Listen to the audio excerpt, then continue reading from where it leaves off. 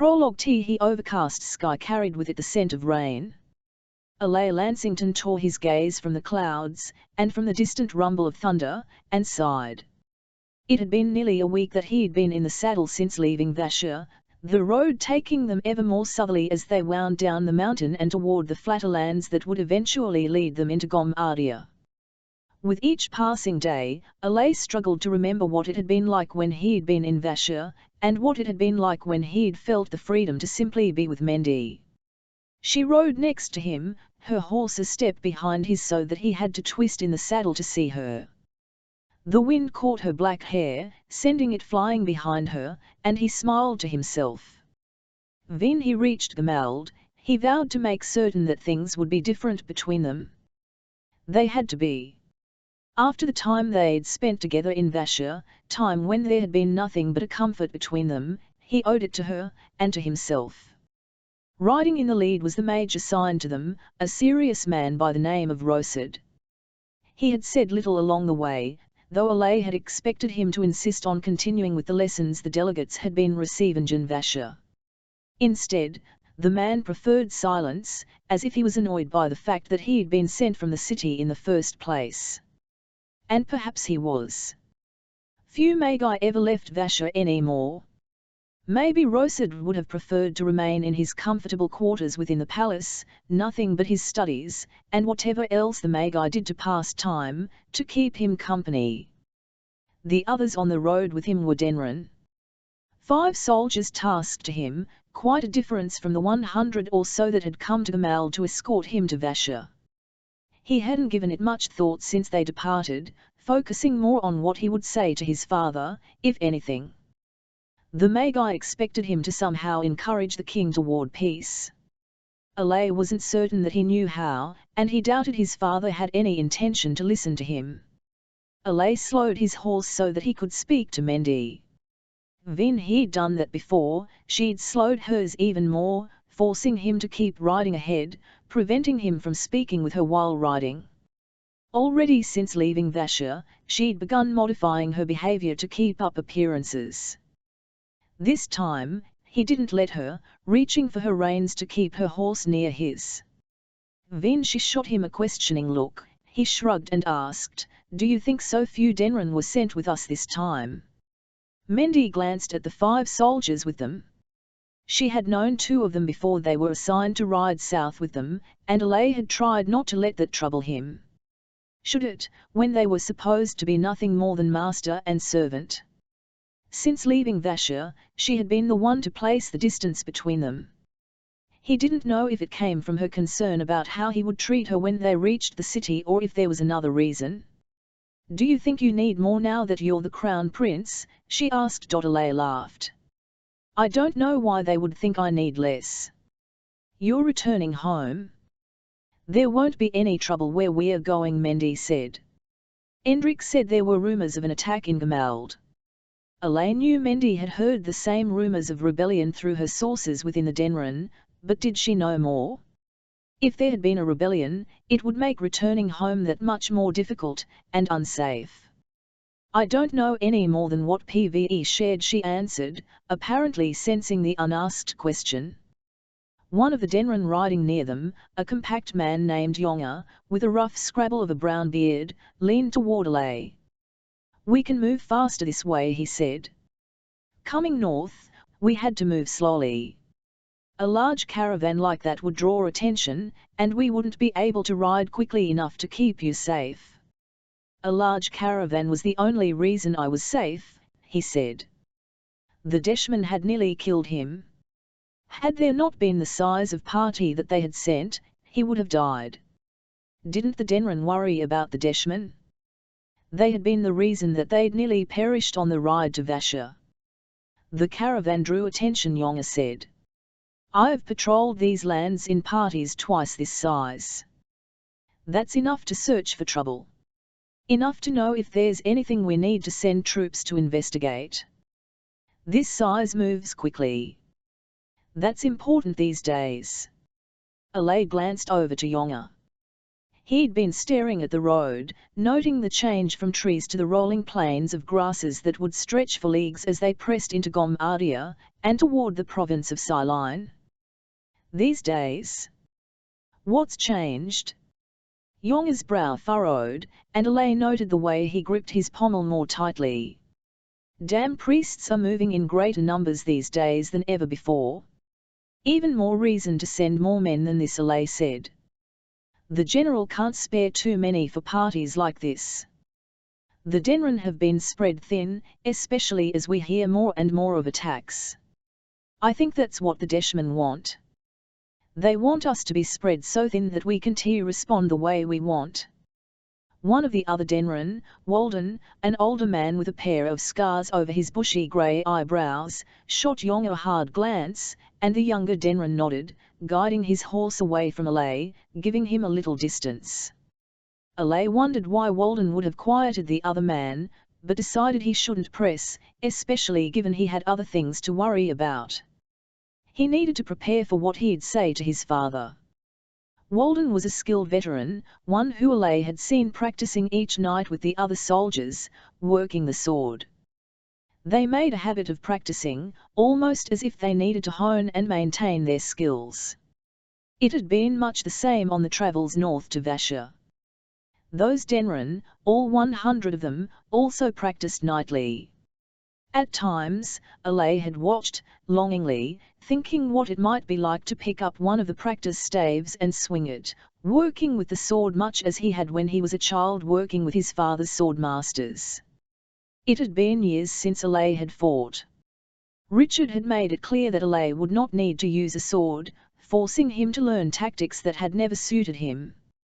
His father believed that though Alay might not rule, he would lead.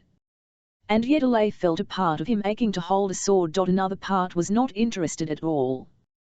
He'd always been drawn to learning and study, wanting nothing more than to sink into a chair in one of his father's libraries. What might it be like if he could do that now? How had so much changed for him, forcing him away from what he'd thought he would be able to do, and toward fighting that he wanted nothing to do with? I don't know how to do what they want of me, he whispered to Mendy. We've gone over this before, she said without taking her eyes off the road. You need to work with your father. The Magi have asked you to re-establish peace in Gombardia. Alay wasn't certain that was quite what they'd asked of him. They had spoken of the role of the Ermine, given each of the delegates guidance on the ways that the Magi have served through the years. Had they not realized that half of the delegates had already been converted? Those from the south were already swayed by the Deshmen, and some from the north had begun to be influenced as well. Think, Walden raised his fist, and the Denren circled Alay's horse with theirs. Alay looked around, wondering why the sudden protective circle. A trio of horses thundered along the road toward them, dark-robed men riding them. Had that been what he'd heard, and not thunder? What is it? He asked Yonga. Deshman, the young soldier said.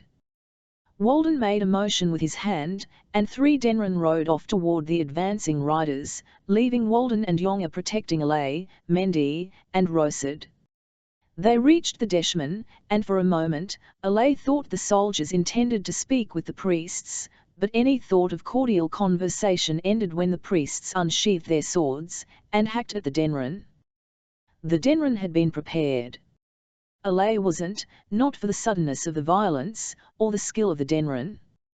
He had expected Endrick to have sent skilled soldiers with them, but these men were amazing with their swords, much better than any that he'd seen other than the general himself on the road to Vasha. The Deshman didn't stand a chance. The Denren cut 2 of them down quickly, and chased the third as he attempted to run. They caught him and dropped him from behind. Why didn't they let him go? Alay asked Yonga as the Denren rode back toward them. He noticed Rosid staring at the Denren, his long face unreadable. Alay imagined that he was disgusted by the violence, as would be any of the Magi. The Deshmen are moving in numbers, Yonga answered softly. If they learn that they have a chance to attack one of the Magi, and a man trained by them, they would return with more than we could manage. But fighting like that, Yonga looked over to Alay. Make no mistake about what we do, and why we're here. The Deshmen have moved into the north, but they have come with a different intent than they had in the south. Which is?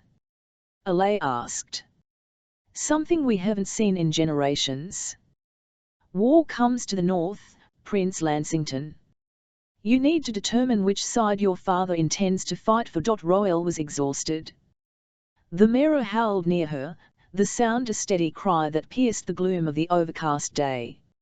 Rain sputtered from the grey clouds above, and her cloak was soaked. In the distance, she noted the road leading toward the city, the reason they had remained in place for as long as they had. I guess we're not done, Selton said when the mirror howled again. Royal sighed, wiping rain from her forehead, trying to keep her mind focused, but it was difficult. How long had they been fighting? It felt like hours, but it probably hadn't been nearly that long. This brood of Groeling was larger than the last, and though the Antrilui took care of most of the attack, there had been plenty of fighting for the Magi warriors too. It had been more than any of them had planned on when they'd agreed to come north. Find the Antrilui, Endrick had suggested, but what he hadn't shared was that he knew that the Groeling moved south in dangerous numbers. He must have known for him to have sent her warriors. And she couldn't be angry, even if it would have done any good. The Magi had fought, and some had died, facing the Groeling. They were creatures out of a nightmare, creatures that had once devastated the world, leading to the founding of the Magi. And now they returned. So many questions, but there hadn't been the time to search for answers. Only more questions. She had become a skilled soldier, but that hadn't been what the Magi needed from her. She had also been forced to lead. They had needed her knowledge of tactics, those that she had acquired during her time working under the general, as well as the tactics that she had learned studying the book his father had written. Few had been applicable when faced with the Groeling. The mirror howled again, closer this time. The huge cats were skilled hunters, and tore through the Groeling in ways that the Magi could not, but there weren't nearly enough mirror for the number of Groeling they faced. For that matter, there weren't nearly enough Magi, or Antrilui. Royal squeezed the hilt of her sword. No. We are not done, she said. She looked around, searching to see the others with them. Zamel, the striking mage who had caught Selton's attention, remained nearby, always close by him. She had proven a skilled leader as well, and Royal tried not to let the hint of jealousy, only a hint, colour the way she used Zamel. Jin was also nearby, her cloak tattered and blood-stained. She wore a grim expression, but it was one that she'd earned, bringing down more Groeling than any other mage other than Royal. Veen the mirror called a third time. Royal caught sight of a flash of brown fur. They were near, which meant the Groeling were near. How can we keep going? Jin asked in a whisper. There are too many. Royal licked her lips, swallowing against a dry throat. It was a question without an answer, one that had begun to trouble her too. How would they be able to fight the Groeling? If Narasin's numbers were correct, there were still nearly 10,000 of these creatures. They lost a few fighters each time they faced them. How long would it be before they were outnumbered? How long would it be before the Groeling overwhelmed them, and continued their violent way south? And there was no doubt that they were moving south, driven, if Narasin was to be believed. The Antrilui believed that some empowered Groeling, something like a mage to the creatures, sent them south, but Narasin didn't seem to know why. To Royal, that seemed the most important answer, but the one that was the least forthcoming. We don't have a choice, Royal said. We need to fight, or others will die. That had been her response anytime anyone questioned their purpose. There weren't many times when it was questioned anymore.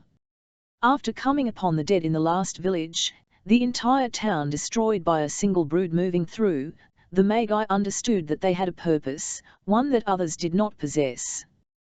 They had been directed by the gods.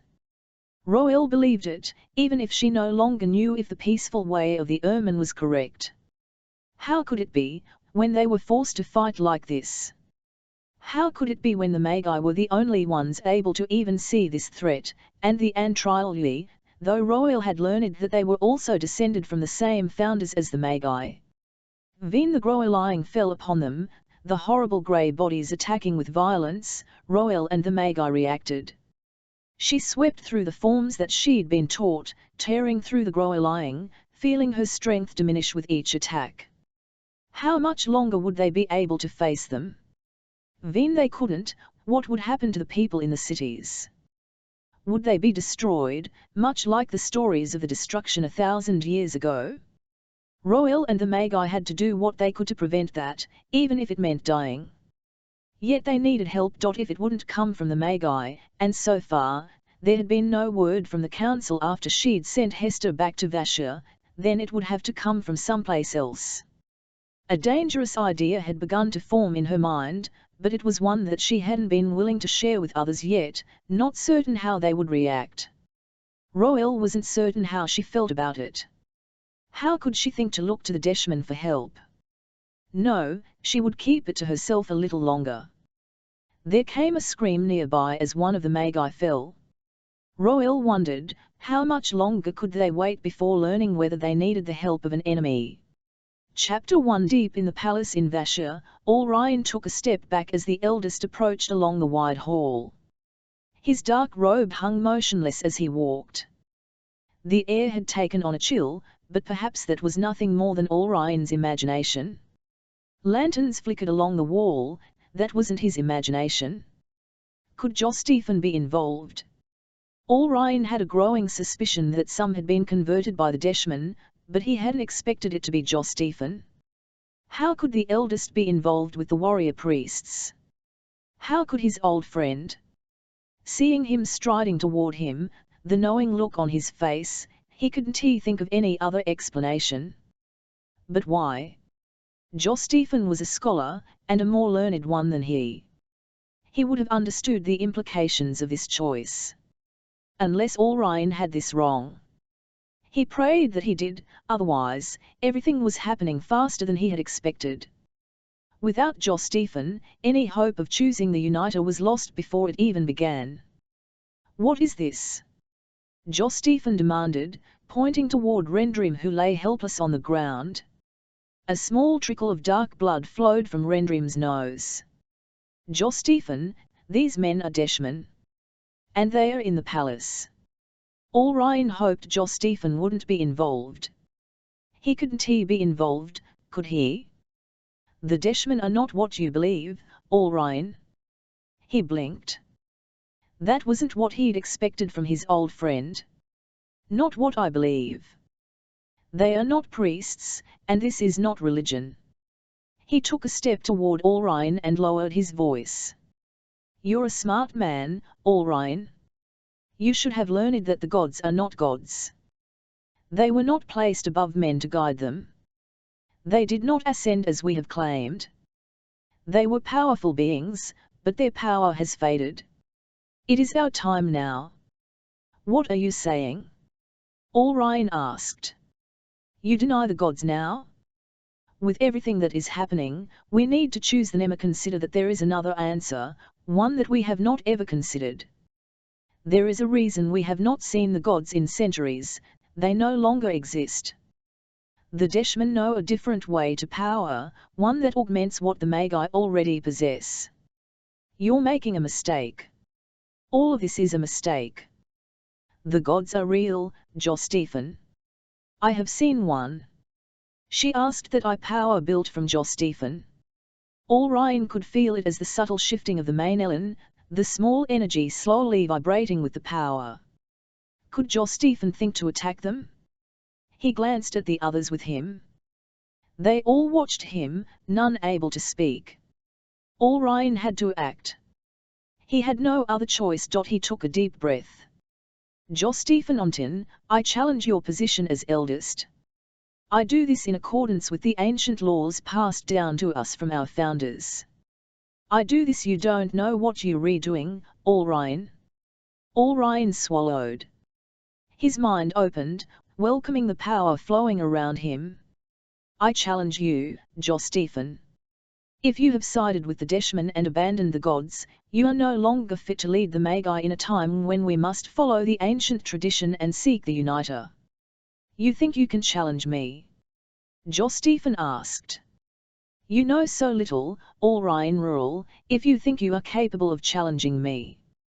With the words, Allryan felt something akin to a blow to his head. It came quickly and unexpectedly. The shock of it forced him to release the energy he held, and it slipped back into the men. Rendry moaned lightly. Allryan gathered himself. Stephen Ontin, I challenge your position as eldest. You will answer the challenge in accordance with the ancient laws, those of the Ermine and the men before it. Stephen's laughter interrupted him this time. You challenge my position as eldest? I warn you, I have learned enough that I am now much more than just the eldest. A flurry of sharp blows seemed to come from everywhere around him at once. Allryan lost his focus and struggled to regain it. As he did, he forced his mind to relax. If he couldn't, he would not be able to prevent this attack. Slowly, it opened wide as it had when he had dealt with Rendrim and the Deshman. It wasn't enough. He strained, pushing again. Doing so was dangerous. Magi who had attempted it before had been left injured, but what choice did he have? He felt a tear, and he grunted. He pushed harder and suppressed a scream. He would need more strength than he had. He dared not look away from the eldest, but he chanced to glance around him. Endrick winced frequently, as if being whipped. A few of the Magi with him cried out. But it was Novan he was most interested in seeing. The historian's face was tight, a frown upon his lips, and his eyes were unfocused as he seemed to concentrate upon something unseen. Here's Deshman. It was the voice in his head, and it was strangely familiar. Could it be Novan's voice? Allryan realized that the voice was right. Stephen was more than the eldest. He had been converted in full, otherwise he would not be able to do what he did to him now. The eldest laughed again, and the sound filled the hall. You made a grave mistake, Allryan. You should have allowed Rendrim to escort you to me. We could have ruled together. Allryan turned his attention back to Stephen. He would need every ounce of concentration. Stephen Ontin, I challenge you. He pressed power into that open part of his mind, stretching to his limits, and pushing beyond them with a scream. It felt as if his mind split in half. Sudden awareness and power flooded him, but it did so painfully. He focused, straining to access his ability. A sense of Maynellin filled him. It was everywhere, practically glowing. Allryan could see it in ways that he never had managed before. It surrounded him, a bright glow, and surrounded everyone with him. Including Stephen. Allryan reached for that Maynellin, trying to reach inside the eldest. There was resistance, as if a hard shell surrounded the mage. The eldest laughed again. The fury of blows hit him harder, punishing him. The intense pain forced him to fight to keep his focus, to keep his mind open. You have made a mistake in challenging me, the eldest said. Protect the man. It was as if the goddess's words rang out in his mind, a bell clearing from it the pain and fear he felt about what he faced. Allryan roared, pushing at his mind, straining to open it even wider. There would be consequences. No one had ever tried what he was attempting now. He reached beyond what he should be capable of doing and pushed through the barrier around the eldest. He seemed to squeeze through. It was slow, like moving through mud, but he penetrated the barrier and tore at the Maynellin that filled the eldest, pulling it back toward him. Stephen screamed this time, a harsh cry that filled the hall with his anger. He struggled to hold the slow flow of the Maynellin as Allryan leached it from him. Stephen staggered briefly before catching himself, screaming again. His face contorted in pain, his robe no longer hanging limp. The painful onslaught of blows attacked Orion more rapidly. Lances of pain came at him from all sides, stabbing through him and nearly dropping him. It was all he could do to maintain his focus. And he pulled harder. Suddenly, several hands wrapped around him, grabbing him and pulling him back. He feared releasing his grasp of the main Ellen, feared the strength it would give the eldest. He was barely fending him off now. He looked behind him and saw the other Magi councillors, each unconscious and slung over the shoulder of one of the Denren. Somehow Endrick had escaped and gotten help. The grizzled general winced occasionally, and he knew the man felt the same as he. It was a testament to the general's strength. No, Van still stood as well, and backed up slowly, his lips moving, but no sound coming from them. As Orion was being carried away, he turned back to the eldest and saw Stephen slip to the floor. But Orion could still feel the sharp lances at his skin and jabs to his mind. He pulled back harder, squeezing at the energy as tightly as he could. It did not stop the mage's assault on him. "Hold it," the voice urged. As they rounded a corner and the eldest was out of sight, Orion clung frantically to the main Ellen. His mind was in agony from the effort. He was defeated, he cried to Endrick. "Let me finish this." "No," Endrick grunted. He was defeated. "I must go back." His head ached. He wasn't sure how much longer he could hold his mind open as he did. "No." Endrick roared the answer this time. The sound of it shocked Orion, and he stopped fighting. Endrick released him. "Do you see what he has done to the others?" he asked, pointing to the councillors who were still unconscious. "They may be lost, yet you worry you didn't fully destroy one Deshman." Orion looked at the limp forms of the Magi. They needed help, healing that only a few could provide. What was he doing? Had he done? "There will be another time," Endrick said. There might be, but would he have the strength? He had nearly torn his mind apart with what he did. Could he go through the same again? He would have to find the strength for the council. They would need to act on the Deshman in Vasher, but then they would have to find the Uniter. No longer could he deny that the ancient tradition needed to be followed. Chapter 2 Lai approached the small village along the border of Gemald, a cluster of stone buildings made up of mostly homes. A low wall surrounded it, much like those of the other villages they had passed, and nothing like the massive wall that rose around his home city of Gemald. Smoke rose from chimneys within the village, giving it a homey feeling that did nothing to lessen his sense of growing unease. Each mile they travelled, each time they crested a hill, Alay felt increasingly uncomfortable. Mostly, it stemmed from the fact that they neared his home. It should be pleasant returning home, especially since he'd been away for as long as he had, but much had changed in the time that he'd been gone. He had changed. "You don't have to be so silent," Mendy said. Alay shifted in the saddle to see her riding behind him. She was lovely today, though truth be told, most days she was lovely, even when she wasn't trying to be. Her raven black hair brushing her shoulders, longer now than when they had left Gemald. In Gemald, she'd been forced to wear it short as befitting a slave. Growing it longer was one aspect of her defiance while in Vasher, and one he hadn't opposed. It suited her growing confidence as well. "I'm not. You've said nothing the last few miles. I think even Rosset has noticed." He breathed out a deep sigh. What should he tell her? Both had acknowledged their feelings, but they were heading back to Gemald to where she was little more than a slave, and he was now heir to the throne. Until he took the throne, they could be nothing more than master and servant. Alay still couldn't believe that Theodore was gone. His brother, always so strong, always so confident, was dead. He didn't know what happened to him, other than the farther south they went, the more he began to hear of rumours of a rebellion within Gemald. Could that have been what happened? Could his brother have been caught in something like that? Mendy waited silently for him to speak. She could be defiant in that way, and it would be nothing to her to force him to speak first. Rosid thinks we have another few days until we reach Ceylon, he finally said. I think the Denren are ready for the safety of their castle. Yongya at least, appeared as if he was ready.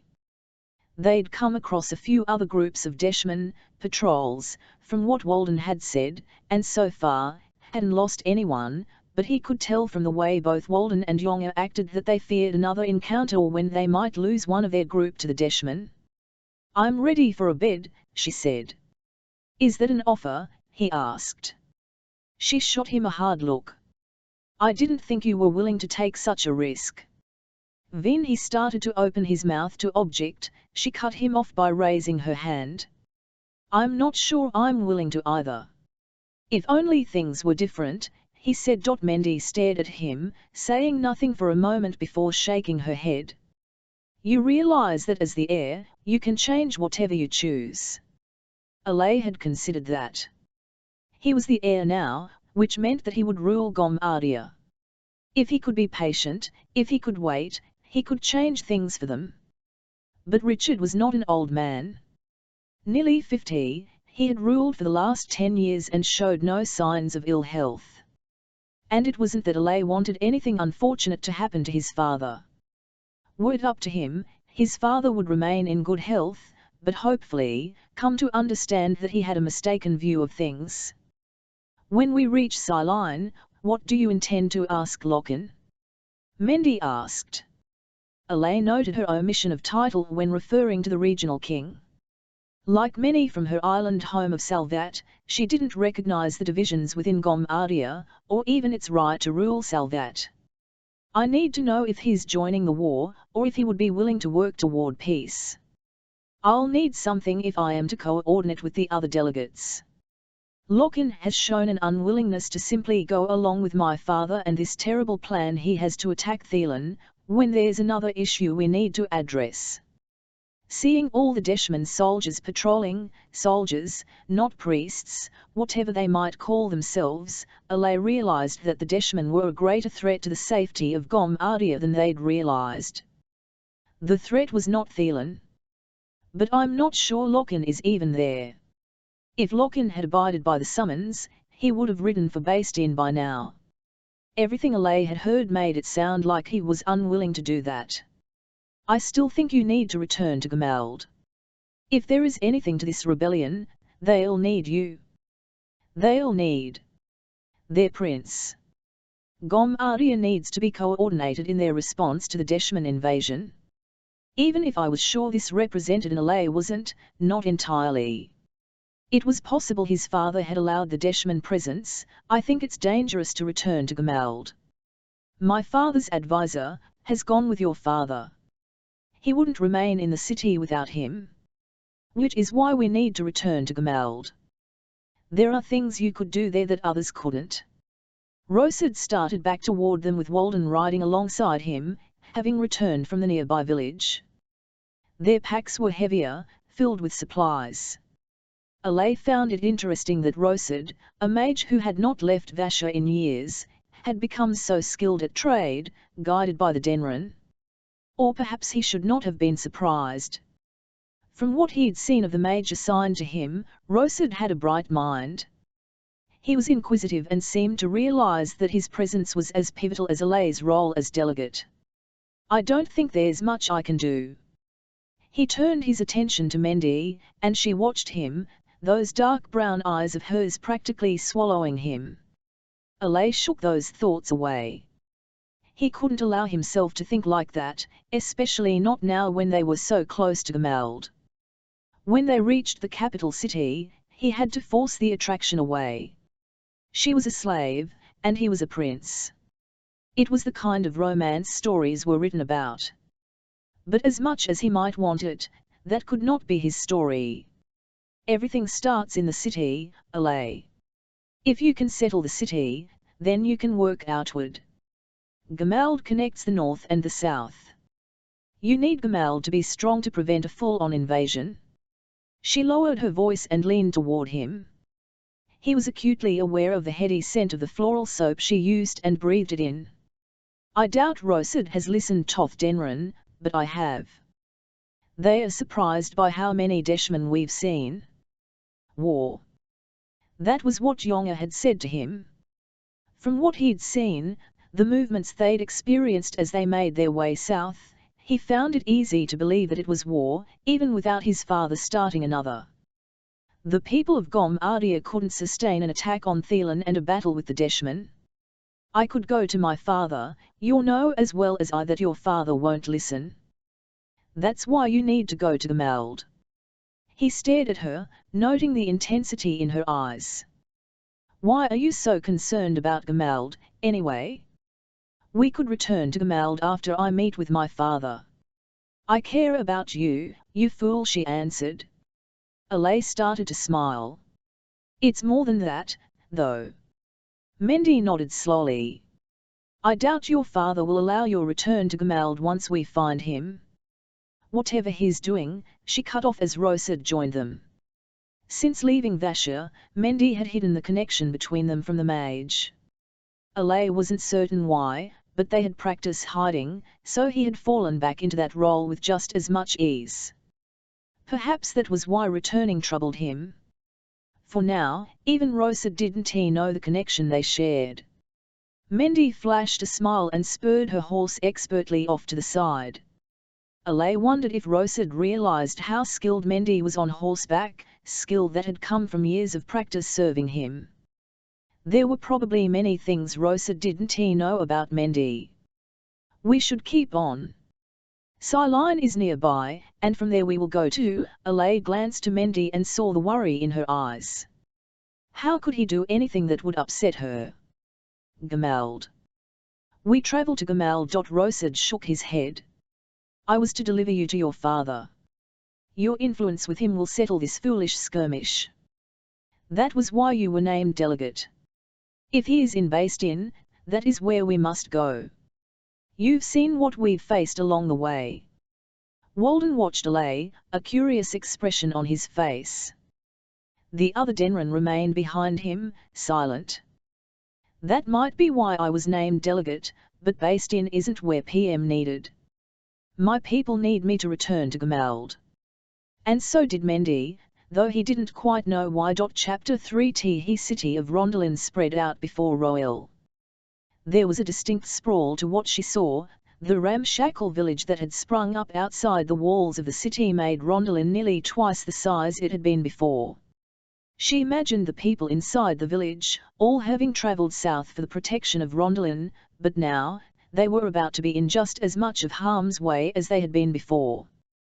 Coming south had not protected them. The dappled brown mare danced beneath her. Royal patted the horse's side, trying to soothe her. The horse had seen more battle than Royal had expected when she had first travelled north. Then again, Royal hadn't expected to see any battle. She had come seeking answers and had found allies. Finding the Antriluli had been the goal. Finding the Deshmen had been a possibility. Finding these creatures, the Groeling, had been a nightmare. The Magi with her were exhausted. Each had ridden hard over the last few weeks, and they had fought only one other battle with the Groeling. For the most part, the Antriluli took care of them. The Antriluli were amazing fighters, better than most of the Denren she had trained with, even more skilled than General Endrick in some ways. More impressive than the Antriluli were the Mera. They were amazing creatures. She heard their braying, that long, haunting howl that split both day and night. More than even the Antriluli, the Mera guided them. The city lies in the path of these creatures, Selton said. Royal turned in the saddle, facing her muscular friend. He had grown increasingly more somber the longer they had ridden, the shock of facing the Deshmen replaced by horror of the Groeling. He had come north out of Vasha thinking to find adventure, perhaps explore some of the north. What they had encountered had been nothing like what any of them had expected. The Mera seemed to be leading us east, which means that's where the Groeling are going. That would be away from the city. Jin rode on her other side and strained to see the city clearly. It makes no sense. Why would the Groeling be heading away from the city? We've seen them destroy 2 villages already, moving straight through them. They were empty, Selton reminded her. Empty or not, does that matter to these creatures? Jin asked.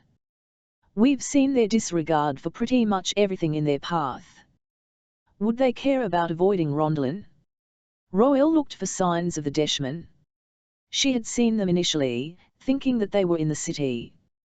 The more they saw of the Groeling, the more Royal began to wonder whether the Deshman sought to gain power and strength in the south because they knew about the growing threat in the north. The strength they possessed made the Deshman better equipped than most to handle the potential threat. Once again, her thoughts wandered to the notion of somehow partnering with them. Royal pushed the thought away. Partnering with the Deshman was not only out of the question, she doubted they would make effective partners. They were like the Groeling. They attacked the Magi. They sought destruction. Only, what choice did they have? Royal bit back a hint of a smile. Could she really be thinking about trying to coax the Deshman into partnering with them? After everything they'd experienced, after all the fighting with the Deshman, did she dare? You have an idea? Selton said. Royal breathed out a sigh. Not a good one. But an idea. Royal looked back at the Magi with her. They waited in formation, all seated stiffly, ready to attack if needed. They had become soldiers. She wondered whether that would make her founders proud or whether that would anger them. We're outnumbered. Even with the Antrilui and the Mera, the Groeling far outnumber us. We'll need help if we intend to stop the onslaught of 10,000 Groeling. If they reach farther south, all the people here will be in danger. Everyone will be slaughtered. She turned to Selton and then Jin. Both watched her, saying nothing. We've seen what happened in the north when these creatures attacked. We've seen how they annihilate everything. Royal, are you actually thinking of convincing the Deshman to help us? Selton asked. She took a deep breath. I'm beginning to think we have to. The only problem was, she didn't know how. Isandra led the small caravan north. The chill mountain air whipped at her cloak, and the horse she rode tossed her from side to side uncomfortably. It had been years since she'd spent this much time in the saddle, and that had been a time when she'd frequently travelled outside of the city. Her body had begun to ache not long after leaving Vasher, and she wished she were already at their destination. Rondelen? What was she thinking? She was already regretting that she'd agreed to travel to Rondelen.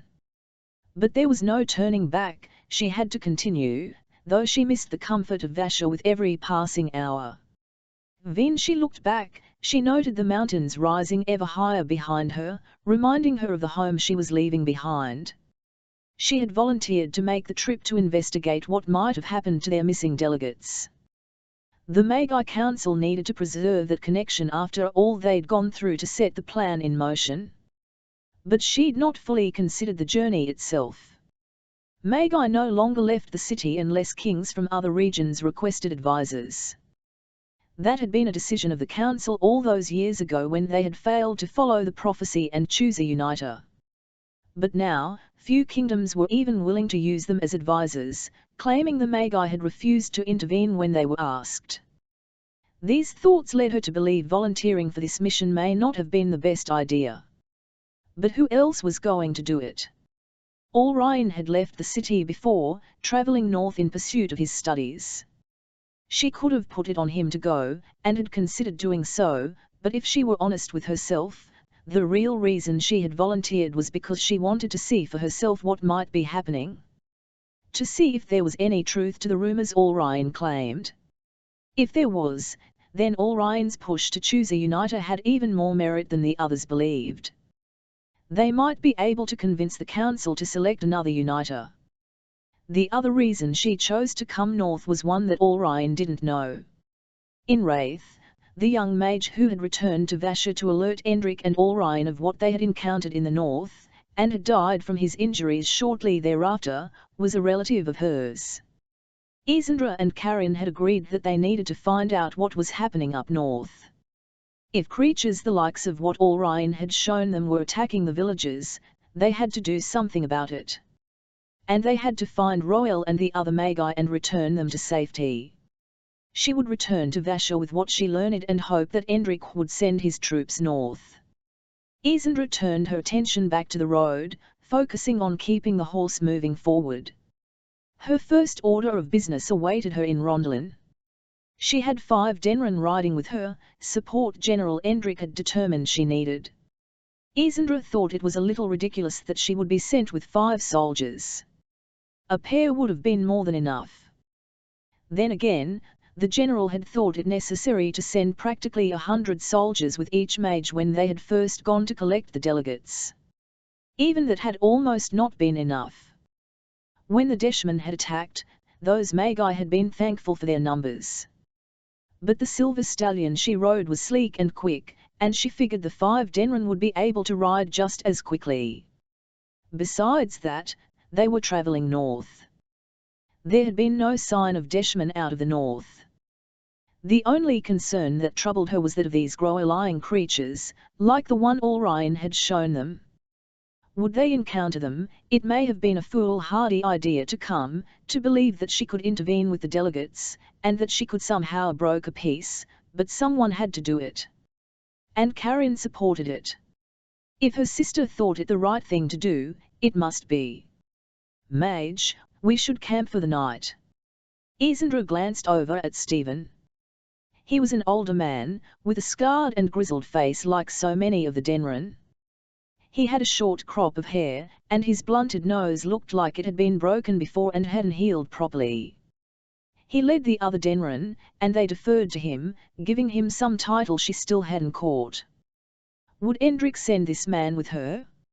If they did encounter anything, he was too old to be of any use. Isandra nodded. We can stop. She didn't get the chance to finish. There were flashes of darkness, enough that it caught her off guard. The Denren were not. Almost as one, the men turned their horses, surrounding her. As they did, Isandra counted 7 men, each wearing dark clothes, and one with strange markings along his face. Stephen. Stephen nudged his horse backward. We'll protect you, mage. One of the approaching men laughed. It was a strangely dark and horrible sound. There was a harsh quality to it, one that grated against her. Protect me from what? She asked. Deshman. The men in the dark clothes, Deshman, unsheathed their swords. She'd never seen the Deshman before. There were stories, but most had seemed impossible to believe. Could they be as powerful as the stories made them seem? Isandra watched with horrid fascination as they darted forward, moving quickly, almost too quickly. The Denren reacted. They fought, resisting the Deshman. The 4 younger Denren held their positions around her, facing the Deshman and wielding their swords with precision and skill. But it was Stephen who surprised her. It quickly became clear why Endrik had sent him. Stephen was a marvel with the sword, displaying more skill than she could imagine any person ever achieving. As he fought, his sword moved so quickly that she struggled to follow it. They cut down 6 of the Deshman, leaving only the one with the strange markings on his face. Stephen jumped from his saddle and faced him one-on-one. Their blades clanged off each other, the sound ringing unnaturally. It was as if the swords were made of a strange and unearthly metal. The Deshman was more than a match for Stephen. For a moment, she felt a tremor of fear for his safety, thinking he might be brought down, but the other Denren leaped from their saddles and surrounded the Deshman. The man flicked his gaze toward her, the strange markings on his face seeming to move, swirling in a pattern. Isandra blinked. She must have imagined that. There was a shifting of darkness, almost as if the shadows came alive, and then he disappeared. A silence stretched over everything. She waited, afraid the Deshman would return, but there was no sign of him. The Denren checked the bodies of the dead, rolling them together before one of them lit the bodies on fire. Then they sheathed their swords and climbed into their saddles. When all were mounted, including Stephen, Isandra finally was able to loosen her tongue. Stephen. They should not be this far north, mage. Endrick knew, didn't he? That's why he sent you. Endrick suspected. This will not be an easy journey. Stephen spurred his horse forward, motioning her to follow. Come, mage. We must ride quickly. As he rode away, Isandra's gaze trailed after him, and she wondered if she had overestimated her ability to counter the Deshmen and prevent a war, much as she'd underestimated the Denren's capability. Chapter 4 Racing through the palace, the smooth stone a-blur beneath his feet, Allryan scanned the halls for signs of Deshmen but thankfully found none. As Endrick and the other Denren, still carrying some of the council members, pushed on, Allryan's grip on the Mainellen grew weaker and weaker as his own strength failed. Finally, his hold slipped away, and his mind slammed closed. It was agony. His head pounded like it never had before. With the release, an awful roar echoed through the palace. The eldest. He should have finished it when he had the chance. Would he have the strength the next time he faced the mage? He looked down the hall before turning his attention to Endrick. The old general seemed even more grizzled than ever. Allryan wondered how he could have survived what the eldest had done to them. Allryan barely survived it, his body aching from the blows. It was his mind that hurt the most, though. He could still feel the agony of what he had forced it to do. He looked at the historian, but no Van did not meet his gaze. The strange, unfocused look was still upon his face, and his brow was furrowed in deep concentration. Allryan suddenly knew there was more to this man than he had ever suspected. When they reached the main hall of the palace, the ceiling looming high above, the small sconces on the walls seemed to flicker strangely. Up he announced, deciding. The central tower. Endrick looked to him. You want to go up when we face Deshmen in the palace? That only risks isolating you. If they reach you, we must protect them and I will show you where it is hidden. The eldest and the Deshmen must not be allowed to reach it. We will need it if we are to follow the ancient prophecy. Allryan had time to think about the attack, though his pounding head made it difficult. The eldest had converted. He was Deshmen. It was the only explanation for the strange assault. No longer just a mage, he had become something different, something worse and twisted. Stephen is Deshmen, Allryan said. Endrick nodded. I saw it. There were nearly a dozen Deshmen back there, Allryan remembered. Endrick grunted. No longer. Allryan looked over to the Denren general. How many did it take to stop them? Me. He turned his iron gaze upon Allryan, and it almost stopped him. I will not let them defile the palace, he said, the cold steel in his voice frightening. And they will be eliminated from the city. Allryan shook a moment. Could Endrick really have just stopped nearly a dozen Deshmen single-handedly? He was suddenly thankful they were on the same side.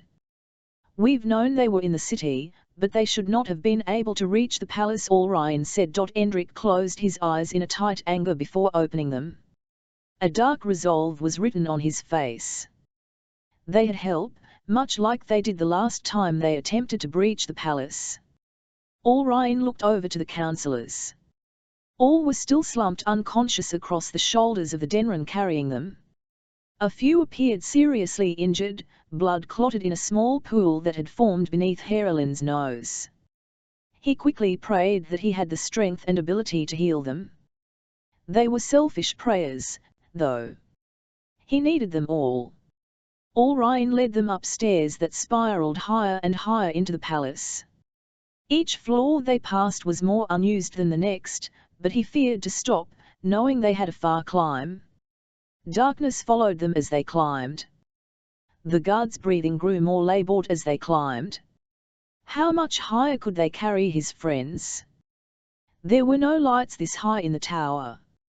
He stretched to fill the open part of his mind, noting a deep ache as he did, and managed to light a few candles along the wall as they climbed. He reached a hand up to wipe his brow. It came away with sweat mixed with blood. Finally, he led them away from the stairwell. By his count, it was the 20th floor. Dust covered everything. The tower rose another dozen floors, but this was high enough. It had been many years since he had travelled this high in the tower, since anyone had been this high in the tower. There was a time when the tower had been filled with magi, but it had been centuries since they had known such numbers. Orion chose a door that opened slowly, and he led them into a large dusty room. Tables and chairs were scattered around the room, piles of tattered scrolls, aged leather-bound journals also coated with dust. Several pale maroon curtains hung, dividers for the room, but were molded through with holes.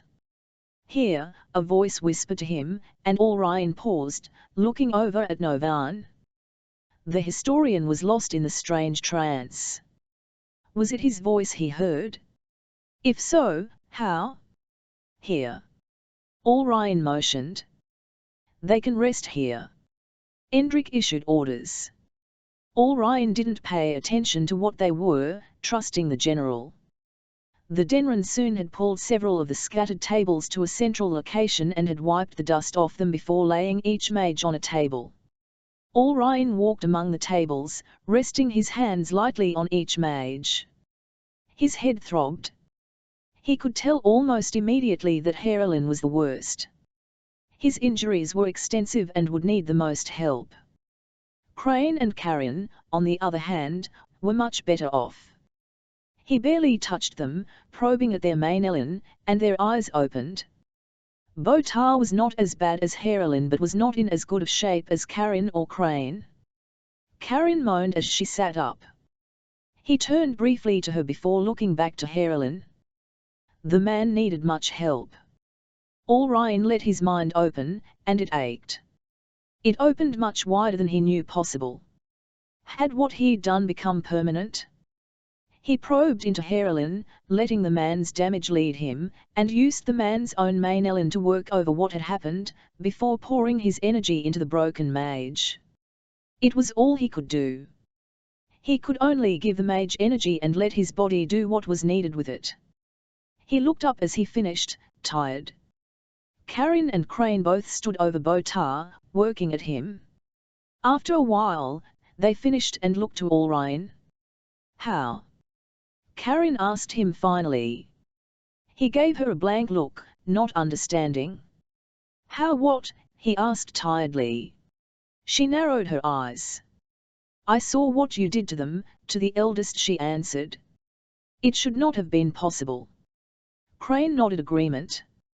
Orion shook his head. I am not Deshman, he said, answering their unspoken question by pulling up his sleeves to reveal his thin arms. He hiked up his robe to reveal his pale legs for good measure. I don't know how. I saw what you did, Karen said. Orion nodded. You saw was me forcing my mind open wider. I couldn't hold it. Main Ellen could never be held too long. Crane's eyes went wide. The expression was mirrored on Karen's face.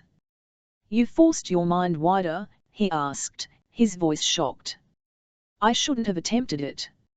I know it's dangerous, he started. Not just dangerous, Karen said. You could tear yourself apart. Orion knew it to be true, knew he would have thought the same had they told him. He returned their stares for a while before Karen spoke. What do we do now? She asked. The Deshman infiltration is much worse than we had thought.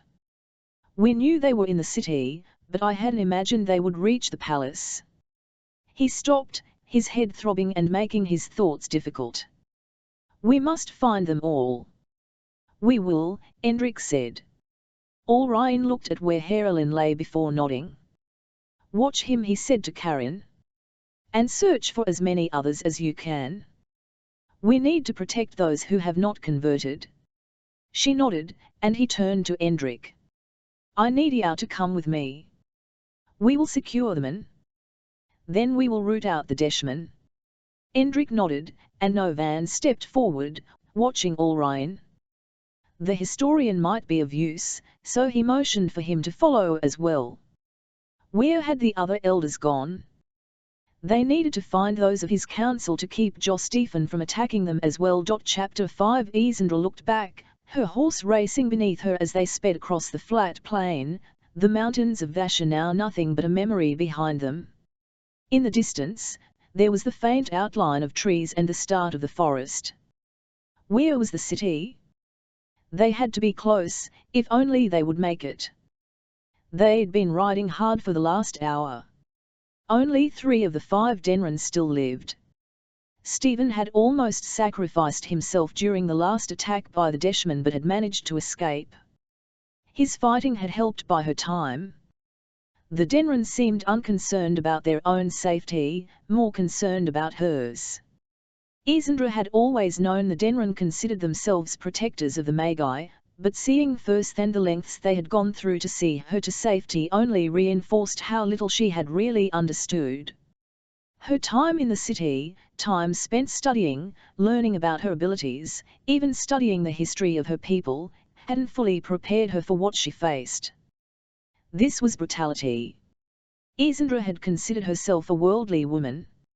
She, unlike so many Magi, had spent time out of Vasha, visiting the nations to the south. It was what made her a natural fit to go north, travel to Rondelin, and see if there was anything she could learn about what happened to their delegate. She had believed they would be able to prevent war, but it was too late for that, and possibly too late for much of anything. She had considered returning to Vasha, thinking that doing so might get them to safety, but the Deshman had effectively surrounded her and forced her north. The longer they rode north, the more they were chased, and the more she wondered whether there was something else she had missed or something else she had misunderstood. Stephen leaned forward in his saddle. He didn't say it, but he was more injured than he let on. His tunic was stained with blood, and occasionally, he would slump forward before catching himself and forcing himself upright. Isandra had offered to help him, but he had rejected that. He was dying, and there was little she could do to stop it. When she'd attempted to probe using the main Ellen, she had discovered that there was little she could do even to slow it, even were he to agree to her help. Much longer, and he would perish. What would happen to her then? She didn't want to think about that. She couldn't, not with Rondelin in the distance, but would they reach it in time? Isandra chose to believe they would. Stephen started to sag in his saddle. Isandra slowed, reaching for his reins, but he shook her off. Keep going, mage. We're here to protect you. You can protect me if you're dead. He looked up, his eyes as clear as she had seen them in hours. We can protect you through our deaths. Isandra met his gaze, a shiver working through her. She didn't deserve that level of dedication. She wasn't certain she deserved his sacrifice. They topped a rise, and in the distance, she caught sight of a massive city spilling outward from an enormous grey stone wall. A huge makeshift shanty town surrounded the wall. She couldn't see anything behind the wall. This must be Rondelin. Isandra didn't know Rondelin well. She had visited once long ago, back when she had first been raised to full mage. Rondelin had had a mage advisor until recently, but they hadn't heard from Cylindra in many months. None knew what had happened to her, though all assumed she'd been exiled by the Rondelin king like the Magi advisors had been in the south. What other explanation made sense? She looked back, ready to tell the Denran that they would reach the city, and saw a familiar flicker signaling the Deshman. They had seen it too many times over the last few days, enough that Isandra recognized it easily. It was a sight she had come to hate. She slowed her horse, nodding to Stephen and their remaining 2 Denran. Both were seasoned soldiers. Thinking of the 2 they'd lost, and of her original thought that Endrik had gone overboard with her security, she again was thankful for the Genera PS foresight but also wondered about it. How much had Hendrik expected? Or, she wondered, how much had he feared? Had he known that the Deshman had made it this far north? Ride for the city, Tolan said to her. He had a baritone voice that had a musical quality to it. In their quieter moments during the trip, when they'd had time for conversation, she had imagined him as part of a choir, singing during the worship service of the Ermine. She never did get a chance to ask him if he'd ever used his beautiful voice in such a way. We'll all ride, she said. Stephen turned in the saddle, steeling himself. Strength she hadn't seen from him in hours was evident in his stiffened spine, granting him the strength to unsheath his sword as he turned the horse to face the oncoming Deshman. Reach the city, mage. See this through. If they've already reached this far, how do you know they haven't reached Rondelin? Isandra asked. I don't. Keep your eyes open. Be prepared for anything that might come. Look for markings. You remember what those are? Isandra nodded. Good. Find your delegate. Help him if you can. Know that we fight for the good in the world. We fight so that you don't have to. He spurred his horse forward, and the other two Denren followed him. She watched for as long as she could, fearing that she would not see them again. Roelle kept the hood of her cloak up as she walked along the road into Rondelin. Selton and Jin had come along, both skilled with the sword, both willing to take this risk with her. Lendra had come as well, determined to observe. She was the only one without her hood pulled up to cover her face. The rest of the Magi stayed back at the camp with Zamil in command. Roelle had stopped to visit with Narasin before leaving, and the Antrilili had understood what Roelle intended, though he didn't believe she would be successful. For that matter, Roelle didn't think that she would be successful, but they needed to try. There had to be some way to either appeal to the Deshman or draw them out and force them into the war. If it was about appealing to them, she thought that would be easy. She could share proof that this attack was coming and share what it meant. Hopefully, the Deshman would assist. If that didn't work, Roelle had a backup plan in mind. She could draw the Deshman out of Rondelin. If they were only interested in attacking the Magi, she could provide a target. That was the least desirable outcome for her, but to make this work, the plan was one she was willing to attempt. Once the Deshman were out of the city and faced the Groeling, they wouldn't have a choice but to fight the horrific creatures. Making her way down the road, trying not to think of the sack Narasin had sent with her in case she needed it, Roelle was overcome by the sheer number of people here. Could the northern villages and mining towns have held so many? Why wouldn't Rondelin welcome them in? The city was clearly large enough. With the massive wall surrounding it, it might even be enough to help keep these people safe from the Groeling. These people shouldn't be here, Selton said. Where should they be? Jin asked. Selton shrugged. Like the other two, he had the hood of his cloak up. It was cold enough now that they weren't out of place, with plenty of the transient residents around them dressed much the same, though the quality of the Magi's cloaks was much nicer than anything she saw here. Most were dirty and torn. Fires that blazed for warmth seemed too close to the buildings that spilled over each other. The homes had the look of temporary permanence, but also reflected a sense of urgency to them. The way they pressed together was depressing to her. These people once had homes, places they had been proud of. She'd seen that pride in the way they had cared for their homes and villages, the way they had maintained them, keeping them from falling into disrepair. Now they were little more than reminders of where they had been, the people they once were. As she walked through the streets, she saw evidence of a fire that had raged through this ramshackle part of the city. Scorch marks had been left along some of the buildings where flames had been hastily expunged, the buildings rebuilt even more hastily than the others around it. How devastating would it have been for this entire outer city to fall to flames? Jin and Selton remained mostly silent. Lendra stayed close to Roelle, her eyes scanning everything. As they passed a group of Deshmen while approaching the wall, Lendra started shaking her head. "I'm not sure this is right, Roel," she whispered. "I have a bad feeling about all of this. Think of what we've witnessed of the Deshmen. What other option do we have? If we are to find a way to stop the Grower lying, we are going to have to make difficult choices." Roel turned to Lendra. "When you dealt with the Deshmen in the south, did you get the sense that they were unwilling to help the people? Wouldn't this be the ideal way for them to prove how powerful they are, and what that means for the people?" Roel cut Lendra off. "I can't be so concerned about preserving the role of the Magi and preserving the role of the Ermine. None of that matters if this city is destroyed and these people lost. Then draw them out, use their animosity toward the Magi against them," Lendra suggested. Roel lowered her voice, looking to Selton and then to Jin. Both had been hesitant to come with her, both coming mostly because they wanted to support her. She had the sense that they didn't truly believe in her strategy. "That's my plan if this fails. But if we can have partners, instead of enemies." She looked at the scene around them, then back to Lendra.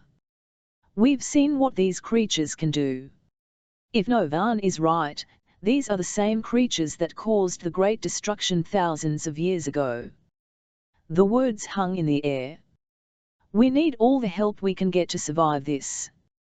Neither of the other Magi with her said anything as they reached the outer gate of Rondelin. Roel paused, noting the two soldiers stationed there. Both were clearly Deshmen, heavily tattooed. As they approached the wall, Roel began having the same uncertainty that Lendra expressed. It all seemed like such a good idea when she had suggested coming to Rondelin, seeing if there was some way to plead for the Deshmen's help, but now that she was here, she wondered if she'd made a mistake. Turning back would be easier. They could draw out the Deshmen, but risk them attacking the Magi. Both sides would lose then. "We could turn back," Lendra suggested. Roel swallowed. She thought about the Antrilili and imagined that she could almost hear the Mera calling from here, as they ranged in the woods nearby, hunting for the Grower lying, trying to destroy as many as they could. Could she leave the attack to the Antrilili alone? Her Magi, the ones that remained of the 100 apprentices that had come with her, could only do so much. They were skilled with the sword, but there were 10,000 of the Grower lying, enough that she doubted that even Narasin and the Antrilili would be able to do anything to stop them. If they didn't, all knew what they would face. Roel moved forward, stopping in front of the Deshman. Pushing the hood of her cloak back, she met the Deshman's eyes, trying to do so without too much defiance. "I seek an audience with the king." The man eyed her from head to toe, his gaze lingering on her sword before flickering up to her face. "The king doesn't take an audience with just anyone. Especially not some random northern soldier sauntering up to the gate." Roel smiled inwardly. Better to be some random soldier than someone the king might need to fear. Maybe this was how they could play it. They wouldn't expect the Magi to come wearing swords, or being soldiers. Perhaps in this instance, their past might actually protect them. Roel's mind raced through how to approach this. Would convince them? Lendra stepped forward before Roel had a chance to come up with an answer, tilting her hips slightly and protruding her chest out. The silent Deshman leered at her. "What news have you of the attacks in the north?" Lendra asked. The man licked his lips, his gaze lingering on Lendra's hips. "Why don't you find me after my shift, and I can tell you all about what PvE heard?" Lendra shrugged slightly. Somehow, she made it appear almost seductive. "I'm just trying to determine whether we should keep going north to find help or if we should head toward Friston." The soldiers shared a glance, and the first Deshman, the one standing casually with his arms crossed over his chest and something of a glare to his face, shook his head. "Not much left in Friston. You'll find all who are left in the outer rim here." The implication was clear. Friston was empty, and the soldiers knew it. What is the king doing about the attacks in the north? Roel asked. There's not much for Rondelin to do about them. They haven't come this far south. They stay in the mountains. You're not worried they will reach Rondelin? Roel asked. Rondelin's range doesn't go quite that far, so we don't worry about rumors. Roel took a burlap sack from beneath her cloak. Narasin might have been right sending this with her. He figured it would be the only way to offer proof. Roel had hoped to talk her way through, not wanting to scare these men. She handed the sack to the nearest Deshman. What is this? The man asked. Roel gave a slight shrug. Take a look. Tell me if you think this is something we need to worry about. The man pulled the bag open, and his breath caught. Lendra's nose started to wrinkle. Roel knew the stench from the bag was probably overwhelming to her. Even dead, the creatures had a foul odor, though not quite as nasty as when they were alive. Roel didn't understand why the stench was so much worse when they lived, only that the Denran soldiers and Lendra had not been able to tolerate it. The other man leaned in to see the contents of the sack, his eyes going wide. We need to find the captain, the first man frowned. Send them through. The captain, send them through, the Deshman said again. He handed the sack back to Roel, who took it and slipped it back onto her belt, letting her cloak fall around it. She hated being so close to the Groeling's head, but Narasin had been right that it was the only way to convince the Deshman that there was a real threat. The two Deshmen moved aside, letting the Magi and Lendra in. They made their way into the city, and Roel realized the living conditions weren't that much better inside the city walls than outside in the makeshift town. Crowds of people moved through the streets, filling them completely. Suddenly, the decision to not allow everyone into the city and behind the wall made a certain sort of sense. Did the guards help by keeping people in or restricting access? With the number of people outside the wall, either would make sense. Go straight ahead. You'll find the guard station there. Ask for Captain Bannon, the Deshman said. Roel felt almost numb as she nodded. They made their way along the street, having to push their way through in places. There was a stench here, as foul as what she imagined from the Groeling, one that came from bodies pressed together. Piles of refuse were pushed into alleys, but it seemed more than that. She saw clothing from all sorts of different peoples, all different kinds of dress. Most were in a somewhat better state of repair than she'd seen on those outside of the city wall. The people weren't any cleaner, though. The faces of everyone around her were somber, almost with a look of sadness in their eyes that mixed with a look she could only call fear. Roel wished she could take a moment to talk to these people, to ask what they'd been through, what they'd seen and experienced. Had they survived the Groeling, or had they come south simply because of the threat of the Groeling? If Rondelin was like this, what were other cities like? This couldn't be the only place people travelled. Others would have made their way further south, she was certain. They would have sought safety, even if it were a false sense of security from being close to the large city. Roel caught sight of the promised guard station in the distance. It was a large building, one that reminded her of the barracks in Vasha. She stopped long enough to watch, curious how many other Deshmen came through. If the Deshmen had already reached a position where they guarded the gates to the city itself, they would have to be present throughout the city. Why haven't they converted here? Selton asked as he took in the crowds, looking for visible tattoos that would identify converted Deshmen. In the larger cities, they attempt their conversions, but there's only so much they can do, Lendra explained. Even in those places, conversions are limited. They seek to draw people toward their faith, toward their beliefs, but they don't give the markings to just anyone. That is reserved for those with the highest faith, and those with the highest potential. It's because there's too many people here, Jin said. How could they mark all of these people?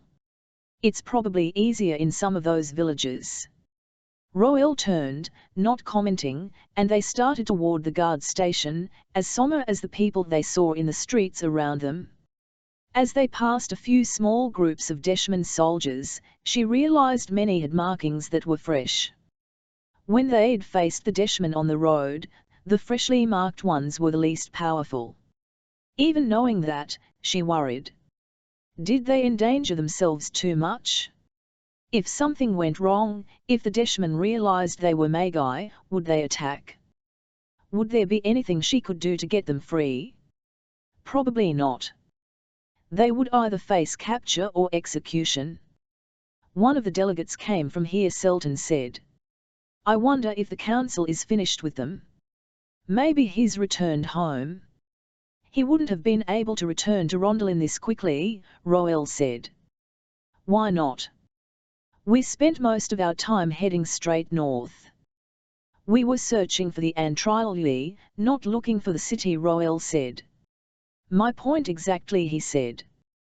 The delegate could have come directly here. The idea gave her a little hope. If one of the delegates had returned, and if they had brought the mage advisor as her uncle had intended, perhaps the dynamics in the city had shifted. Maybe that was part of the reason they had not been forcibly converting others in the city. It seemed almost too much to ask for. As she watched, she realized something else. There were more than groups of 2 and 3 Deshman. She saw dozens of Deshman marching along the street, moving out of the city. They are readying for something, she noted. Maybe it's the Groeling, Selton said. Roel frowned, noting the collection of soldiers, and of weapons. Others pushed carts with supplies. This was battle preparations. Had they come only to find the Deshman ready for the same attack? Or was this something else? Roel took a deep breath, gathering her wits. Either way, she had to go inside and find out what the Deshman knew. This was something they needed to do. If it was successful, this could be the key to getting enough help. Maybe more than enough help. If she was successful, they could stave off the threat of the Groeling. We're with you, Lendra said. Roel forced a smile. Lendra was with her, and she knew Selton and Jen were. Did she still feel so unsettled? Did she sense there was something she hadn't accounted for? Taking another breath, Roel made her way into the guard station. Chapter 6 Siline took its name from the rolling flat land of grasses. Siline stretched for leagues in all directions, massive, chest-high swaths of thick grass that grew as far as Alay could see, now turning to brown in the late season. The horses rustled up dust beneath their hooves, a mixture of dry soil and the dried grasses. Alay looked over to Mendy, as he had been doing increasingly often the farther south they travelled, wondering what was on her mind. Did she worry about what was beyond Siline? Did she worry about Gemald?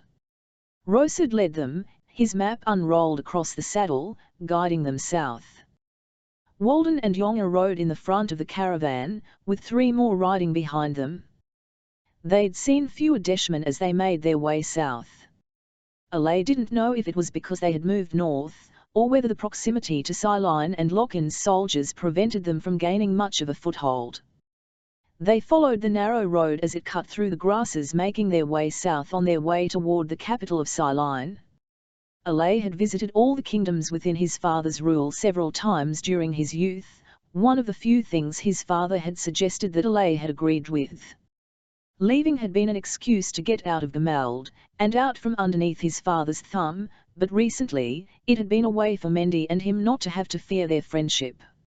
Up until now, that was all it had been. Friendship. Perhaps that was all it still could be. What would happen when they did reach Siline? Would they find? Having heard rumours from various sources, the information they gathered about Lochin was consistent. The region's king had ridden south with his troops. Had he joined up with Richard, or had he taken a different tact and chosen to move against the king? There were other possibilities, especially with the number of Deshman they'd seen along the road. It was possible that Lochin had been keeping his lands clear of the dark soldiers. Alay had to know what Lochin planned. From there, he would continue south, making his way to Gamald, where he would find out the truth or falsehood of this rebellion. If his role were to help encourage peace, he would take it seriously and serve as the Magi intended, even if he was the only one of the delegates to do so. Even if doing so meant organizing his people against the Deshmen. "We're only a few hours out," Rosad said. "You must be ready to meet with King Lochin's council, and if you can, convince them to abide by the Magi recommendations." Alay glanced at Rosad, frowning. "If things are as you say, if things are as we suspect, then Lochin will have no reason to listen to me. In fact, he might have me jailed." He hoped for a different outcome, but mostly, he hoped that Lochin was in Ceylon. If he was, Alay thought he might be able to convince him to help encourage peace. "Prince Lansington, do not make light of your responsibility," Rosad said. "I'm not making light of it. In fact, I am quite certain that I understand it better than you." He noted Yonga suppressing a smile and wondered why. The Denren had mostly ignored the mage during their journey south. They had protected him when the Deshmen had attacked, but they didn't speak to him, or to Alay that much. There had been a time when he thought the Denren served the Magi, but he no longer thought that was the case. "I have agreed that we will travel to Gamald," Rosad said. "I still think you should consider travelling to Bastian, and to your father." "I've considered it, but dismissed it," Alay said. "My father won't listen to me any more than you do." Mendy shot him a look, one that warned him about antagonizing one of the Magi. Yet Alay didn't see it as antagonizing the mage, rather it was a questioning. Given all that he had been asked to do, and all that he had seen in his time in Vasher, he thought it only fair to question. He would serve the Ermine because serving them meant peace. Given the rumors he'd heard and come to believe, as well as what he'd seen in Vasher, he thought his people needed peace more than ever. Alay strolled through the castle, feeling less certain now than when he first arrived. Walden and Yonga went with him, but he was separated from Mendy, and nearly a dozen Ceylon soldiers trailed after him. He tried not to think about what it meant that Queen Teresa was insistent that they accompany him. Doing so only made him more fearful of what had already happened in Ceylon. What choice had Lochin made? He worried about what might happen to Mendy. She was resourceful, and he wanted to believe that, as his presumed servant, she would be safe, especially in one of his father's kingdoms, but if Lochin had betrayed his father, neither of them was safe. Rosad had abandoned him as well. Alay was less concerned about Rosad's disappearance than he was about losing Mendy, and unconcerned about his safety. Rosad possessed the innate protections of the Magi. Additionally, he had two of the Denren with him. Alay requested the remaining Denren soldier stay with Mendy. Ostensibly, he was being led to a meeting with Queen Teresa, yet he had seen little evidence of any of the other ruling family since arriving at the castle. He would have expected a better greeting than this, though wasn't certain he deserved one. If they had betrayed Gamald, would they treat the Crown Prince well? Alay kept his eyes open, scanning everything as they made their way through the castle. The walls were a stark grey, stacked stone with thick mortar. Lanterns were bolted to the walls and crackled with the soft, yellow flame. The castle was so different from the palace in Vasher, and perhaps Alay had grown comfortable with that formality. Even his father's palace in Gamald wasn't nearly as exquisite as what he had lived in the last 2 months while in Vasher. Could it have been almost 2 months? 2 months since he had left his home of Gamald, 2 months during which he had been able to be with Mendy, 2 months during which they had the freedom to not worry about talking quietly, or standing too close, or even, the gods forbid, holding hands. Alay had begun to think that perhaps he was the only one of the two who wanted something more, but hadn't she told him during their journey that she cared about him? That was a first. Yet she had continued to act reserved the farther south they went, so he couldn't help wondering whether there was another reason for her reticence. Alay stopped in front of a wide set of double doors, and the guard escorting him pushed them open, nodding to two soldiers standing on either side of the doors. Alay couldn't help but notice how militarized the castle was.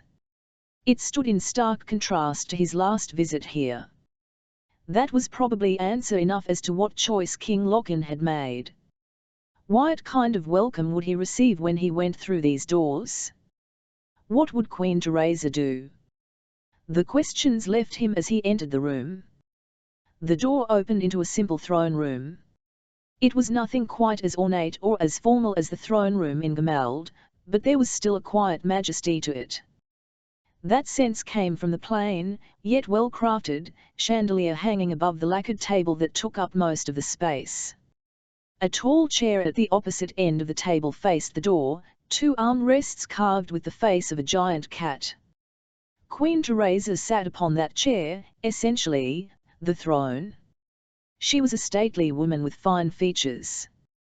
He suspected she had been quite beautiful in her younger days. She watched him with a cool, barely neutral expression. Sitting on either side of Teresa were two elderly men, both with features that reminded him of the Magi. He didn't recall Lochin having Magi advisors, but many of the teachers shared features with the Magi, having descended from them without their particular abilities.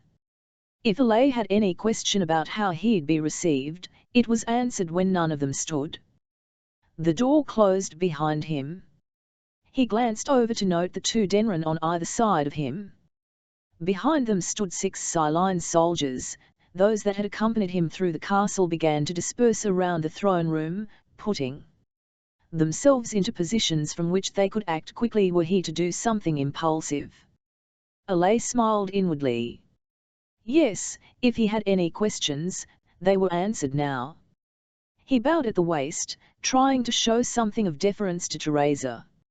According to ranks of the kingdoms, he did outrank her, especially now that he was the crown prince, yet he would not force that upon her.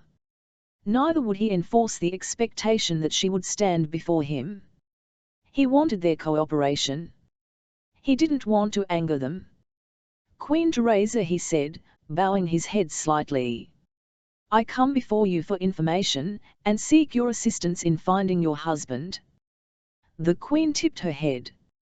Her hands were steepled on the table, and she looked at him with an almost sour expression on her face.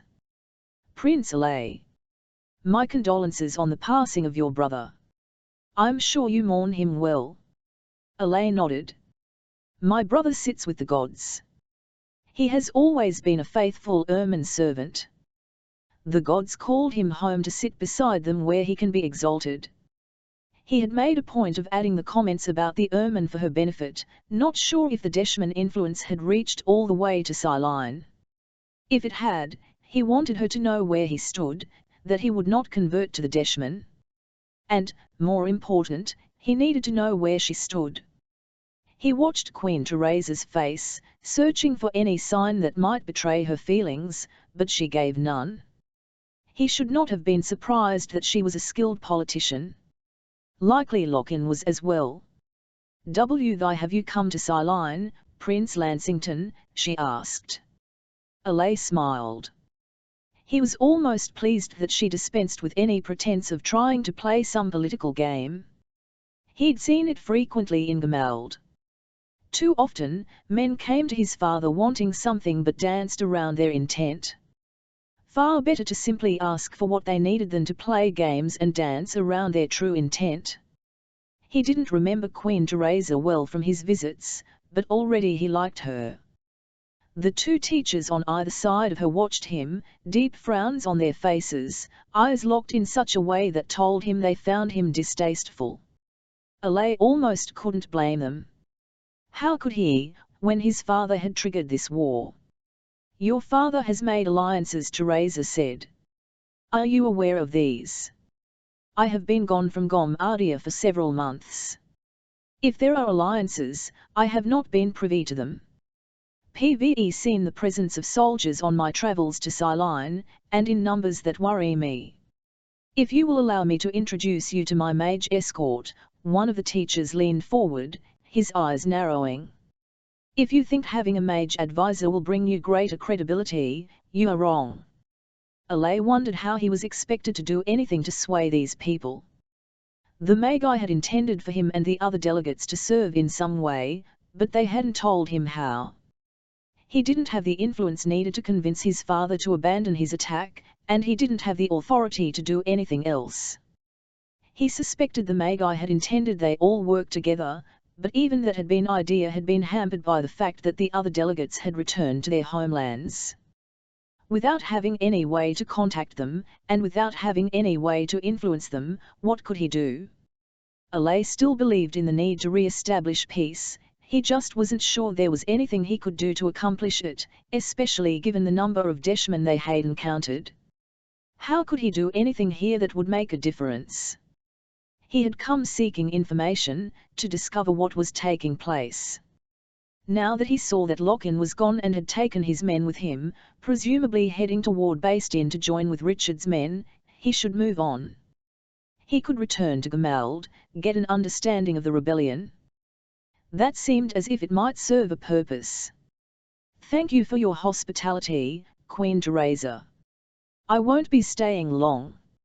I intend to return to Gamald." He hesitated, before adding, "You should know that I don't feel my father's plan is well-founded." Teresa watched him, eyes unreadable. Alay hoped she wouldn't decide to have him held, and wished he had Mendy with him. She often saw things that he did not. She could go places that he could not. That would be valuable now. "You will be granted the warmth of our hearth for the night. You will be granted food at our table." Cylene has ever been faithful to the throne, and to the ermine. Was that her admission that Lochin had not gone to Bastion at all, and instead had been working to clear out the threat of Deshmen from his land? He watched Teresa for answers but saw none. Alay tipped his head in a nod, one that was almost a bow, and turned to the door. There was some relief in what he had managed to discover. Cylene had not converted, not yet. How much longer would they be safe? As he left, his gaze skimmed over the soldiers lined up around the room, and he noted their relative age. These were older men, not the usual fighting men. Had Lochin left soldiers to protect Cylene, or had he taken all of his fighting men with him? They were questions he had to ask Mendy when he returned to her. He hated that everything was so unsettled, just as he hated that he was now crown prince with all that entailed. His role for the Magi would have been easier had he not been the heir. It would have been easier for him when he was only Alay Lansington. It seemed the gods chose to test him, but he didn't yet know why. Chapter 7. Irian hurried through the palace, his mind racing. Tapestries along the wall blurred past, and where he would normally pause to study them, hoping for a hint of something known in the past, he did not dare. He wasn't sure if he would be able to anyway. His head still pounded from what he had done to it when facing Jostephen, as well as his efforts to heal Herelin, a constant throbbing that clouded his thinking, enough that he wondered whether he really had done what he imagined. It should not have been possible, and still, somehow, he had. He shouldn't have been able to expand his mind the way he did. Such a thing had been studied, but none had ever attempted it. Why would they, when mage scholars claimed that something terrible would happen if they did? Through the years, there had been many attempts to increase potency, but none had ever succeeded.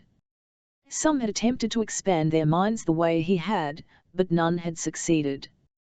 Maybe they'd never pushed far enough for fear of losing themselves. Had he not had the need, he would not have, either. His mind ached, but at least he hadn't lost his abilities. He still had that connection to the gods. That much remained. Ryan hoped there were no other long-term consequences. It still shocked him that Jostephen had been compromised by the Deshmen. Not only compromised but converted, and he had progressed far enough with them that the Deshmen had placed their tattoos upon him. Wyatt would have convinced him such a thing was necessary. Jostephen had been a scholar, a man of belief, and one who was fully aware of the importance of understanding the past. He had never known Stephen to seek power, not like the man he had seen in the hall. That was not the man Orion had once known. Stephen had even refused the title of eldest until he no longer had a choice. Now? What had changed with him? Without him, what did the Magi lose? Stephen was the mage who would know the key to choosing a uniter. Without him, would they succeed? Their odds had been poor before, but now they were even worse. Orion glanced at Endrick, thankful for the Denron Genera PS presence. Without Endrick, would he have managed to get free? He might have ultimately killed Stephen, but at what price? What would he have sacrificed by killing his old friend? Worse, though, was that Orion wasn't certain it wouldn't still come to that. Regardless of the temporary defeat, Stephen remained somewhere within the palace. Of that he was certain.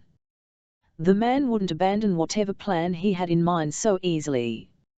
Not if he had been so willing to sacrifice his beliefs. Not if he had been willing to sacrifice those he was supposed to serve. "Where are you leading us?" Endrick asked. Orion forced the thoughts out of his mind. They were dangerous thoughts, ones that came with the fear he'd felt the moment he realized Stephen had involved himself in something far more dangerous than Orion could ever have imagined. "As I said, we need to secure the man. Once it is secured, then I can focus on discovering what else Stephen had in mind." Endrick's brow furrowed. "I fear his intent was to disrupt everything within Vasher. If he was able to infiltrate the Magi, and we know he has helped the Deshmen infiltrate the city, I worry about the Denron." Orion almost stumbled as he stopped. "You worry more about the Denron than about the Magi." Endrick took a deep breath and cast a quick glance to Novan. "The Magi have always possessed power. Having them converted? It's dangerous. There are only so many Magi. I worry more about having fully trained soldiers infiltrated by such power. The Denron maintain the peace. If the Deshmen have somehow managed to infiltrate my men, I worry what else might happen. If these men I trust on patrol, can't be trusted? What if the men I've sent out, expecting them to maintain peace, do nothing of the sort?" He stared at Orion, letting the question linger in the air. "So, yes, I'm more concerned about the Denron than about the Magi." "You've done all that you can to keep those men safe," Novan reassured. Endrick gripped the hilt of his sword, his knuckles whitening, and the scars on his face distorting slightly. "I've done what I can, but I still fear some might have slipped through. It's happened once. That's enough for me." They reached the library on the 5th level of the palace and passed through the massive oak door. Rows of shelves filled the room, towering toward the ceiling. There was a certain organization to the books, one that Orion had long ago mastered. The works stored here held the knowledge of generations of Magi scholars. There were tomes from the university as well, the masters there often the equals of the Magi scholars. Orion knew that works of the Historians Guild were also here, though none were the originals. The Guild kept those locked away, along with the added comments the historians were remora to make in them, as if to prevent the Magi from knowing what secrets they knew. Was he too late? Had the eldest already reached the library? If they lost the man, more than their heritage would be lost, they would lose the chance to follow the ancient prophecy. Orion saw no movement. There was nothing but the regular activity of the librarian, making his way along the shelves. Ephraim's eyes widened when he noted Novan and Endrick with Orion, and he stood between shelves with his hands clasped in front of him. Were there only the time to send Novan away? Having the historian gain access to the library seemed a mistake, especially with his past. Worse, it was a mistake they had already made when they'd let him get too close in the past. Novan was far too eager to discover secrets the Magi scholars kept and seemed far too eager to interfere. Yet Orion suspected Novan had secrets of his own that he had not yet shared. Perhaps he could leverage that to prevent Novan from reaching what they didn't want him to reach. What had the historian been doing when the Deshman attacked? Orion had seen him speaking softly to himself, not seeming nearly as perturbed as Endrik, and not nearly as injured as the Magi. That hinted at some greater ability that Novan possessed. How could that be possible? As far as he knew, Novan was nothing more than a historian. He had a sharp mind, almost too sharp, but was not Magi-born, and was certainly no soldier. Yet there was no disputing that Novan had handled the attack much better than Orion would have expected. For that matter, he'd reacted much better than Orion had. More secrets for him to understand. He stopped at the back wall of the library. A massive shelf lined the wall, making it appear no different from the rest of the library. Without looking over to either man, he used his mage abilities, drawing the main elan in such a way that he pressed it upon the shelf, pulling it back. On the other side was a blank wall. You will be the first not on the council to ever have stepped into this room. You should understand that were this not necessary, I would not do this. Endrik chuckled. I think you overestimate the security of your chamber.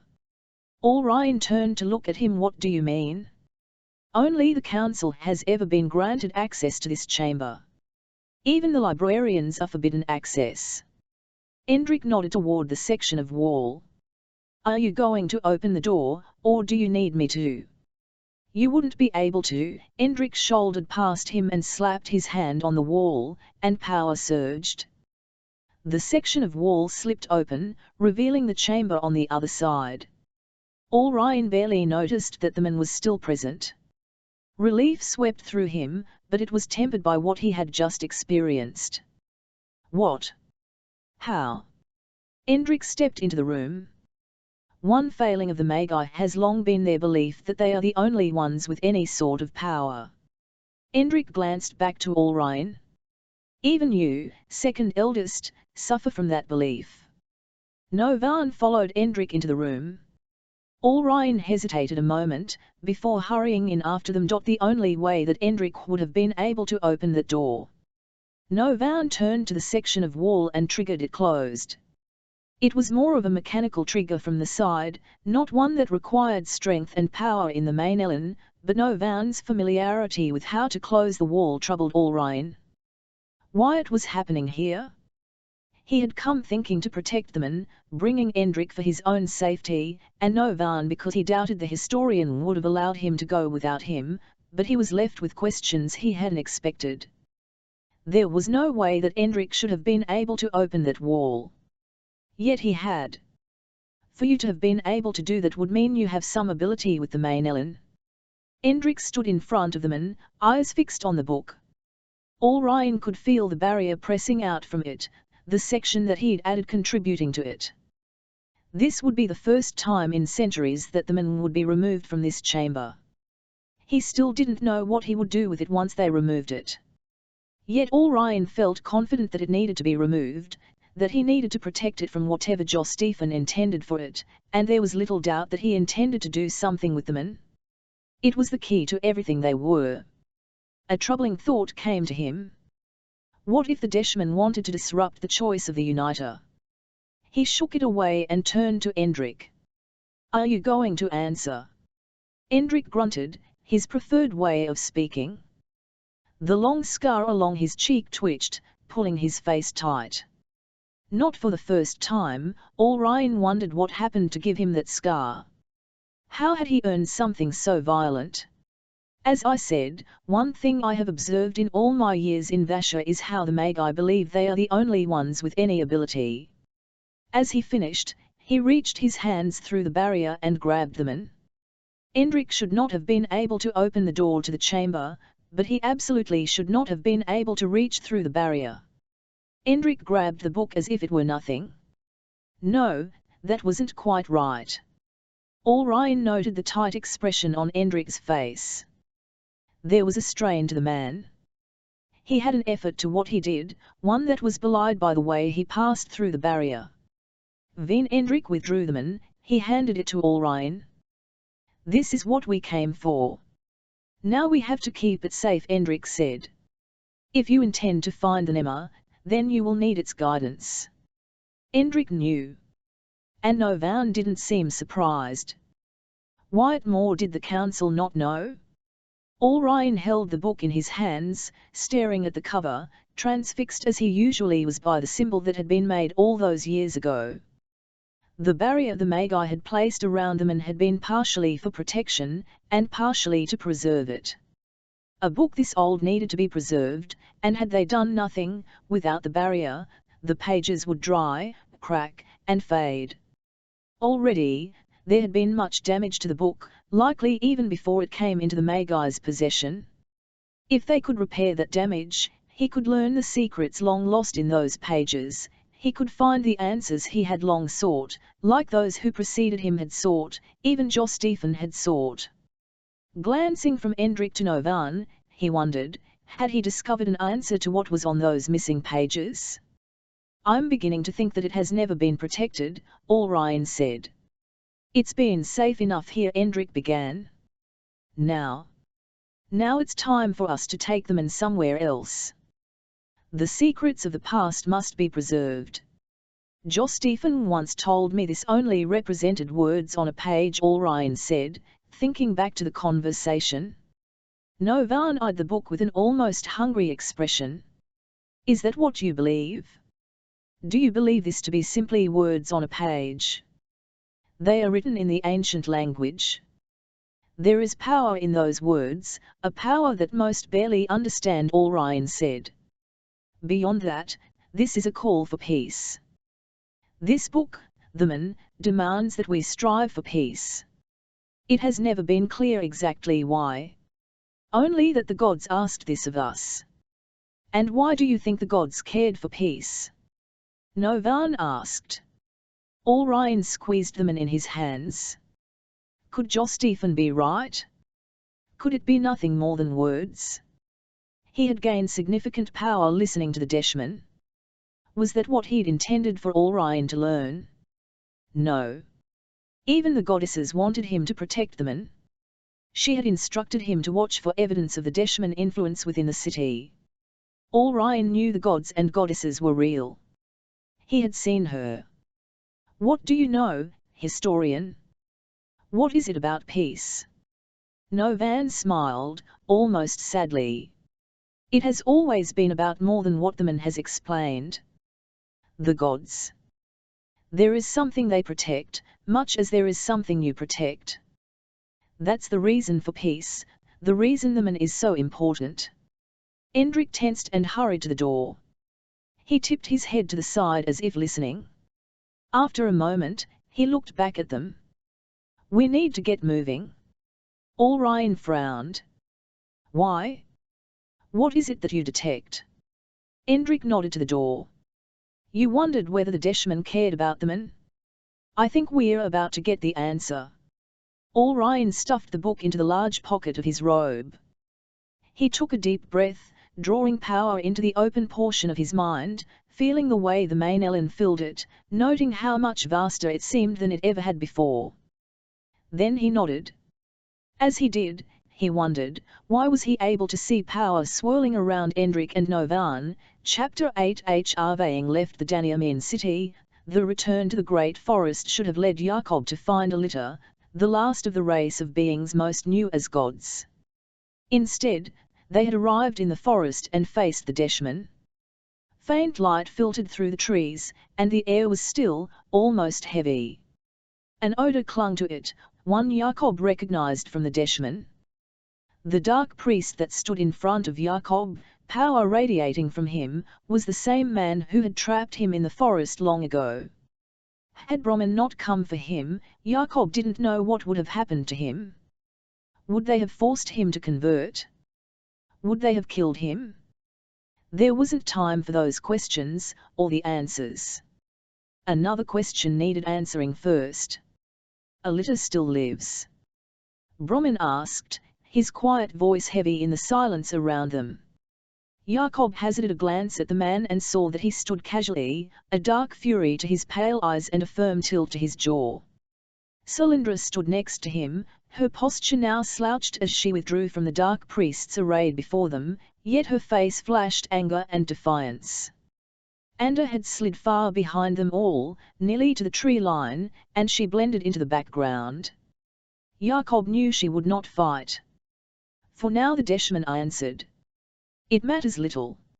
She will be gone soon, and her power will be passed on to the highest. Jakob heard the quiet ring of metal as Brahman unsheathed his sword, and he laid a hand on Nemin, pulling it quickly and holding it loosely before him. A humming came from the sword, shooting up his arm and into his head, dizzying him briefly as it did. Always the vibration had come from him first, but now, the sword buzzed with its own energy. Since visiting the Kalama, his sword Nemin had awakened. Not passed. Taken, Brahman said heatedly. The large Deshman barely shrugged. A minor difference. Brahman laughed, and there was an edge to it. Not minor. Not at all. His jaw muscles flexed in anger. You will never understand. Jakob stepped into a ready stance but swooned. A low laugh came from one of the Deshman as Jakob righted himself, but he ignored it as he struggled to ignore the waves of emotion pushed upon him by the Deshman. Hopelessness. Fear. Self-doubt. All came at him in a torrent. It was stronger than the last time he had felt it, nearly an ocean of weight to the emotions that rolled over him, but he remembered the sense all too well. When they'd captured him, he'd experienced horrid memories that he'd moved past, yet the sense of hopelessness and disappointment to the gods had stayed with him. When he'd faced the Deshman before, he didn't have the same control of the Armaean as he did now. It would be different this time. Jakob glanced at his sword and saw Nemin radiating, its Armaean flowing from the bright side of the blade back into the muted black edge that buzzed with the same sense that burned up his arm. He took a deep breath and somehow pulled some of the Armaean of his sword into himself, clearing his head as he did. For some reason, the Deshman waited, unless there had been something like what he'd experienced before, the sensation that time had stopped. Full of his sword's Armaean, he studied the Deshman. A sense of darkness hung about the men, a thick haze that he now recognized. It hovered over the ground like an early morning fog, small tendrils stretching away from the Deshman and fading as they did. Where the haze came into contact with the large rocks scattered about the clearing, it simply vanished. The Deshman glared at him a moment, and Jakob felt the heat of the emotion flung at Brahman. It was a heavy wave of sorrow and fear, and Brahman staggered a moment before pulling back his shoulders and standing upright again. A determined expression crossed his face, and he flared his nostrils as he steadied himself again.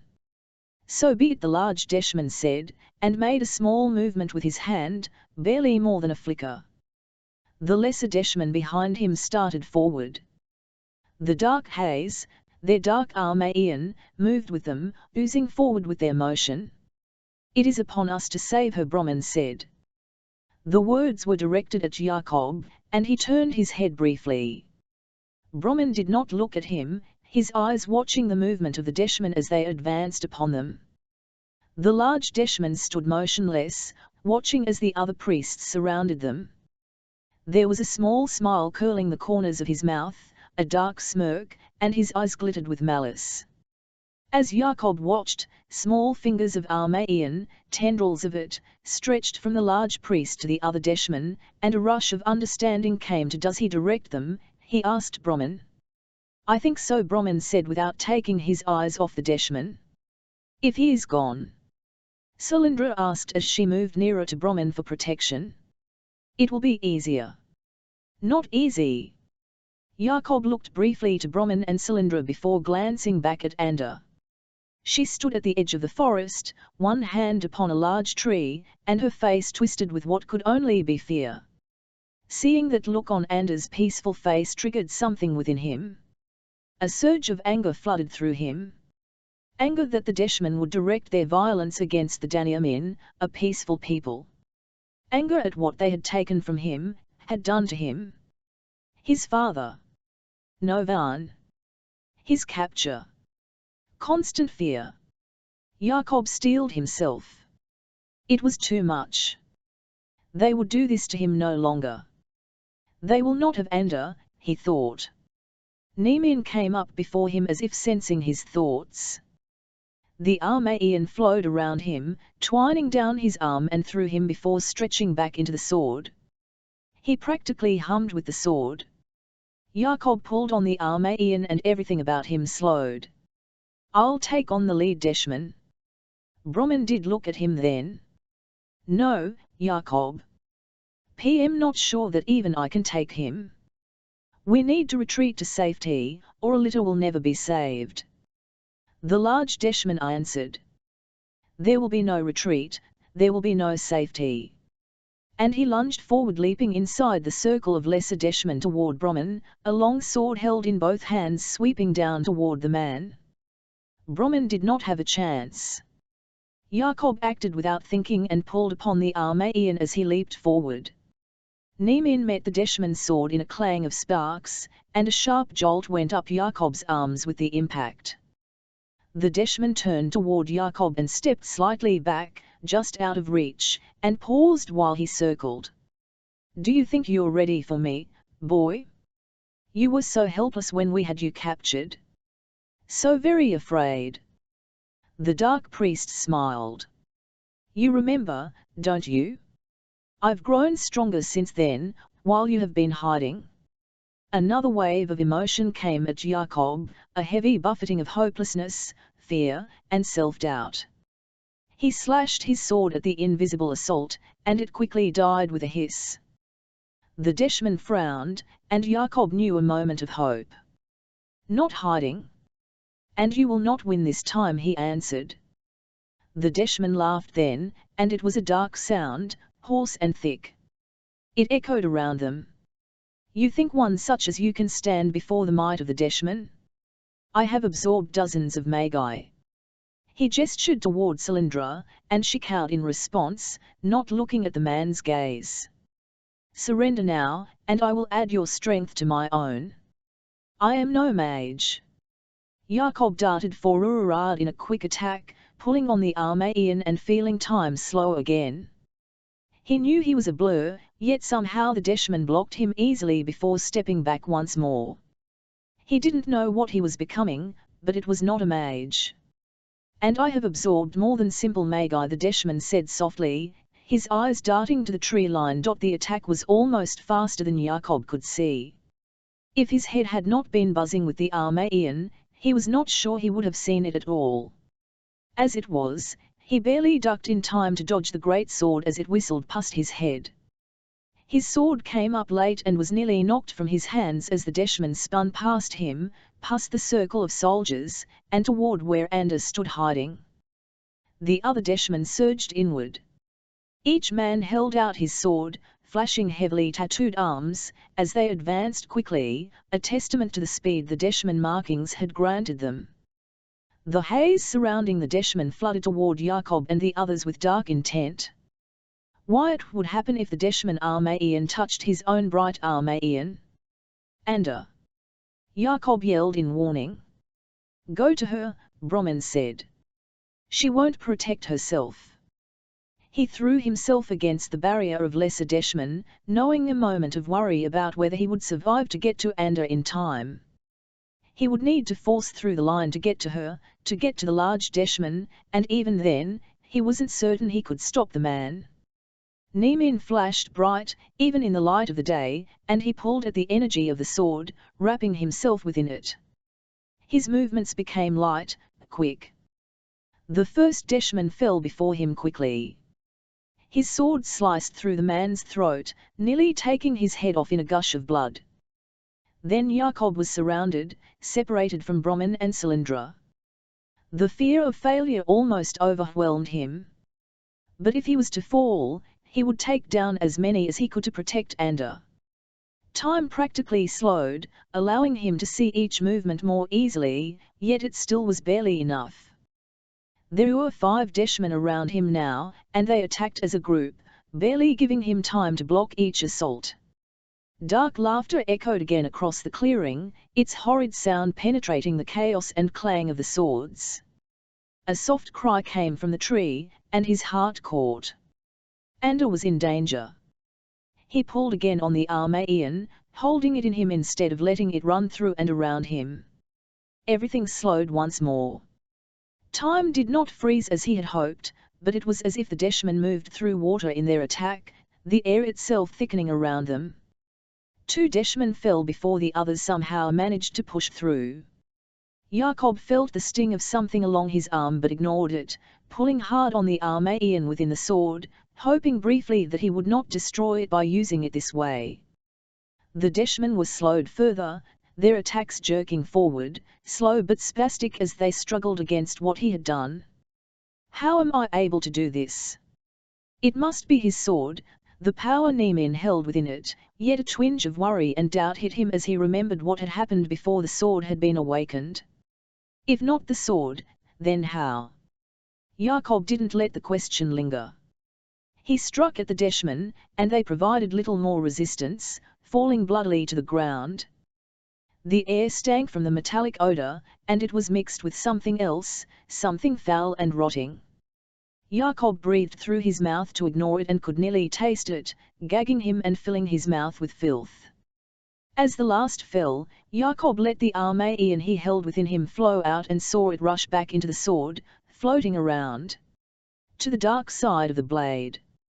The sword still hummed, and he felt relief knowing he had not damaged it. Could it even be damaged? The question faded as his sense of time jerked forward again and a sharp pain shot through his left arm. He'd been cut, fairly deeply, and it oozed blood. There was a small sound, one of sadness touched with fear, up in the trees at the edge of the clearing. Jakob pushed the pain from his mind and moved toward it. Ander was hiding. She would stand little chance if she would not fight. He rushed forward, toward the lead Deshman. He harbored no false hope of defeating him, not if he was as powerful as his Armenian appeared. Yet he could buy Ander time, give her chance for escape. When he reached the dark priest, he saw Ander atop a branch high within the tree, her dark cloak blended with the still green leaves making her difficult to see. There was a strained expression on her face, and it took him a moment to notice why. The Deshman was pushing his Armenian toward her, and she struggled against it, her own Armenian pushing back. Jakob saw the effort it cost her. Every moment that passed, the dark Armenian of the Deshman pressed closer. He shuddered to think what would happen when it reached her. Without thinking, he raised his sword, stepped forward, and slashed at the hazy energy pressing toward the Danyamin. There was a sigh of relief high above him and a soft, angry growl from the priest. Jakob spun, pulling upon the Armenian, taking and holding it within himself. His head hummed, vibrating along with the sword with the nervous energy he held, and the world slowed. The Deshman looked past Jakob, narrowed eyes noting the fallen Deshman. Perhaps I have underestimated you. Perhaps. The words came out thick and harsh, as if unnatural for his mouth to form them. The light cast strange shadows upon his face, and the tattoos stretched and moved in an unsettling manner. The highest warned me you would provide an interesting challenge. With the words, a small smile played at the man's thin lips, dark and promising pain. He placed a high reward on your capture. The Deshman paused a moment, tilting his tattooed head in thought. Perhaps I will not return you to him as he demanded, he said. You have strength, enough that I can nearly see it. One shall have it. The Deshman pushed a new wall of emotion at him, a tightening of his eyes all the notice Jakob had to steel his defenses. The priest radiated hopelessness. It was mixed with fear and despair and came at him in an unrelenting rush. Jakob staggered back, feebly swinging Nemin against it, but still, it came. Lower the sword. The words were spoken almost within him, a command he could not resist, and he felt his grip on his sword faltering as he lowered it. Another part of his mind cried out, fighting against the command. But his body did not comply. He was helpless before the power of this Deshman priest, and it did no good to resist. His vision darkened, and he staggered again before righting himself and shaking his head. His mind cleared for a moment, and he slashed his sword before him, hoping to disrupt the flood of emotion coming at him, but it did little. The Deshman pushed forward, harder, the look of intense concentration on his face mingled with a widening smile. He seemed to know Jakob could not withstand much more. Yumo could. Should he fight? It was useless. There was nothing more for him to fight for.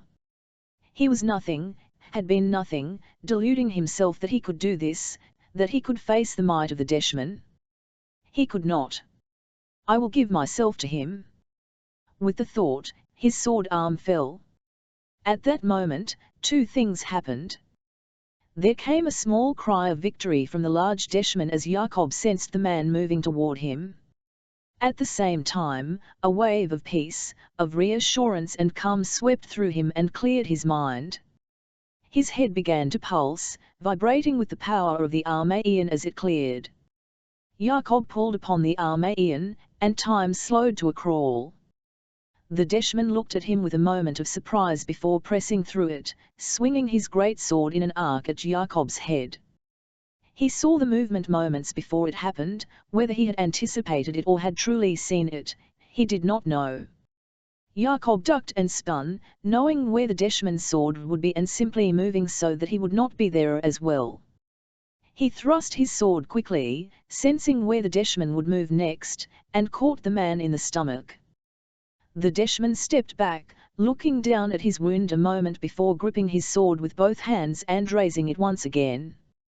Bleeding slowed, and the wound began to close. "Who are you?" the Deshman demanded, his words now a bit breathless. "I don't know." There came a flicker of motion, and Jakob felt the Deshman's dark Armenian streak toward him. The Deshman came behind it.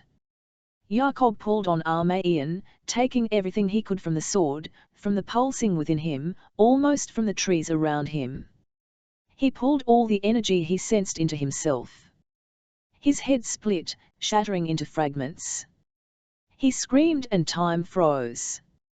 Nemin flashed with nearly a mind of its own, striking through the Deshman's neck, beheading the priest before he could push through whatever it was that Jakob had done. Jakob screamed again, and time pushed forward as he released the Armenian he had siphoned. There was a solid thunk as the Deshman priest's head hit the ground. Jakob turned so he did not have to look. Facing the tree Ander had climbed, he panted, slowing his breathing and holding his injured arm to his head. Pain lanced through his mind. Whatever had happened seemed to have split his skull, and it ached in a way he had never known. His eyes watered, blurring his vision, and he wiped them slowly in his exhaustion. There was a stir of motion near him, and he turned quickly, raising his sword, only to see Ander standing before. "That was you, wasn't it? You freed me from his influence," he said weakly. She tilted her head in answer. "As you helped me." She purposefully kept her eyes fixed forward, avoiding the forest floor where the dead Deshman lay. Instead, she looked toward the clearing, toward Brahman. Jakob shook the pain from his throbbing head before also looking toward Brahman. Jakob had taken down nearly half of the lesser Deshman but had left Brahman badly outnumbered. He was not sure what he would do if he needed to fight to finish the remainder, unsure if his throbbing head would allow the necessary concentration.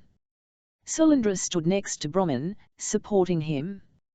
He bled from a dozen wounds, several on his arms, chest, and a large wound across his forehead. The mage stood with a hand over top the worst of them, a gaping hole in his stomach, and mumbled something that Jakob could not hear at his distance. Around them, lying motionless and maimed, were the lesser Deshman. One still moved, his chest slowly rising and falling, and Brahman had the tip of his sword held uneasily against the man's throat, his arm quivering as if the effort strained him. In his wounded state, it probably did.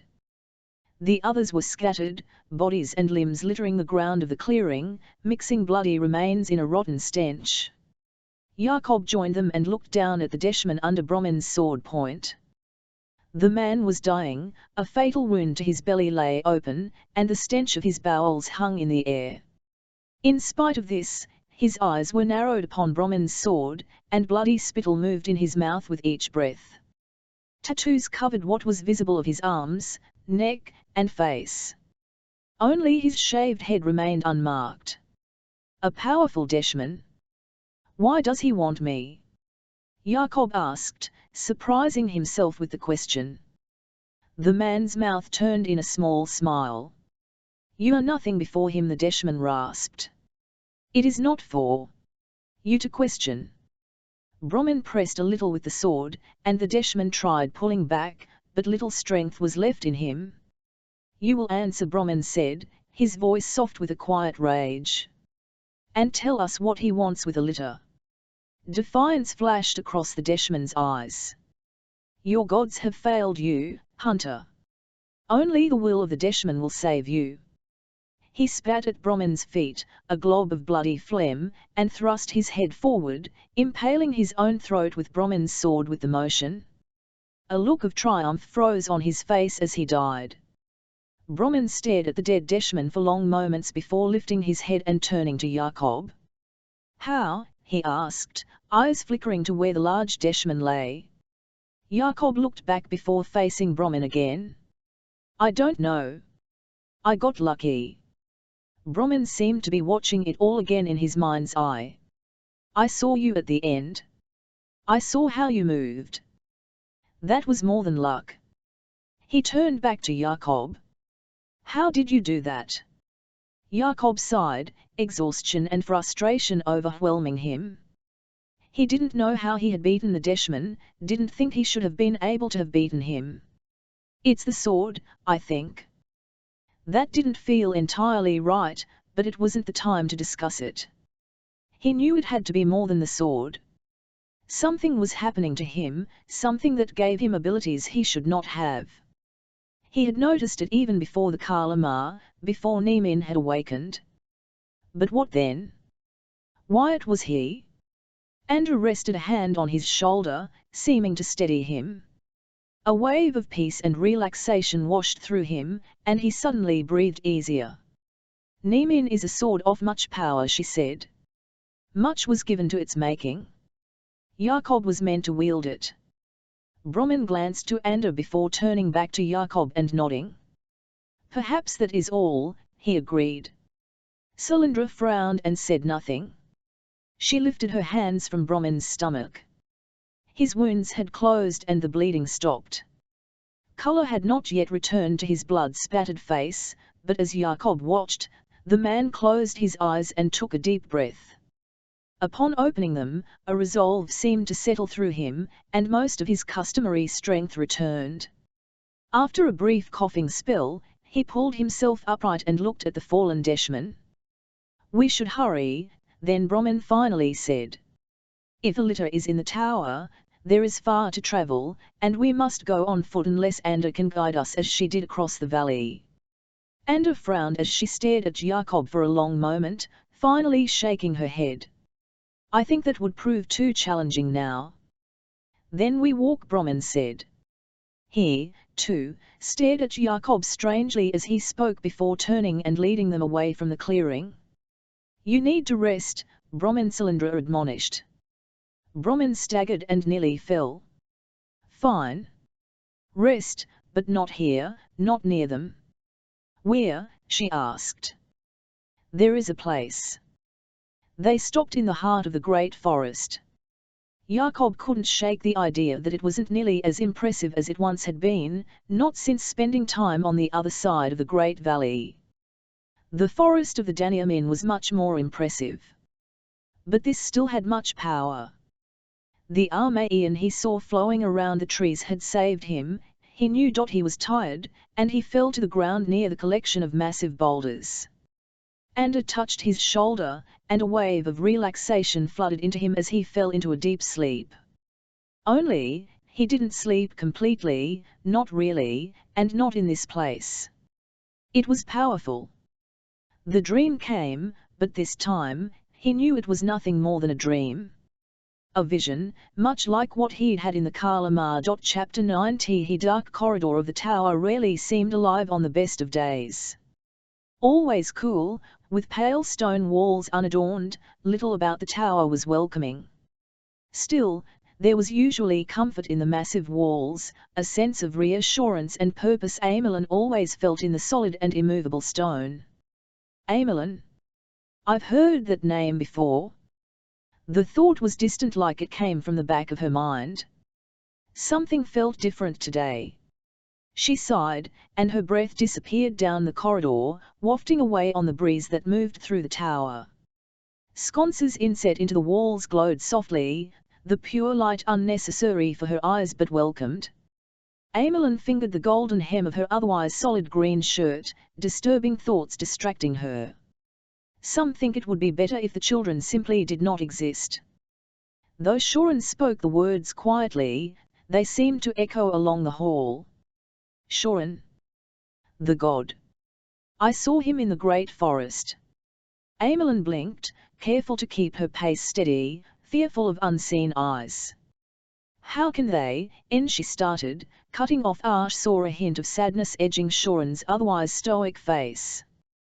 They have named them, Shorin continued, his words slow, each measured. Always cautious. His face resumed his normal flat expression, but she saw irritation bubbling under the surface. What have they named them? She asked, frowning. Den Ernin, he said, using the language of their ancestors. Amelin's steps faltered as frustration flashed through her. She was careful to keep her face composed and knew that Shorin did the same, but it was difficult. The name was an insult. Anda is Danyamin. What does it mean? A scurry of bare feet suddenly pounded along the stone toward them, seeming to flicker from lamplight to lamplight, bypassing the shadows. Amelin inhaled deeply, the cool tower air filling her lungs and clearing her mind. Somehow, even the children did not liven the tower today. For that, she felt a brief surge of anger. Amelin shot Shorin a look that promised to resume the discussion later, then turned to the children. The hall behind her remained empty, though the sense of watching eyes did not depart. Amelin pushed away the sensation. There was little guaranteeing their privacy anywhere within the tower. Great Mother! Inrai cried as he neared. His bright yellow and red shirt hung loosely on him, the yellow nearly matching his eyes. His wide face pulled into a smile before glancing past her. Great Father, he said more calmly, nodding to Shorin as well. The children were all more deferential with Shorin. Most adults deferred to him as well. Nasa, younger and shyer and dressed only slightly more subdued in pale purple and blue, pulled up next to her brother and hid behind him. Children, Shorin acknowledged. His face was neutral, though a smile hid under the indifferent expression. Only Amelin saw the way the corners of his mouth tugged ever so slightly, the irritation from moments ago little more than a memory. Few knew how much the children pleased him. It was safer that way. Amelin, on the other hand, needed no such reserve. She did not hold the same position as Shorin, though still understood showing some restraint. Kneeling, she pulled the children into a tight hug, only releasing them when Inrai began squirming. He pulled away, and she stood, patting his smooth head. Nasa stepped away reluctantly. Now. Where is your mother? She asked. Inrai glanced quickly at Shorin and waited for his slight nod before answering. Amelin waited for the day that the children learned just how little he cared for such formalities. Perhaps it was better that they didn't know. For now. Mother is in her chambers. She is expecting you.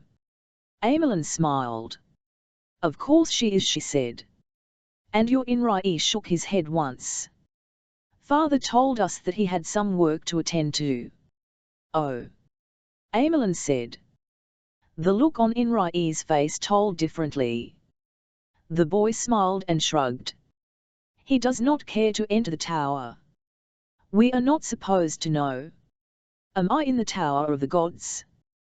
"Be silent," Amelin forced, pushing the intrusion to the back of her mind as she heard the softest of sounds from Shorin, one only she would recognize as a slight snort of annoyance. Not with the children or their father. At least, she thought not. As far as she knew, Terran had done nothing to earn Shorin's irritation. She again rubbed a hand across Enri's head affectionately, and he smiled, almost as if reading her thoughts. They started toward the rooms at the end of the hall when Amelin felt the shifting. She paused, turning slowly, and saw that Shorin had done the same. In the hall, empty only moments ago, now stood Drasol. He looked at Shorin expectantly, his hands clutching the long brown robe he wore. Shorin nodded slowly, acknowledging the newcomer. "Shorin," Amelin Drasol said, nodding to each. He was below Shorin but above Amelin in the standings. Amelin had to wait for his nod before she replied in kind.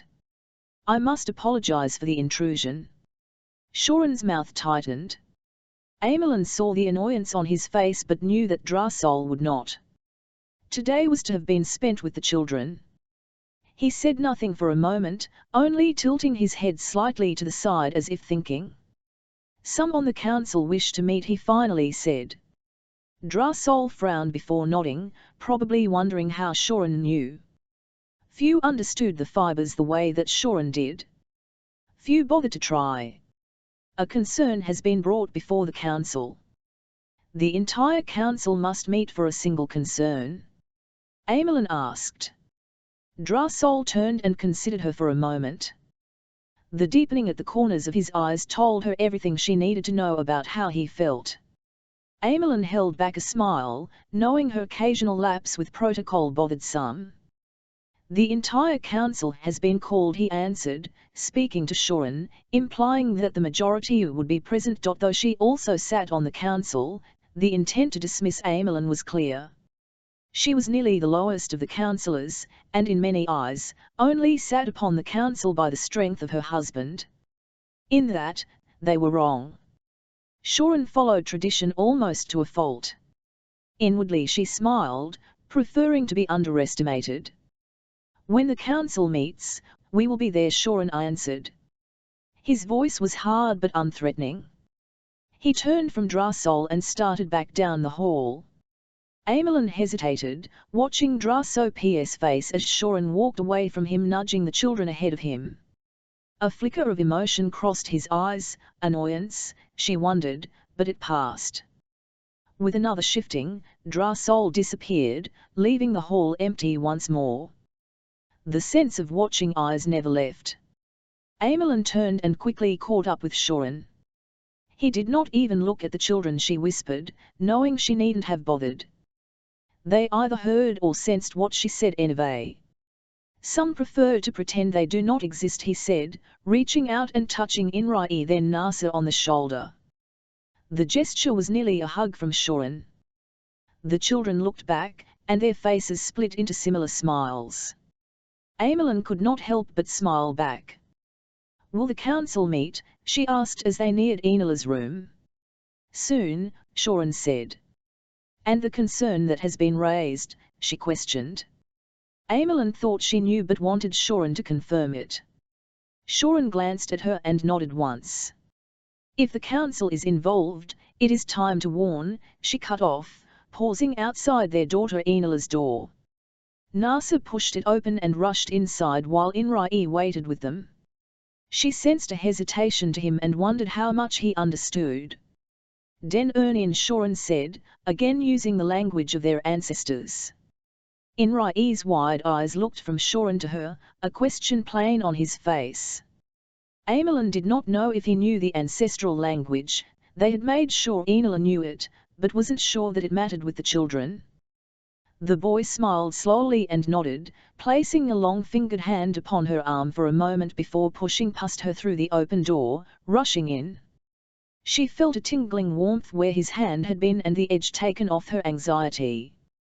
A bittersweet smile came to her face as she recognized what he had done for her. He was growing stronger with each year, but the power the children possessed was unlike anything their people knew. She had not decided if some of her people's fear came from ignorance or jealousy. Shorin and Amelin knew what would follow. They had seen the same cycle in men. Already, the anger threatened to become something worse. And then the children would no longer be safe. Amelin pushed the thoughts away. She would enjoy her family and the unexpected visit. Mother Enola said, coming through a door in the back of the room. Father. The shirt she wore was striped bright yellow and orange in quieter tones than the children wore, though was still more color than their kind preferred. She waved a hand to the room she had come from, motioning to the children. Nasa complied quickly, but Inrai looked at her a moment, his strange eyes seeing something the rest of them could not, before finally nodding and joining his sister, closing the door behind him. Enola nodded her head deeply to her father, waiting for him to offer his in return before speaking further. When Shorin nodded, she looked at him and smiled fondly. Enola had always shared a special connection to her father. I would say that it is refreshing to be back in the tower, Enola continued. There was a hesitation toward the end as her eyes flickered to the door as she spoke.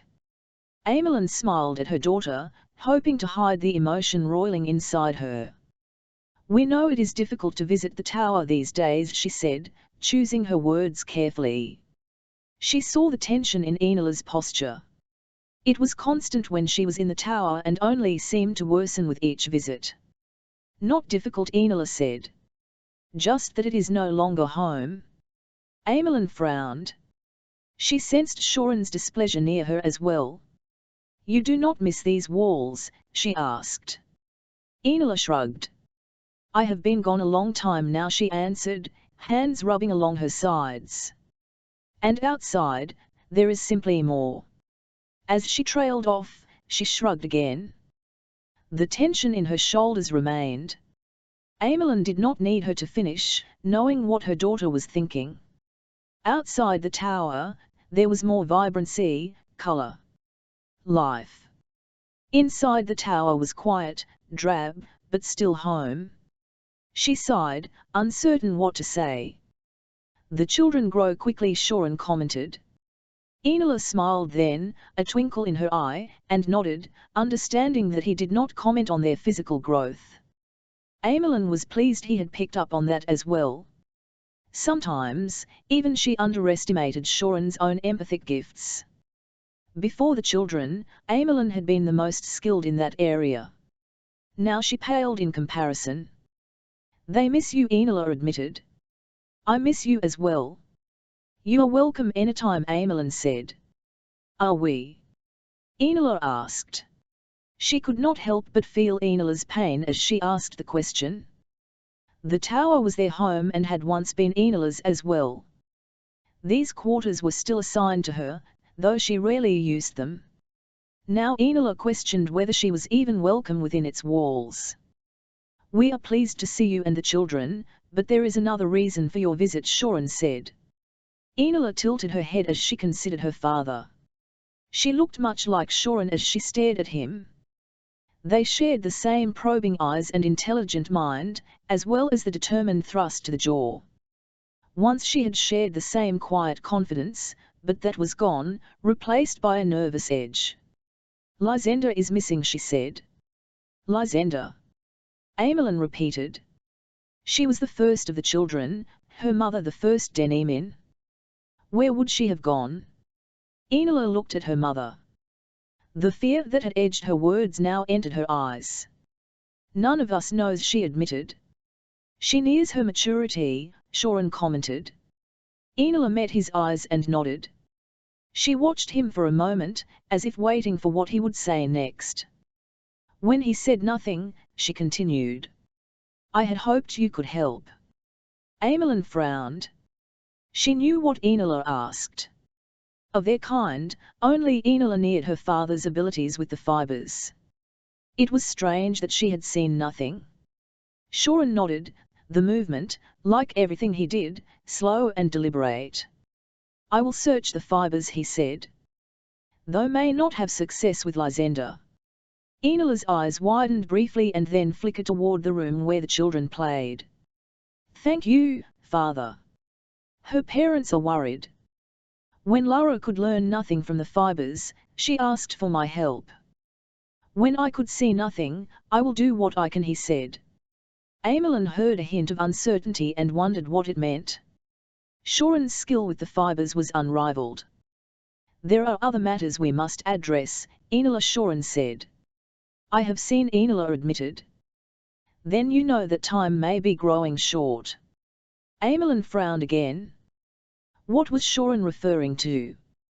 This was not something that they had discussed. Enola shook her head once. The fibers are not fixed on this, she answered. Are you certain? Do you dare take the risk?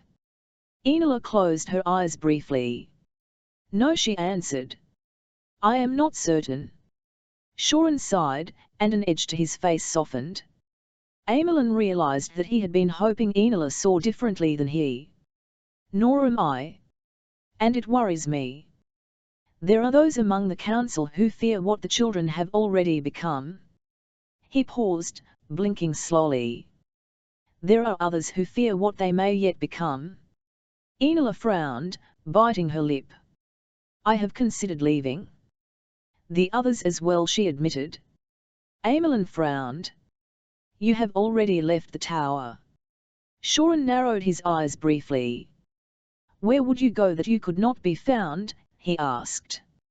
Enola hesitated. To the lands of the east.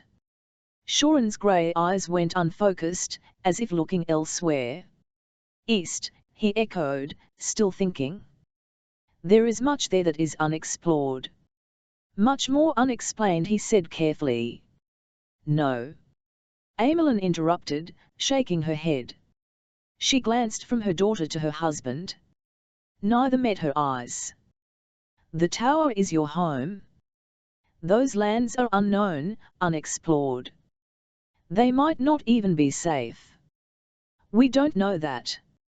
None have settled the east, Amelin argued, her heart pounding faster. She turned to Shorin, hoping to plead with him, but saw his stony expression. What of the strange power in the east? She asked him. How can the children be safer there than here? He didn't answer, and long moments passed before she turned to look at Enola again. Enola flicked her gaze to the back room where the children played before meeting her mother's eyes. Resignation hovered briefly on her face, passing as it was replaced with a determined expression. Amelin recognized it, and the anxiety she felt suddenly weakened. She understood why Enola could have such determination, understood the emotion that drove her daughter. Suddenly, much of the fight left her. And you have already said they may not be safe here, Enola said, the hushed words heavy with sadness. Amelin took a deep breath and pushed back the tears that threatened to well in her eyes. Shorin, she said, turning to her husband and fighting to maintain her composure. You must fix this. Shorin laid a long-fingered hand on her arm. She felt the coolness of his touch and wished he could give her the same reassuring sensation Inrai had given. I will try, he said. Sometimes, she wished she did not know him as well as she did. Amelin understood what he said and what was left unsaid. He would try, but he did not expect to succeed. Chapter 10 Tee sounds of the night drifted through the open window. There was a heaviness to the air, thick with humidity that left a dampness here in Ceylon. The scents of dried grasses mixed with a hint of pine blew through the room on a steady breeze. Alay lay awake, unable to sleep. He had a vague reassurance that two Denrans stood on the other side of the door, keeping watch. Mendy was in the room next to his, though hers was much smaller. She had two Denran with her as well. The last Denran soldier accompanied Mage Rosid, though Alay hadn't seen the mage since they had come to the Ceylon castle. Alay stared at the ceiling. The dinner had been exquisite, a feast befitting a prince, but he noted that the queen and the princess had eaten little. Alay had picked tentatively at his meal before diving in. Were they to poison him, there was little he would be able to do to stop them, though he doubted Queen Teresa intended to poison him. Lochin was too compliant to the throne to attempt something like that. He didn't fear for his safety in Ceylon, though there might be other kings willing to attempt such a thing. He heard his door opening, and looked up, feeling a moment of hope. Was Mendy sneaking in? A dark figure stood outlined in the doorway, a sword in hand. Not Mendy. Alay sprang from his bed. Had Teresa lulled him into believing there wouldn't be an assassination attempt in Ceylon? Perhaps they preferred a bloodier end to him than a simple poisoning. Maybe he'd inadvertently avoided the poison they'd intended for him. Alay dove toward the figure in the doorway, rolling as he did. He had trained with some of the best fighters in hand-to-hand combat within Gamal but had never used it for his own safety. He drove his fist into the attacker's stomach. And missed. Where he had expected to find the attacker, there was nothing. Alay rolled again, coming up to a crouch with his hands in front of him in a protective stance. It was the stance he'd been taught when first learning to fight. He and Theodore had often sparred together, practicing their fighting skills on each other. It always angered their mother, but their father had laughed at their foolishness. After her death, they no longer sparred, much like his father no longer laughed. Alay kicked, but the attacker danced away from it. The sword swung down, and Alay twisted, barely moving out of the way. He was at a disadvantage without a weapon. He surveyed his room and found a chair near the back wall. He grabbed it by its back, swinging it at his attacker. The attacker caught the chair with the sword, and the chair splintered. He now guessed his attacker was a man, but who? One of Teresa's soldiers? He was swift with his movements and deft with his sword. It left Alay with a handhold of the back of the chair and nothing else. He swung this at his attacker, connecting with the side of his head, mostly through luck. Alay ducked the next attack, sweeping up with the chair piece like a shovel. The motion knocked the sword out of his attacker's hand. The man jumped higher in the air than Alay would have expected possible. When he landed, he pummeled his fists into both sides of Alay's head. He crumpled, pain shooting through his head, spots flashing across his vision. Alay blinked, and looked up, wanting to see his attacker before he died. He noted the height, the hint of a beard on his chin, and the long dark hair tied back behind his head. "Rosid," he croaked. Rosid's hands gripped Alay's throat. "You are a foolish child. But you will be useful. This way, it will appear as if Ceylon had you killed. It will serve to unify the rest of your country against Lokin and his plans." Alay struggled, trying to kick, but Rosid had positioned himself in such a way that Alay could barely move. The mage was heavier than he looked and stronger than he should be. Rosid's hands gripped Alay's throat, suffocating him. His breaths came raggedly, and his vision began to spot for a different reason. Alay's struggles failed. If he didn't call out, or do something, he would die. As he began to fade, Rosid sagged on top of Alay, his grip relaxing. Alay coughed, barely able to take a breath with Rosid's weight on top of him.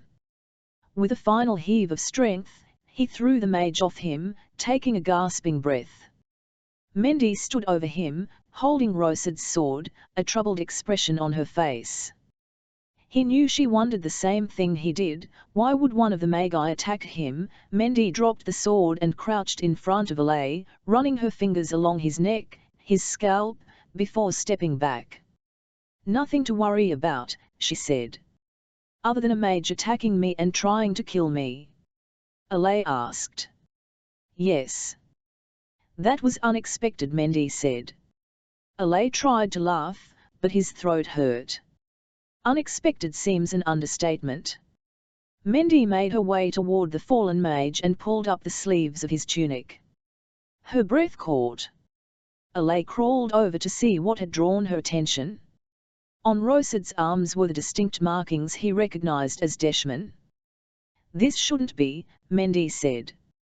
"They shouldn't be able to convert the Magi." "You saw the influence they had in the city," Alay said. His throat hurt to talk, but the pain lessened with each breath.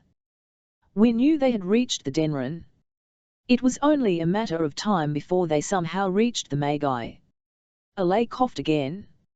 Happened to the Denron? How was he able to get in here? Mendy shook her head. He killed them. All of them. Mendy nodded. Alay offered a silent prayer. The Denron had been reserved, but they had been good men. They had come south, had faced the Deshman, and had protected him.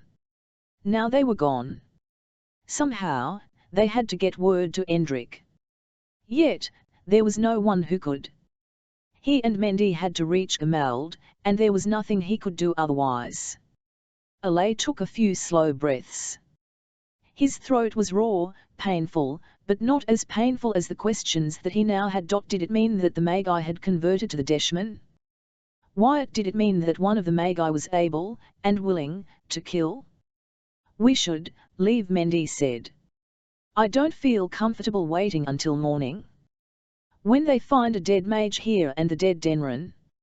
She dropped the sword and stood, turning to the door. They are already suspicious of our intent here. They are going to think you instigated this attack.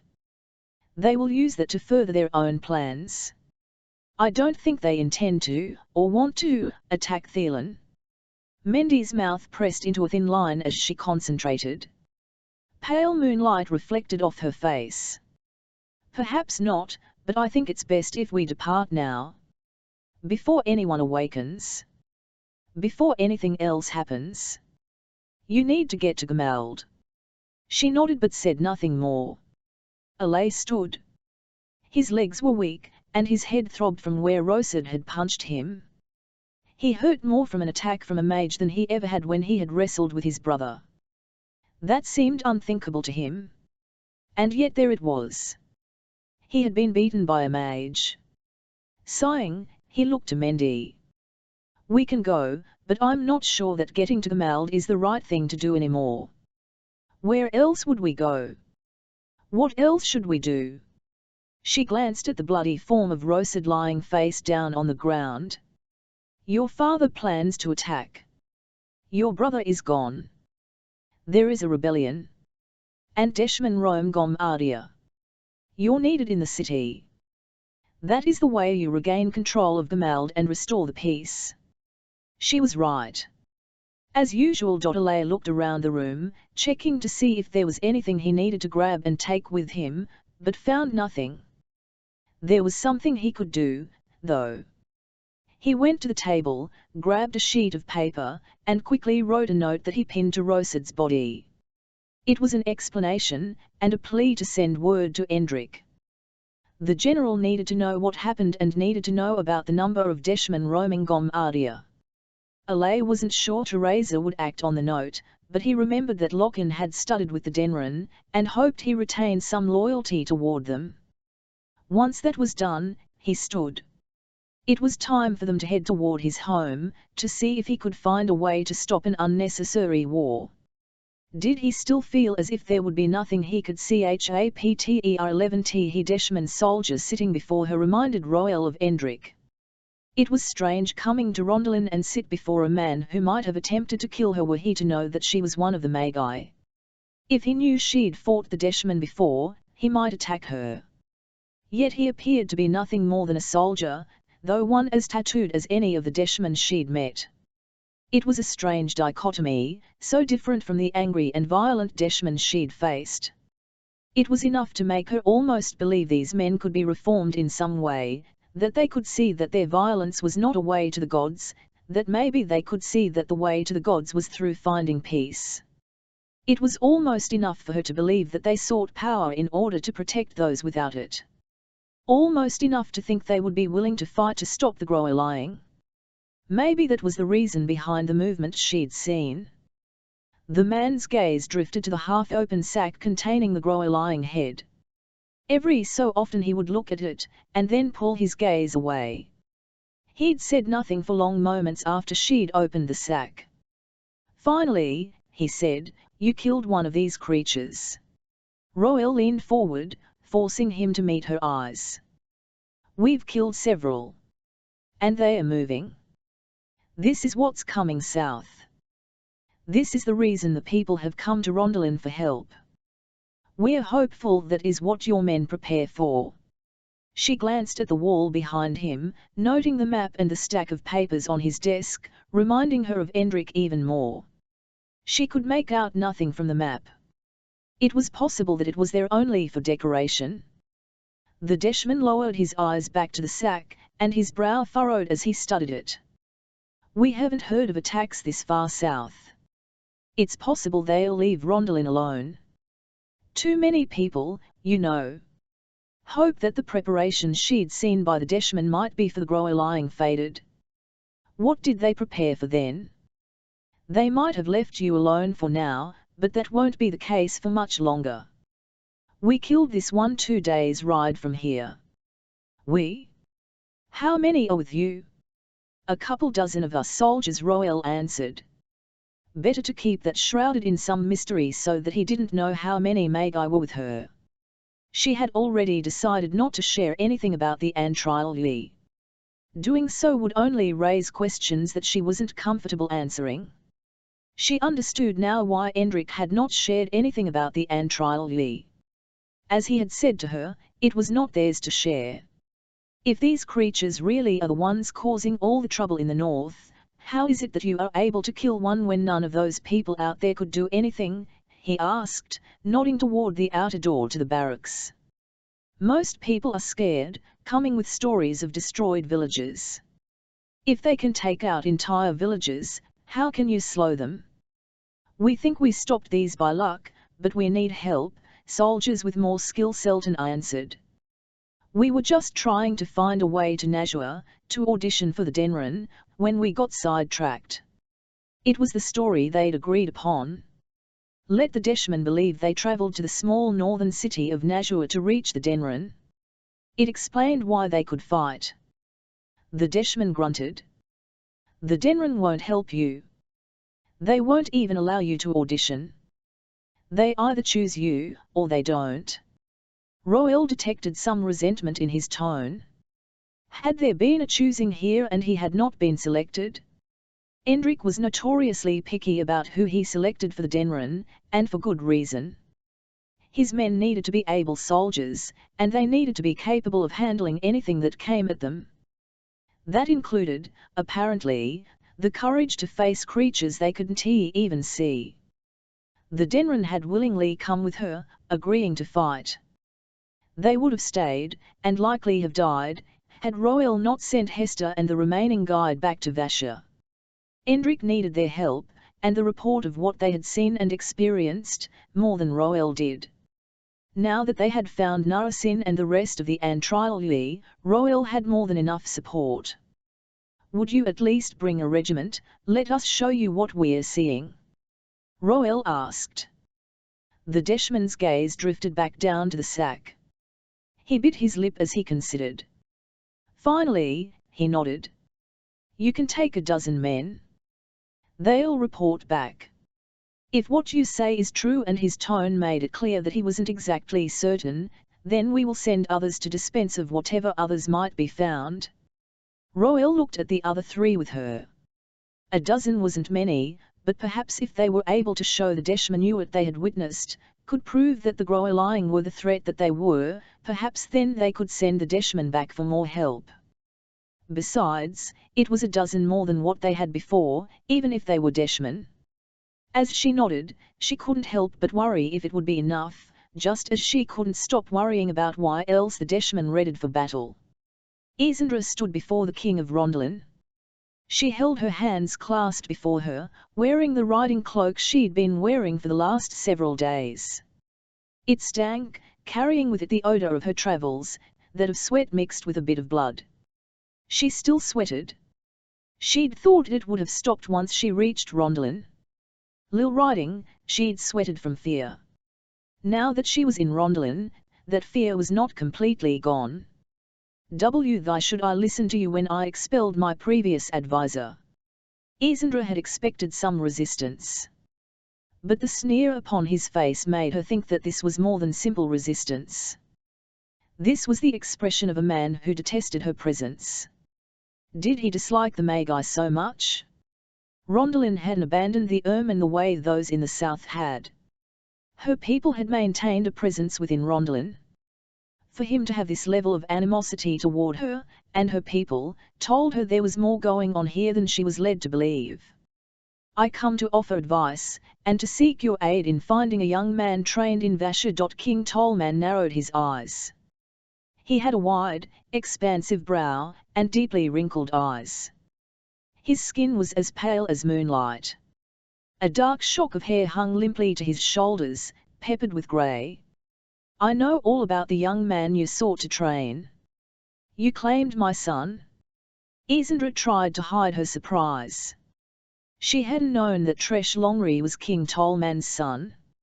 She hadn't realized the king had any sons. "We sought to provide an opportunity," she said. "The ermine needs a steadying influence, opportunity. You abduct my people, and you claim it an opportunity." She had made a mistake, what seemed another in a series of mistakes she had made since leaving Vasha. The first had been believing that Endrik had sent enough men with her. That clearly had not been the case. The second had been in not understanding the true threat of the Deshman. Having lost all the Denren who had come with her, men who were skilled soldiers, had driven that home. It was too late, but she understood. The final mistake, possibly the one that was the most troubling, was that she had underestimated the animosity the king of Rondalin had toward the Magi. She suspected that even Endrik hadn't known, or he would have sent more men with her than he had. "If I've offended you, help me understand what I can do to get back into your good graces," she said. The king's gaze slipped past her, and she resisted the urge to turn. "There is little you can do to get back into my good graces. Besides, it is not only my graces you find yourself out of." Another man joined King Tolman. He wore a deep grey cloak, with the hood pulled up over his head. It appeared that pools of reflected lantern light glowed from beneath the hood. Isandra was aware of power coming off of him. Had she not known better, she would have thought him Majeborn. "This is my advisor, Raim. You will be dealing with him." Isandra searched her mind, trying to think if she had heard that name before, but came up with nothing. She tipped her head toward Raim, thinking that she could take the opportunity to persuade him to allow the Magi to work with the people of Rondalin. "Advisor Raim, perhaps you can offer me some assistance in understanding what I can do to better serve the people of Rondalin." "The Magi seek to serve." Raim took a step toward her. Power radiated from him, and she suddenly understood why she recognized it. It was Deshman power, the same power that had taken the Denren from her. "Your first mistake was taking Mr. Longri from Rondalin. Your second was returning here yourself." Isandra took a step back, wanting nothing more than to get away from this man. He was Deshman, she was certain of it. If she could escape, she could return to Vasha and explain what had happened. The others of Alrein's council had to know. Not only had the Deshman taken hold in the north, but they essentially ruled here. Before attempting anything, they had lost. As she started back, she found that she couldn't move. She reached for her mage gifts, but they failed her. Something struck her, and she screamed. Pain came next, over and over again, until Isandra lost consciousness. Chapter 12. Endrik unsheathed his sword, and Novan readied his staff. Alrein held his connection to the main Ellen, wanting to ensure he could reach it. There might be little he could do if the Deshman attacked, much like there would be little he could do if the eldest returned to attack him. Alrein had barely survived the first time. If it came to another attack, this time with his head still throbbing, he didn't know if he would be able to counter his old friend. "Are you ready?" Endrik asked. Alrein was surprised to note that Endrik asked Novan, seemingly unconcerned about Alrein. Novan tapped his staff. Alrein had always assumed that it was a walking staff, thinking the man had achy joints from years spent travelling, but as he tapped the staff on the ground, Alrein noted the faint twisting lines of what appeared to be letters worked into the staff. Not only were they letters, but Orion suspected they were made out of Turulin. Was the entire staff Turulin? Would Novan have a staff made out of metal that was mined deep beneath Vasher? Endrik once again touched the wall, and the door slid open. On the other side, Orion counted 7 men. Each wore a dark robe, nearly perfectly black. Tattoos were visible along their arms and up onto their necks. As he watched, the tattoos seemed to swirl, as if they were alive. More than that, there was a dark energy that appeared to swirl around them, almost as if Maynellen swirled around them, suddenly visible to Orion. Should he be able to see that? Endrik darted outward, into the middle of the Deshman. When Endrik had made the claim that he had defeated 12 Deshmen on his own, Orion had known that he was formidable. Even before then, he had known the man formidable. One simply did not become the general of the Denren without having significant skill with the sword, and Endrik was known as the most skilled swordsman to have lived in generations, more so than even his father, and Dendril had been considered amazing. But there was quite a difference between hearing of the skill and witnessing it. The Magi always worked to remain neutral, wanting to avoid getting involved in the actions of men, wanting to avoid warfare. They had retreated more in the last few hundred years, ever since their last mistake with choosing a uniter. It isolated them, created a buffer, and that buffer had allowed the Deshmen to increase their own influence. In addition, that buffer prevented the Magi from ever witnessing a man like Endrik, a soldier in complete control of his skills. When he attacked the Deshmen, Orion could almost imagine that he was acting on behalf of the gods. There was a fluidity to his movements, one that the other soldiers Orion had seen practicing never demonstrated. He slashed his sword a part of his arm, ducking and slicing, and, strangely, power seemed to come from the end of his sword. It was almost as if Endrik used the Maynellen, much like Orion did, but such a thing should not be possible. Then again, Endrik should not have been able to open the door into the chamber either, and he had done that without difficulty. Novan twirled his staff, dark lines streaking along it suddenly glowing, and he struck 2 of the nearest Deshmen. As he did, power exploded from the staff, light glowing. The Deshmen fell before Endrik and Novan. One of the men slipped around, managing to get behind Endrik. Tattoos that went from the Deshman's fingers all the way up his arms, climbing along his neck, swirled up onto his face. Orion suspected those same tattoos worked their way down his back and wondered if they went across his torso and down onto his legs as well. How heavily tattooed was this man? The man brought his sword around. His dark blade seemed to be everywhere. Orion could practically see the way the sword would arc, catching Endrik along his back, likely severing his spine. If he did nothing, Endrik would fall. Losing Endrik would be almost as devastating a blow to them as losing Jostephen had been. Orion pulled on the Maynellen that surrounded the Deshman attacker. There was darkness to it, and when he pulled it within himself, he felt a chill. The Deshman stiffened, his movement suddenly stopping, and Endrik spun, suddenly aware the man was there, and jabbed his sword up through his gut, pulling it up toward his head. The Deshman collapsed to the ground. Orion slowly released the man's Maynellen, but it didn't leave him. The dark energy hovering around him, as if him holding onto it while the man died, had changed something about Orion. "We need to get going," Endrik said. Novan tapped his staff on the ground. Colour swirled along it for a moment before fading. As it did, Orion noted the way that colour seemed to pull on the Maynellen that he had absorbed from the Deshman. Novan tapped his staff once more, and the remainder of the dark energy was drawn out of Orion.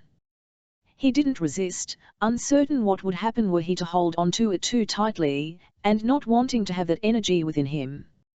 Doing so felt dirty. "We need to check on Ephraim," Orion said. As they started away, Novan pointed his staff at the section of the wall, light burst from its tip, and the wall slid closed once more. Much like opening the wall, closing it from this side shouldn't have been possible by anyone other than a council member. Even strong Magi not of the council didn't know how to close or open the door to this room. It had been a secret maintained by the council for centuries, since the founding. Yet Endrik and Novan both possessed knowledge of how to do so. What did that mean? Orion paused long enough to trigger the shelf to slide back into place, concealing the section of wall. It likely didn't matter now that the man had been removed, but doing so made him feel better about hiding it. Endrik led them forward, and Orion found Ephraim, the old librarian, sprawled on the ground.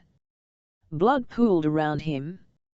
He had a strange marking on his ankles, something like jagged teeth that looked almost like it had been burned onto them, reminding him of the tattoos on the Deshman. When they reached the door to the library, Endrik pulled it open a crack and tipped his head forward, focused on the area outside of the door, before pushing the door closed once more. "We won't be able to get out that way." "Deshman?" Novan asked. Endrik nodded. "And powerful. Can't you fight your way out?" Orion asked. "You've faced 12 at one time." Endrik shot him a harsh look. "I fought through 12 Deshmen, but they were barely powered at all. Those waiting for us on the other side are more like the man you stopped in here. Even if we faced a dozen like them, I'm not sure all three of us could stop a dozen of them." "And how many are out there?" Orion asked. "I counted almost 20, Endrik said. "Even with the historian helping me, I don't think we would be able to pass them. We need to circle around, gather my Denren, and then we can force the Deshman out of the palace." So many thoughts went through Orion's mind. How do you think we can get out of here? How can we circle around? Endrik nodded at the door. "Place whatever barrier you can on there, second eldest. We'll need you to not only buy us time, but we want to prevent the Deshman from gaining access to the library proper. More than just the man exists here." Endrik forced the shelf to slide back again and quickly triggered the section on the wall to open, hurrying into the chamber that had housed the man for all those years. Novan trailed after him, and once they were in the room, they glanced at Orion, waiting. Orion's head was spinning. There was something more taking place here than he understood. But he agreed with Endrik that they needed to protect the library. This was a place of much learning. This was a place that Magi scholars over the generations had preserved information. He might have them in, but losing any of this, especially to the Deshman, would be devastating to the Magi. Orion opened his mind, pulling on the main elan, letting that power fill him. Once more, he was aware of the soft energy that surrounded Novan and Endrik, energy that strangely enough rivaled what surrounded him. Orion tried not to think about what that meant. He drew the main elan into him, pulling it from the air, from the stone worked within the palace, and from deep beneath them from a source he couldn't see though could feel. Once done, he released that energy, placing it into a barrier around the entirety of the library, holding it tight. There were ways to maintain barriers, much like what they had done to the men over the years, and Orion sealed this one tightly. Orion's head throbbed, worse than it had before. Was this the result of having opened his mind more than he'd ever done before? Would he be tormented from this point forward every time he reached for the main elan? If so, would it prove to have been worth it? Yes. Preserving the man was worth his suffering. He joined Novan and Endrik in the chamber, pausing to trigger the door closed. The two men were talking, and Orion overheard Novan saying something that caught his attention. "What will be a bloody affair?" Orion asked. Endrik sighed. "Whatever it will take to push back the Deshman from the palace. We continue to face the increasingly powerful men. That tells me that they have come in full force. There is something they want. It's Stephen. They come to protect him." Endrik frowned. "That may be. It might be something else. Either way, I will be forced to sacrifice many men to push the Deshman out of the palace." Orion was thankful that those of the council were tucked away on one of the upper floors, hidden, but how long would they be safe? How long would he be able to hold off the Deshman? If they couldn't, then those he had recruited from the council, those who had come with him, would end up facing the Deshman anyway. They would run the risk of danger once more. How do you intend to get us free? There's no way out of this chamber other than that door. In answer, Endrik tapped along one of the legs of the pedestal that had held them in. As he did, he seemed to press out with the energy that swirled around him. Orion had to believe that Endrik knew what he was doing and that he had control over that energy, but how? Likely the same way that Novan seemed to have control over the energy that swirled around him. Both men possessed more power than what they should. Both men hid something from him. Orion would determine what it was. When Endrik finished, the pedestal started sliding out of the ground, rising into the air. Orion gasped. How did you? The pedestal had never done that before. As far as Orion knew, the pedestal had been secure, practically built into the floor of the chamber since the palace was constructed. But Endrik had known the pedestal continued to climb, rising out of the ground, but more than that, a section of the floor started rising as well. As Orion watched, the pedestal rose nearly to the peak of the ceiling. A dark opening appeared below it, one that led down into the floor. Orion looked from Endrik to Novan. Neither man seemed surprised by this. How long has this been here? He asked. At least now he understood why Endrik seemed unsurprised by the man, and seemed to know its contents, though he should not. Long enough, Endrik said. Where does this lead? Orion asked. As he did, he could feel where it led. Heat billowed out of the opening in the floor. It was a dry heat, one that was born of the mines deep beneath the city, and of the metal that ran through the mountain. With certainty, Orion knew this led deep beneath the palace, down into the tunnels that had long been closed. Would there be tunnels that led directly into the palace? Why would there be such access to the most important work the Magi possessed? Come with me, second eldest, and you will learn more of your founders. With that, Endrik ducked underneath the pedestal, and down into the darkness. Novan quickly followed. Orion stood before it, hesitating. Then, holding onto the connection to his main elan, he followed them into the heat, beneath the city. Chapter 13 Jacob awoke from the dream, separating himself from it slowly. Like the others, it had been vivid. Real. He had been there, had been Amelin. What did that mean? And what did it mean that he'd seen the beginning of the Daniamin? He'd had visions before, some so real that he felt he'd been there, but this was less him watching like an outsider and more that he'd been living it. Was the power of the great forest so much that he would have those visions? Stranger still, Amelin had recognized his presence, going so far as to silence him. Was happening to him?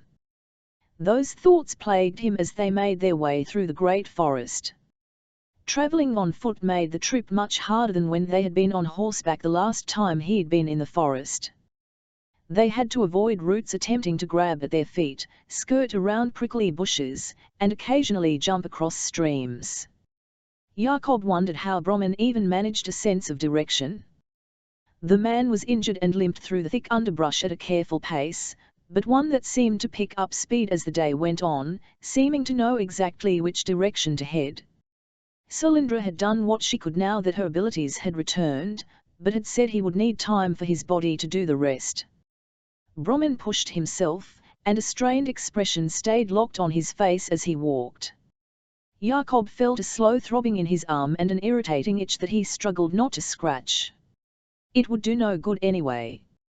His injury was minor, at least, Cylindra had told him it was.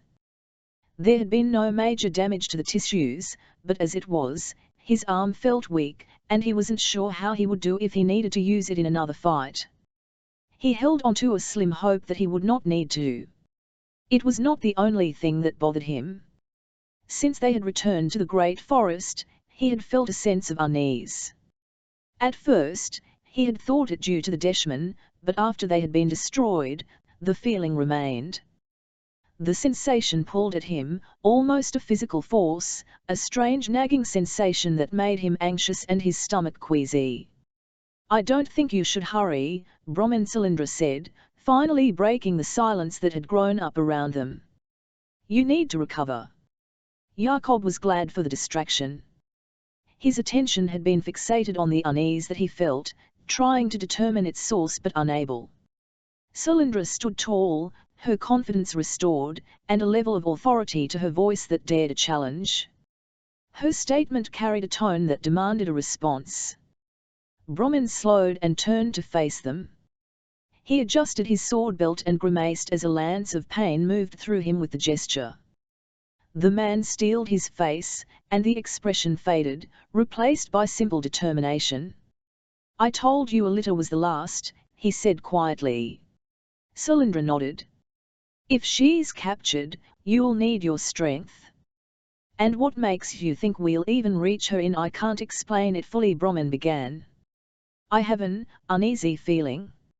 It's growing the more we travel. I think she calls me." Jacob thought he understood the source of his unease. "Her time is short," he said, not meaning to speak it aloud. Brahmin's eyes hung with an unasked question of whether Jacob could feel it too. "Instead," he said, "she is old, and was weakening even before she was captured. She was nearing an end and knew it. Just not this end. Not this way. Raim can't claim her as he has claimed so many others. That one's history stretches back farther than most," Anda added. "She has lived a long time, seen much." Anda's voice became distant as she spoke. "We'll lose much more than a litter when she is gone." She spoke the name with a musical accent, the hint of the ancient language to it. "How?" Salindra asked. "She is a goddess. How can she die?" "She is still mortal," Brahmin said. "And there are limits to what she can do. Even in her prime, there were limits. If Raim has captured her, PM not sure what she is capable of doing. If anything. Can we stop him?"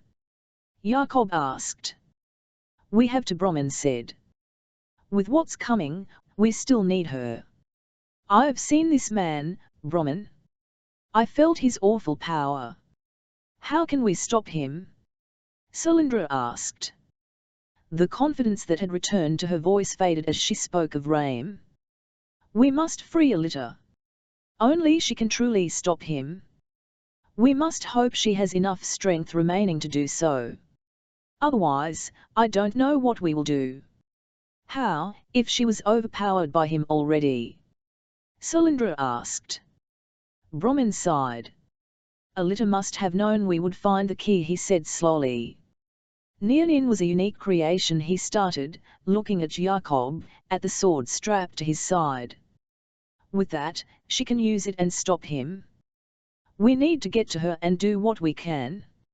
It will be enough." He fell silent. After a while, he whispered, "I must believe it will be enough." He turned away from them then and started off again, Salindra quickly on his tail with a quiet question on her lips. Jacob watched Brahmin's back as he limped onward, chewing his lip as he thought about what the man said. Would the sword be enough? There was something special about Nimin. He knew that every time he touched the hilt and felt it faintly buzzing with energy, but would it be enough to help the trapped goddess? "You are troubled." Jacob was startled from his thoughts and looked over and saw Anda staring at him strangely. "I don't know, Anda," he said, flicking his eyes toward Brahmin. "Alita is powerful, but the high priest still captured her. I worry that even with Nimin, she won't be able to stop him." She touched his arm. A wave of peace slipped through him as she did, and he sighed, finally relaxing and letting the worry about the goddess fade. With it faded the strange pull upon his senses and the hint of anxiety that came with it. "Come," she said, leading him after Brahmin. "We can do nothing until we reach her." He followed, watching her exotic face, the long eyelashes, her strangely slanted eyelids, and hairless head. She was unlike anyone he had ever known. A peace and serenity emanated from her, granting him the sort of peace he had not known for years. It was something he had not realized had been missing until now. "Will the sword be enough to save her?" Jakob asked Ander. Ander smiled again. "I do not see along the fibers the same way as the demon, but I think you were meant to wield it," she answered. Demon. The demon were, what men called gods. A litter is demon. You must save her and the sword. She paused as she considered her next words. "When you were facing that man," she said the word with a hard emphasis, "you did something I have not seen before. You pulled upon the Armaean of the forest." She said the last softly, and it did not carry to Brahman or Cylindra. "I do not know what that means. Perhaps it has something to do with Nemin. Perhaps it is something more." She didn't offer anything more on the subject, but he had used the Armaean of the forest. To stop the Deshman, he'd pulled on all the power that he could find around him. His mind had shattered, he still felt a throbbing pain from what he had done, and something had changed. What did that mean? What did that make him? Ander looked over at him and smiled again, and the question disappeared. He felt a distant irritation in the back of his mind, different from what he had felt in the past, but remembered the sensation. "What is an emera?" he asked Ander. The Daniamin's smile turned into something different. A hint of surprise. "Have you seen one here?" she asked. "Not here, but in the Kalama, I saw a vision of a great creature, a huge cat. In the vision, I had known that it was an emera." Then there had been the eyes barely seen as Thea left the forest with the Daniamin, and with it, the strange chuckling in his head. Yet, that wasn't the only time. Then there had been the huge cat that had killed the Deshman what seemed like so long ago. Had that been an emera or something else? The Nemera are ancient creatures, sometimes known as the Watchers. Once, they allowed themselves to be seen. That was long ago, during a time when those like a litter were common. Now, they remain hidden, ghosts among the. She looked at him with the strange, curious trees. Expression again. "They are known in my lands, but I do not think they come to these lands. It is too dangerous." She watched him, studying him a moment. "You seem disappointed." He flushed. "When I was first attacked by the Deshman, I thought a huge creature saved me." "Perhaps one did," she said. "But you said the Nemera aren't found in these lands." "Not the Nemera, but their descendants, creatures men call Mera. They share much of the same traits as the Nemera. Perhaps that was what saved you." Brahman had mentioned the Mera before and mentioned that they were found in the forest. Perhaps that was all there was to it. He expected Ander to say more, but she didn't. They paused for rest at a stream. Ander did not appear to need one. Brahman appeared as if he needed a few days to recover, but he didn't allow himself that luxury. Jakob was forced to keep pushing himself after them. Water was drunk while walking, and Ander passed around a delicious flatbread that was strangely filling. Each ate what they could. Progress felt agonizingly slow. It was late in the afternoon when they heard the sound for the first time. Rain had started hours before, a slow, gentle drizzle that filtered through the trees leaving them wet, dirty, and miserable. A horrible sound echoed from the west and filled the air with its cry. They all stopped when they heard it, and listened. Harsh and shrill, it rang painfully in the air for long moments. Then, as suddenly as it had started, it stopped. Jakob shivered violently for a moment. What was that? He didn't get a chance to hear an answer. The sound came again, just as loud. It tore again through the forest, as if bouncing off the trees. It lasted longer this time, an occasional pause throughout, yet eventually died off again. What could make a noise like that? Solyndra asked. Her brown eyes were wide, her reclaimed confidence a memory. Brahmin finally slowed to a stop. He breathed heavily and stood favoring one leg, but there was no other outward sign that their rapid pace was taxing him. I have never heard its like, he answered, as surprised as the rest. Anda had a calm expression upon her face and looked toward the west. I have, she said, and they all turned to stare at her. You have nothing to fear. The trees of this land are powerful. What do you mean? Solyndra asked. Anda didn't answer, though she smiled and nodded to Jakob. He looked skyward, toward the trees around them. The trees are powerful. As he considered her words, he again saw the tree's Armaean, saw it as it flowed around everything, and was reminded of the trees of Anda's land. There was a power to this forest, much like there was power to the Daniamean forest. The trees? Brahmin asked. A note of skepticism touched his voice as he eyed the Daniamean for a long moment. Anda nodded. There is only one thing that sounds like this. Brahmin considered her carefully with his dark eyes, and his frown wrinkled his forehead. It's to the west of us, Brahmin said. For now. We must continue. They heard the sound several more times throughout the afternoon. Each time, it startled them, and each time, as harsh as the first time they heard it. The strange itch at the back of his head returned and was different from how it had felt before. No longer was it abrasive. Now there was a strange warmth, almost a recognition, and he did not push it away. Was it the Nemera? Probably not, he decided. Anda said the Nemera avoided these lands. Maybe it was the pull from a litter. The rain continued on through the evening. Brahmin left the camp preparations to the others and lowered himself carefully to the ground where he leaned back against a tree and closed his eyes. His lips moved soundlessly, and a peaceful expression crossed his face. Jakob watched for a little while before turning to help Solyndra with the small fire she had started, gathering firewood and clearing the brush around it. Anda did something to the trees and created a small shelter from the rain. Jakob. He turned quickly and saw Brahmin standing behind him, staring at him. He looked calm, relaxed. Almost refreshed. As he moved toward Jakob, there was little remaining of the limp that had slowed them throughout the day. He motioned at him as he approached, signaling him to sit near the fire. Brahmin joined him at the edge of the growing firelight and knelt in the soft underbrush. He glanced at Jakob with his iron eyes and stared for a long moment before speaking. We haven't had a chance before, but now that we're here, when did you first start to see the Armaean?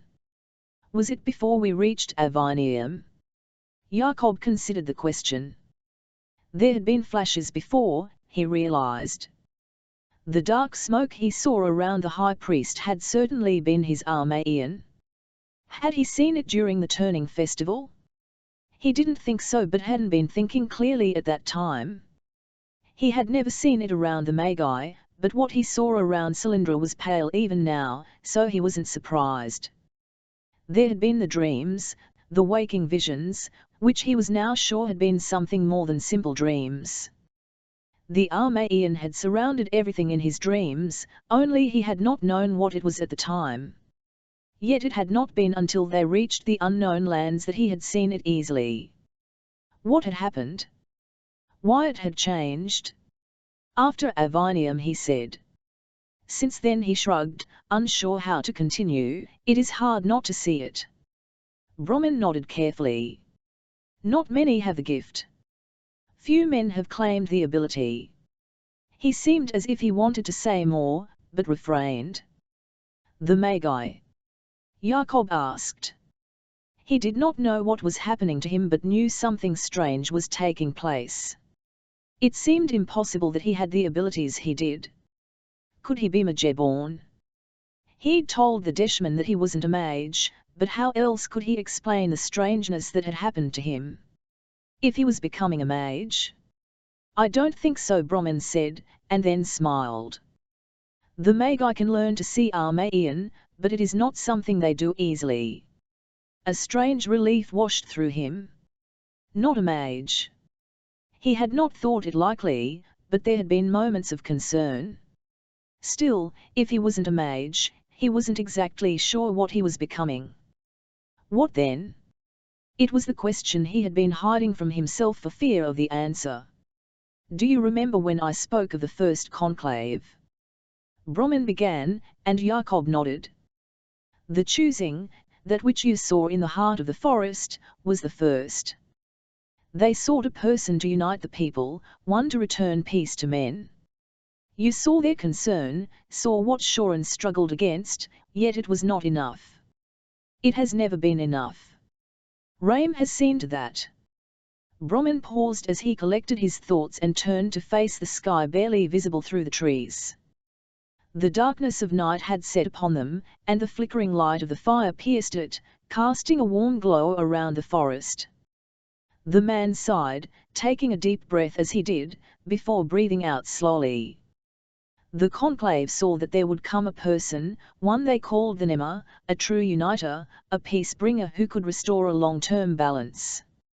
It seemed an ermine dream to have permanent peace, something his father would have sought, a step along the pathway toward the return of the gods. You've told me this before. If this what you think is happening to me? You think I could be the Nema? Jacob asked softly, starting to understand where Brahman was leading him. Your time in the Kalamar was a test. Once an integral part of choosing the peace-bringer, it was the failing of the Magi to understand that there was more. He glanced over to Cylindra. You have been chosen as the uniter. Endrick saw to that, selecting you when he tasked you with carrying the trunk. The time in the Kalamar confirmed that you will be the next uniter, much as I was confirmed. You? Brahman smiled. The Magi thought they failed, but they did not. I served and was given a gift for my service. When my time as the uniter ended, the conclave made me the hunter, and I still serve. Jacob shook his head. I don't understand. Brahman rested a hand on his shoulder. You will learn what it means, he started. It is a responsibility unlike any other, and one that I am sure Endrick did not thrust upon you lightly. It was to have been him, but perhaps he knew better than all of us. He paused, and his eyes met Jacob's. There is much about you I don't understand. PM sure the answers will come. They sat in silence a moment. Aaron called me the uniter of men, Jacob said. Brahman sighed. Perhaps. The Kalamar translate Nema differently, but many who speak the ancient language do the same. The result is the same, this person will establish peace. Perhaps the sword was the key all along. Jacob thought about what Brahman suggested. Even before Nirnin had awoken following his time in the Kalamar, he had experienced strangeness. There had been the visions and the strange waking dreams. There was his experience outside Rondolin when time had seemed to stop. And then again within the mountains when he had pulled the rocks down upon the grower lying. Then there was his rapid mastery of the sword when previously he had been average at best. Yet had any of it happened before he had held Nimin? No, he decided. He had been positively normal before retrieving the sword from his father's quarters and holding Nimin for the first time. What was this sword turning him into? Could he be the Nema? You're not certain, Brahman suggested. Jacob nodded slowly, closing his eyes as memories of everything he had been through flashed through his mind. I don't know what's happening, Brahman. Could it all be related to the sword? I don't claim to understand everything in the world around us. I've seen much, experienced much in my life, but I've never seen anything like I have seen around you. Does it mean you are the Nema? He asked. Giving a shrug, he said, maybe not, but there is only one other I know of who may be able to explain what is happening to you. Alita, Jacob said. Brahman nodded. So either way, we must find her and save her. For her sake and yours. The words hung heavily in the cool night air before Jakob nodded. There was a different level of urgency to their mission now. As Brommen stood, he rested a comforting hand on Jakob's shoulder, squeezing with surprising strength, before walking away. The man did not say anything as he left, now barely a hitch to his step. Brommen made his way over to Cylindra, who frowned as he approached. She reached to check him over, and he waved a hand at her half-heartedly, which she ignored. There was a small smile on Brommen's face as she worried over him. Jakob sat, staring blankly at the crackling flames, enjoying the warmth the fire provided, and barely registered when Anders sat next to him. "He spoke to you of the Nema," she said. Jakob looked over to her and was startled. Anda had done something to her features, creating a more human illusion. Her eyes slanted a little less. Eyebrows were filled in where before there had been none. And she had a full head of flowing golden hair, stretching down to fall to the middle of her back. She was stunning. Yet Jakob could see through the illusion if he tried. If he focused on the energy surrounding her, the Armaean swirling densely around her, he saw her Danamean features again. Blinking, he forced his mind back to the question she had asked. He stuttered, finding it suddenly difficult to organize his thoughts. He did. Anders seemed to blush. Jakob was not certain, but it was almost as if her eyes flushed with color rather than her cheeks, but it passed quickly and was gone. "Will I pass?" she asked quietly, avoiding his gaze. He nodded. "You're beautiful," he said, catching himself. "You were beautiful before, though." She touched his arm. It was a brief thing, but the peace she radiated filled him, and his fluttering heart slowed. "Thank you," she said, almost flushing again. She reached up to her golden hair and twirled her fingers through it. "This is an easy veil to maintain, and should make our passage easier."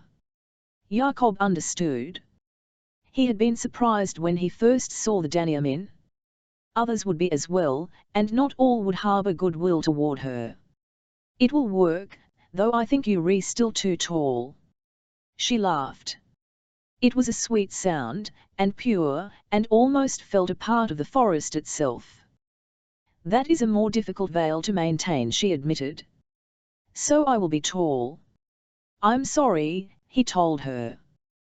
"That you must wear this disguise," he answered. "That you're stuck here with us, unable to return home." She reached out and rested her hand lightly on his arm again. A wave of calm came with the touch and stayed with him. "I have many paths before me." "What do you mean?" he asked. She caught his eyes and smiled. "Only that I do not worry about such matters," she answered. "I will end where I am meant to be." Jakob surprised himself by laughing. It had been a long time since he had felt anything but nervousness and unease, yet it came easily with Anda. "I am glad of your company, Anda," he told her. "And are yours, Jakob Nielsen." She left her hand on his arm, and they sat staring at the fire, saying nothing more. Chapter 14. Tensed in her saddle, uncomfortable with the proximity of the Deshman. 12 Deshmen, all with moderate markings, were mounted and rode in silence. She led them, listening for sounds of the Mera to guide them, having sent Lendra back to the Magi with word. Hopefully, the Magi and the Antrilili would follow Roel and her new recruits, but not too closely.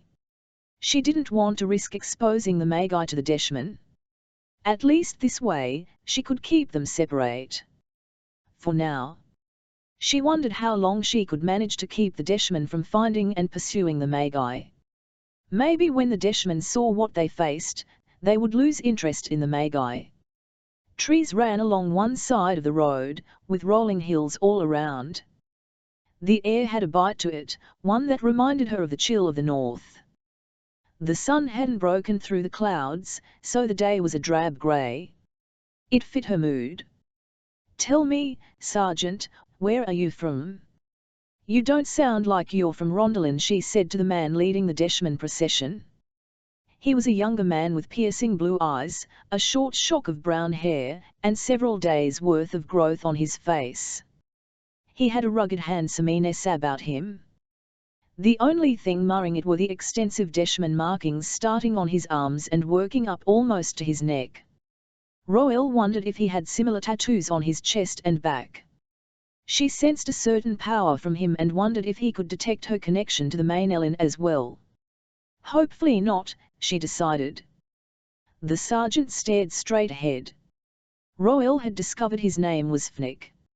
It sounded like a northern name, and she wondered if he had come to Rondelin from one of the northern villages. "I'm from a place called Inissa." For a moment, Royal wished that Lendra was still with her. Having studied maps and geography, the historian had an understanding of such things that Royal didn't possess. Would she have known where Inissa was? Would it matter? "I'm not familiar with Inissa," she told Fnick. The procession made their way east, and gradually south. Occasionally in the distance, she would hear the sound of the mirror and wondered if the Deshman recognized the sound. Fnick didn't seem to. "Inissa is in the northwest, just beyond the upper foothills," he said. "How did you end up here?" she asked. "The attacks." He shrugged. "At least the rumors. Others come south, so I did too. Living in the north, you begin to realize help isn't going to come. You need to find your own way." "What of the Denren?" He turned to her. "Captain tells me you're searching for an audition with the Denren." "They don't take auditions." "By that, you mean you weren't chosen," Selton said. He'd been riding nearby and had been mostly silent before now. Royal thought the comment a bit harsh, but it was a good point. It was possible that Fnick's anger came from the fact that he hadn't been chosen by the Denren. Not chosen. Not offered a choosing. The Denren haven't made their presence known in Inissa in a long time. "That's why you converted?" she asked. Fnick nodded slowly. "The order demonstrates strength in the power of the gods. It's something I can see. Something I can feel." His gaze drifted to the markings on his wrists that were visible. "The gods have given me strength, and they have given me the ability to help protect my people. That is more than the Denren have ever done. More than even the Magi." He fell silent again, and Royal didn't want to push the issue. Besides, he spoke the truth. The Magi hadn't done anything to help protect the people of this part of the world. They may have offered King's Magi advisors, but they never did anything more than that. For years, they hadn't even tried to exert their influence in any meaningful way. Choosing the delegates had been the first time the Magi had attempted to intervene in as long as Royal had lived. "I thought you said these creatures were coming out of the north." Royal nodded. "They are out of the north. They seem to be moving somewhat east." "And will Miss Rondelin?" Fnick asked. "I don't know. We suspect there are more than what we've been able to track. If that's the case, some might miss Rondelin, but others might attempt to destroy it." Fnick's face darkened, but he said nothing, and they rode on in silence. As they rode, the day grew long. Selton and Jin remained quiet, but she detected their tension, both uncomfortable with the proximity to the Deshman. The Deshman, for their part, were silent. They were nothing like the violent aggressors the Magi had encountered before. There was a difference, there had to be, though she didn't know what it was. Maybe Fnick could help her. "Tell me about the Deshman," she said. Fnick looked over. With his deep blue eyes, he was almost disarming. "If you are faithful to the Ermine, you will find the ideals of the Order difficult." Royal almost sighed. "I'm not certain how faithful I am to the Ermine," she said. As she did, she realized that it was truer than she realized. She'd been raised to believe that the Ermine meant peace, that they were the way to reach the gods, but what she had seen and had been forced to do felt nothing like that. She didn't want to become like the Deshman, and didn't believe that violence and exerting force upon the world was the way to the gods, but she had begun to question. Maybe Fnick could provide her with some of the answers she sought. What would you like to know? The priests can tell you all you wish to know about the faith if that's what you would prefer. The order welcomes all who are willing to listen. And you? What's your role? Roel asked. I'm a soldier. I thought you recognized that. How do you serve the priests?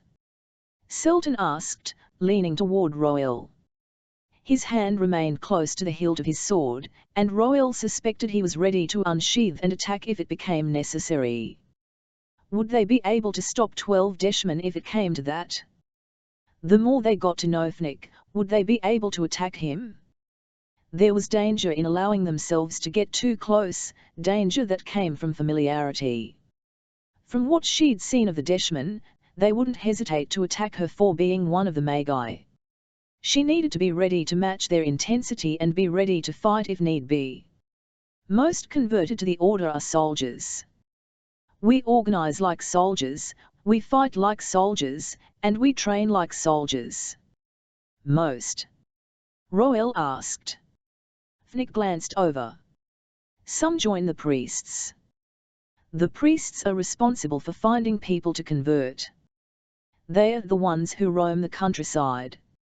When Fnick's eyes narrowed, Roel hurriedly finished. We've heard stories of men coming through villages. I thought that were Deshman soldiers, but those would be the priests. They have a different organization. I'm not familiar with it. The Desh are the ones closest to the high priest. They are given even greater power. I'm just a soldier. That's enough for me. As they continued north and east, the occasional sound of the mirror near her, Roel noticed the shadows stretching. She grew weary and wanted nothing more than to simply sink into a bed, something she hadn't had the luxury of in far too long. All she had known had been the discomfort of the ground, blankets beneath her, but rarely even the warmth of a fire at night.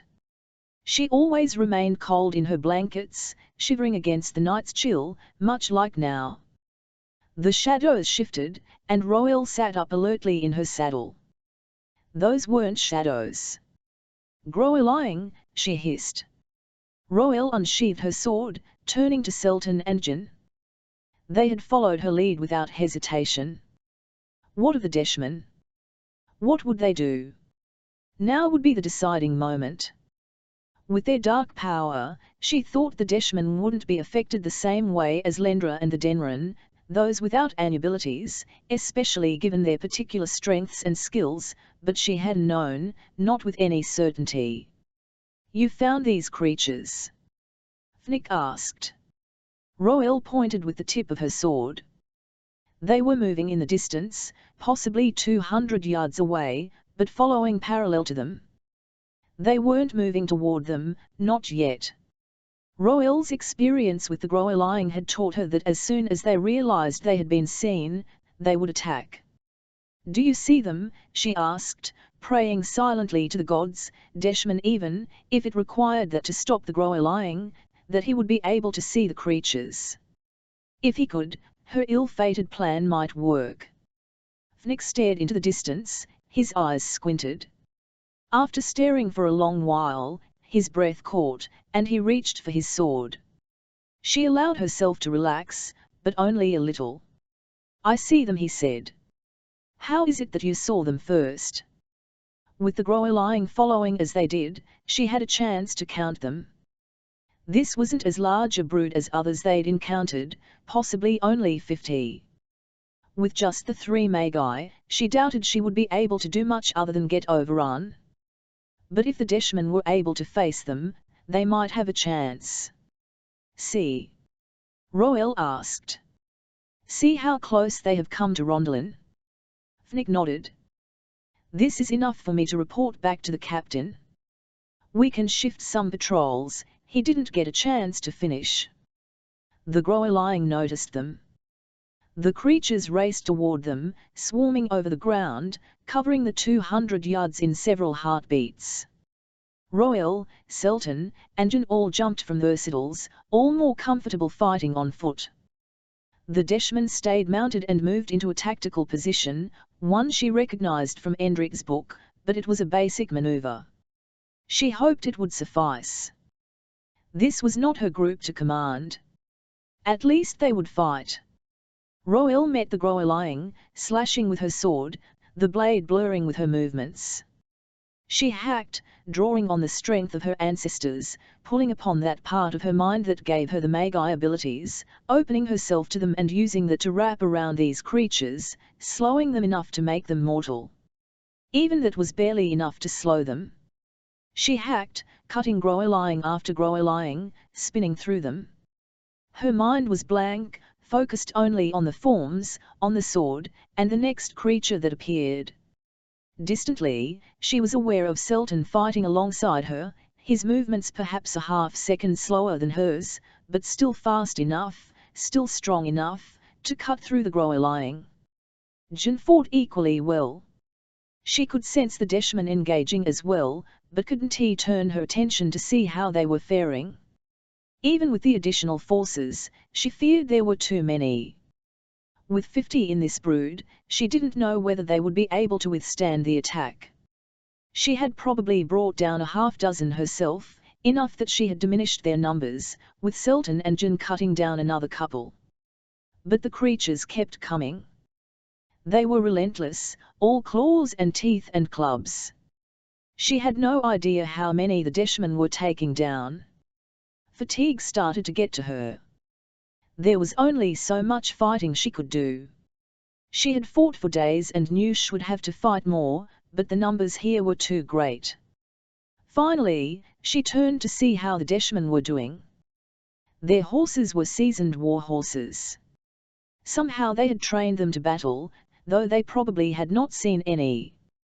The horses kicked at the Groeling, fighting nearly as ferociously as the Mera.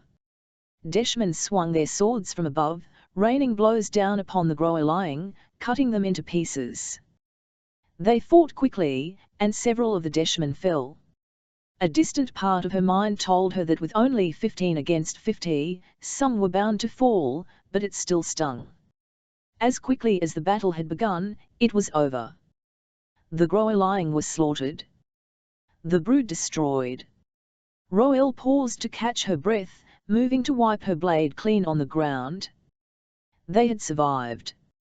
And more, the Deshman had seen the threat, the real threat, the Groeling posed. Would it be enough to coax them into joining them? Fnick glanced from the fallen Groeling to her, the perpetual frown on his face deepening. He stood that way for a long moment without saying anything. He looked at Royal, a question in his eyes, one she knew she would have to answer, but she wasn't sure how he would respond. What would he say to her once he knew that she was a mage? I have not seen a man fight like you.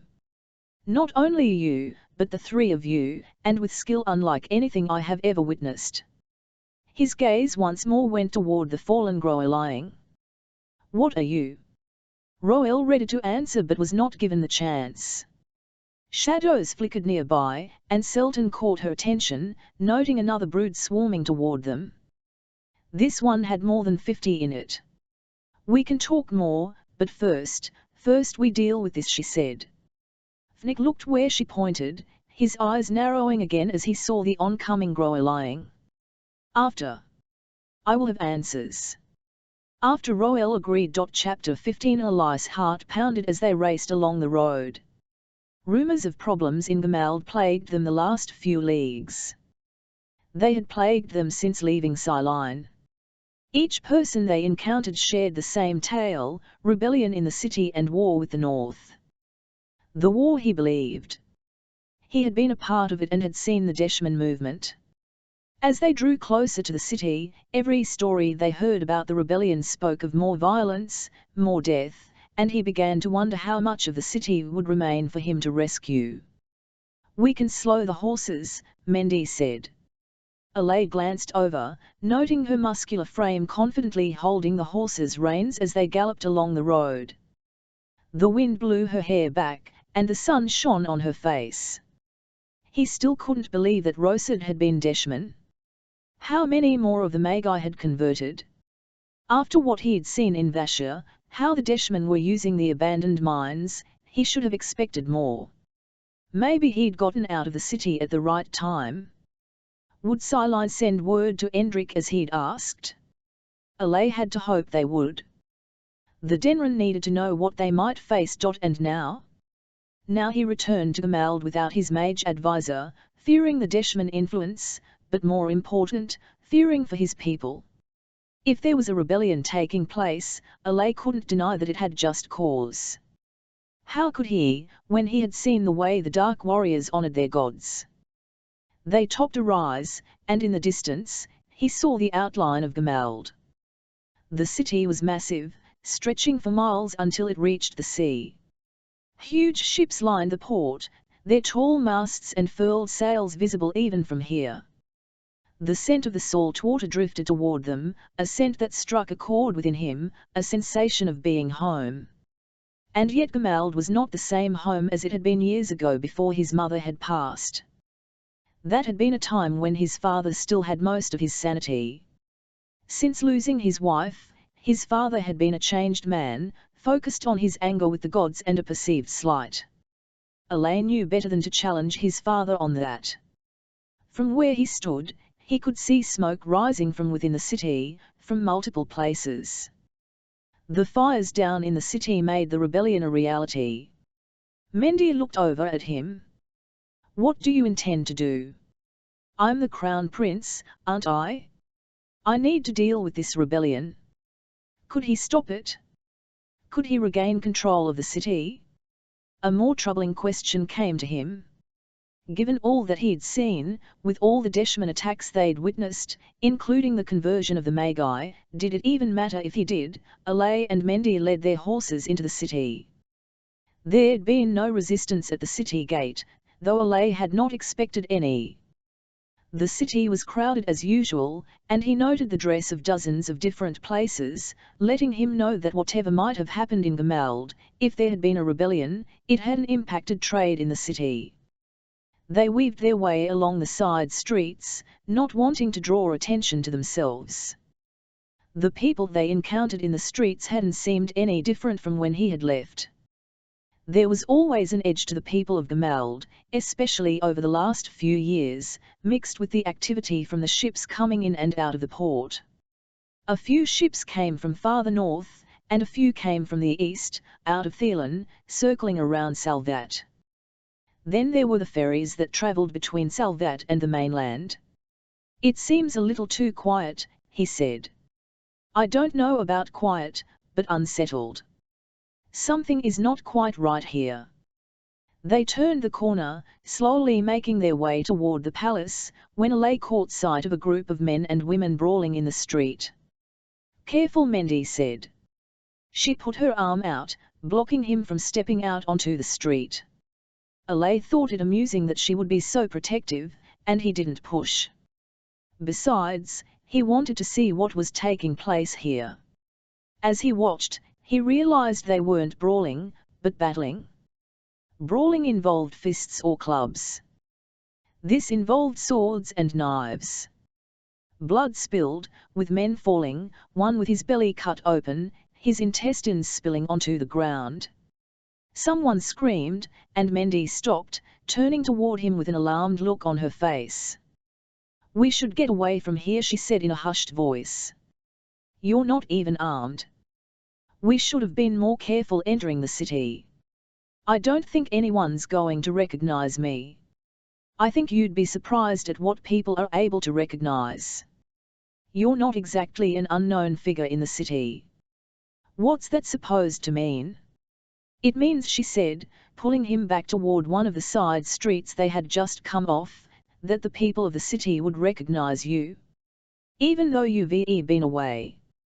Alay hazarded a glance back toward the fighting and realized it was Gamald soldiers battling regular citizens. This was the rebellion. This was what the rumors he'd heard on their way back to Gamald had been about, and the reason he needed to be careful. Mendy seemed to have recognized that more quickly than he had, and hurriedly moved him along the street, wanting to get him away from the fray. Alay shook himself, knowing that he needed to move, but Mendy had stopped short. A dark-skinned man stood barely a few paces away from them with his sword outstretched, pointing it at Alay. A wide grin spread across his face, and his eyes practically twinkled. Nearly a dozen others were arrayed behind him, men and women, each armed with crossbow or sword unsheathed, all prepared to attack, and almost all of them had their gaze fixed on Alay. There wasn't anything he could do, nothing that would keep him and Mendy safe from harm. She was right, he had been a fool coming in here unarmed. He left the city without a sword and returned without a sword. He was to have had Rosid and the Denron with him, but they had been lost in Cylene. Coming to the city empty-handed had placed himself at risk, as well as Mendy. And for what? He could do nothing to defend them, save for the short knife he had in his pocket. Prince Lansington. It's wonderful that you've returned to the city, the lead man said, as his gaze drifted past Alay to the fighting taking place down the street. I think you'll find that the city is less welcoming than it was the last time you were here. Alay started to say something, but Mendy cut him off with a slight shake of her head. Silence, the man asked with a grin. Interesting that you would choose silence. Had your father chosen silence, this might be different, but he thought to destroy half of his people, thinking that he would introduce the southern religion to Gemald. Alay's mind raced. Was this man saying that they were not with the Deshmen? If so, then maybe Alay would be fine. Perhaps he'd be able to tell them that he was trained by the Magi, that they should listen to him. But, what proof did he have? Now that Rosid was gone, there wasn't any way for him to prove where he had been, or what he had learned, other than him asking his people to take his word for it. Alay got the sense that it didn't matter what he said. He got the sense that his relation to his father was all that mattered. The man stepped back, motioning to two men behind him, and they stepped forward. They made short work of grabbing Alay and pulling him toward the dark-skinned man. Rough hands grabbed Mendy as well. When Alay started to object, someone punched him in the stomach. He caught sight of Mendy shaking her head again, warning him from saying anything, but he wanted only to keep her safe. Now, returning to Gemald, he couldn't even do that. She had been free when they were in Vashur, and now they had returned to Gemald, his home, and she was not only a slave again, but she would be captured and harmed, all because of him. Alay could do something about that. If nothing else, he would protect her. He looked up, and one of the men sneered at him. You don't need my slave. Let her go. The man slammed his fist into Alay's stomach again, sending him to the ground groaning in pain. As it passed, the man chuckled. You think we would release her so that she could run back and find help for you? He punched Alay again. No, I think she will remain with us. As will you. The Crown Prince will be useful. Chapter 16 Irian descended the stairs below the pedestal where the man had rested for centuries. The heat assaulted him, growing more intense with each step.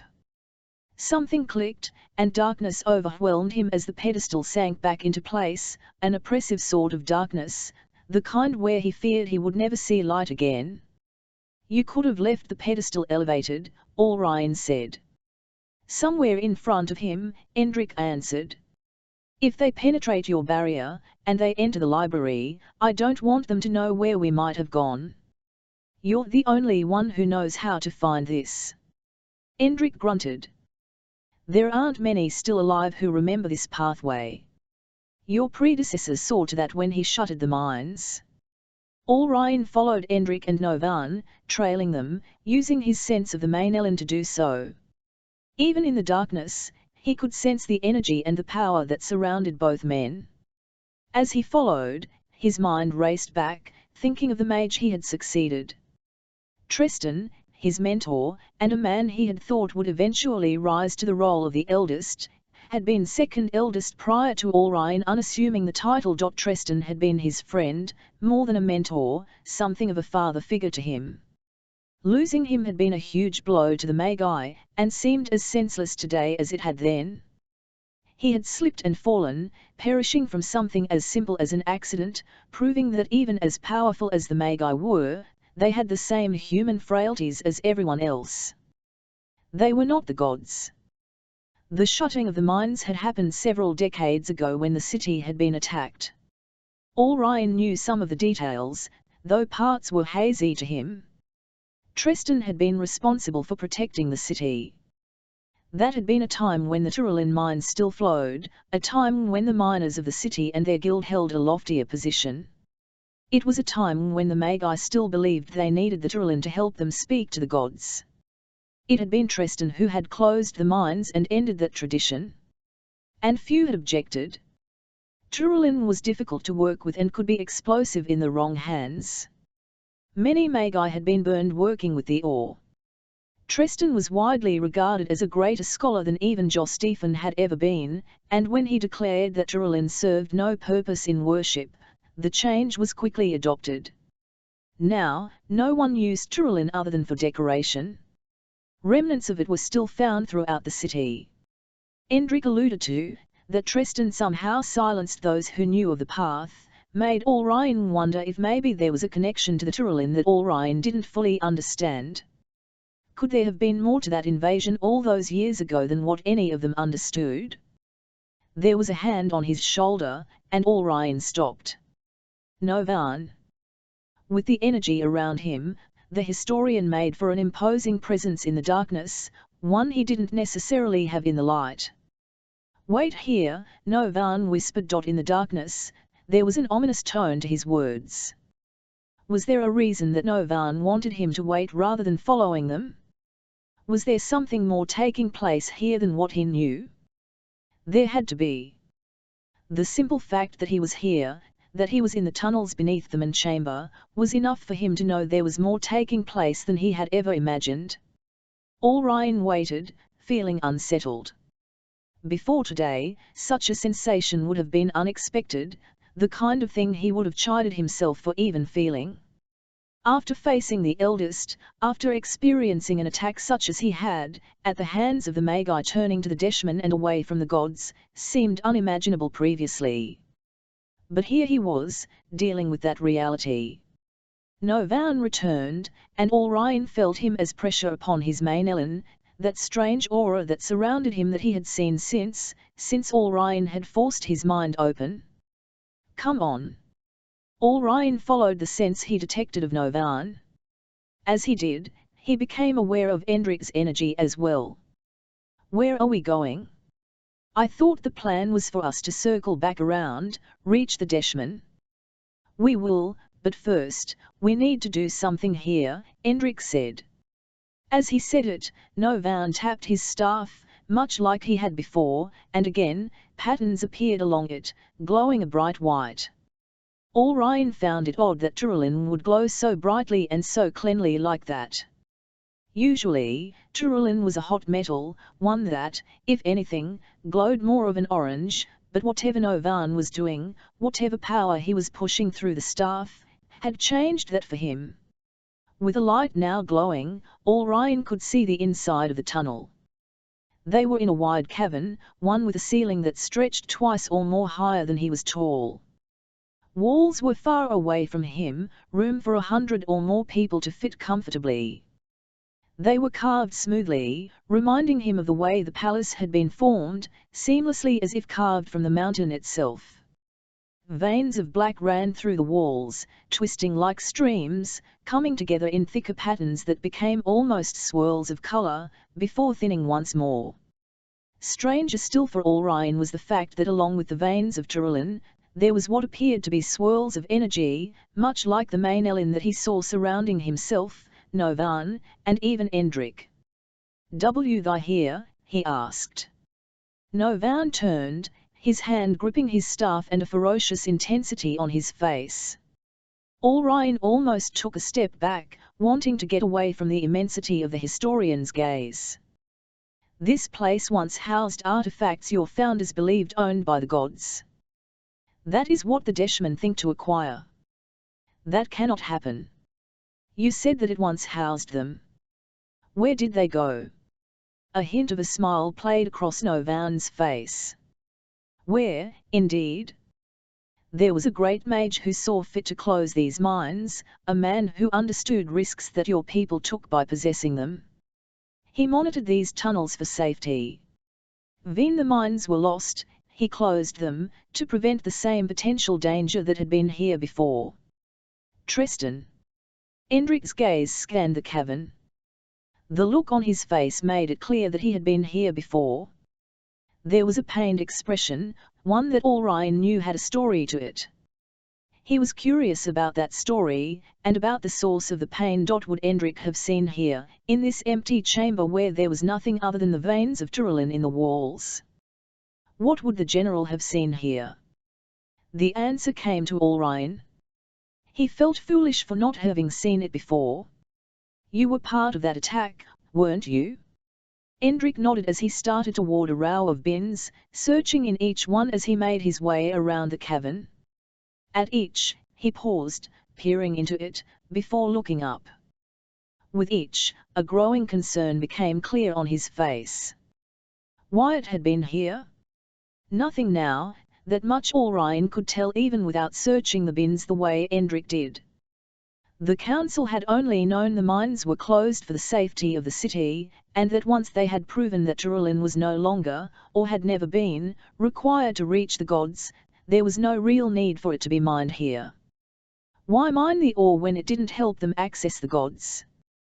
Why leave the mines open when doing so only placed them in danger? And so the Denren, with the assistance of Tristan, had closed the mines. Is that why you brought me here? Ulryan asked. Was there something here you wanted me to see? This place once housed many items of power, Endric said, returning to them. Most were moved. A few had remained. You said most. Why it happened to the rest? Ulryan asked. Novan scanned the room, the intensity of his eyes shifting, becoming more a look of concern. Novan had always been confident, bordering on cocky. For him to have concern, Ulryan worried what was missing from here. Empty? Completely? Novan asked. Endric only nodded. I was warned but didn't have time to investigate. They got here before us. He and Novan shared a look. This time, Ulryan was certain it was concern on their faces. What is it?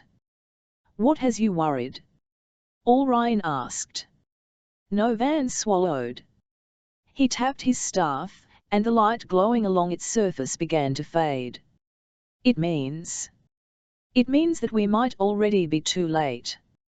For the city? Ulryan asked. Novan turned to them. This is about more than the city. This has always been about more than the city. There is a reason the Deshmen wanted to reach your home. The same reason Vasha has always been so well protected. More than the men? I think that is part of the appeal, but yes, this is about more than the men, Novan said. He shifted his gaze to Endric. I thought we would have more time. I thought she would have more time, Endric said. Who? When they didn't answer, Ulryan turned to Novan. The goddess? Is that who you mean? Rather than answering, Novan tapped his staff once more, and the light flickered out. Ulryan shivered as it did. Endric led them through the now closed Turulin tunnels. Other than the chamber they had found empty, with veins of Turulin that ran through the walls, the mines looked much as Ulryan would have imagined. The walls had the rough markings of picks and hammers, and they had to weave around the occasional piles of rock where the ceiling of the cavern had collapsed. Ulryan did not allow himself to think about what that meant, and whether they had to worry about the collapse of the mines around them.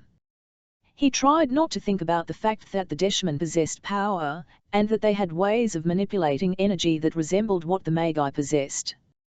It would be a simple matter for Orion to collapse the cavern, drawing on the main element to weaken the stone. If the Deshman attempted something similar, he didn't think any mage would be strong enough to withstand that. He followed the faint glowing along Novan's staff, the occasional tap ringing through the tunnels. It provided a little light, not quite as much as it had at first, especially not as much as it had in the chamber where they had stopped, but enough where Orion didn't have to rely solely on the sense of the energy surrounding them.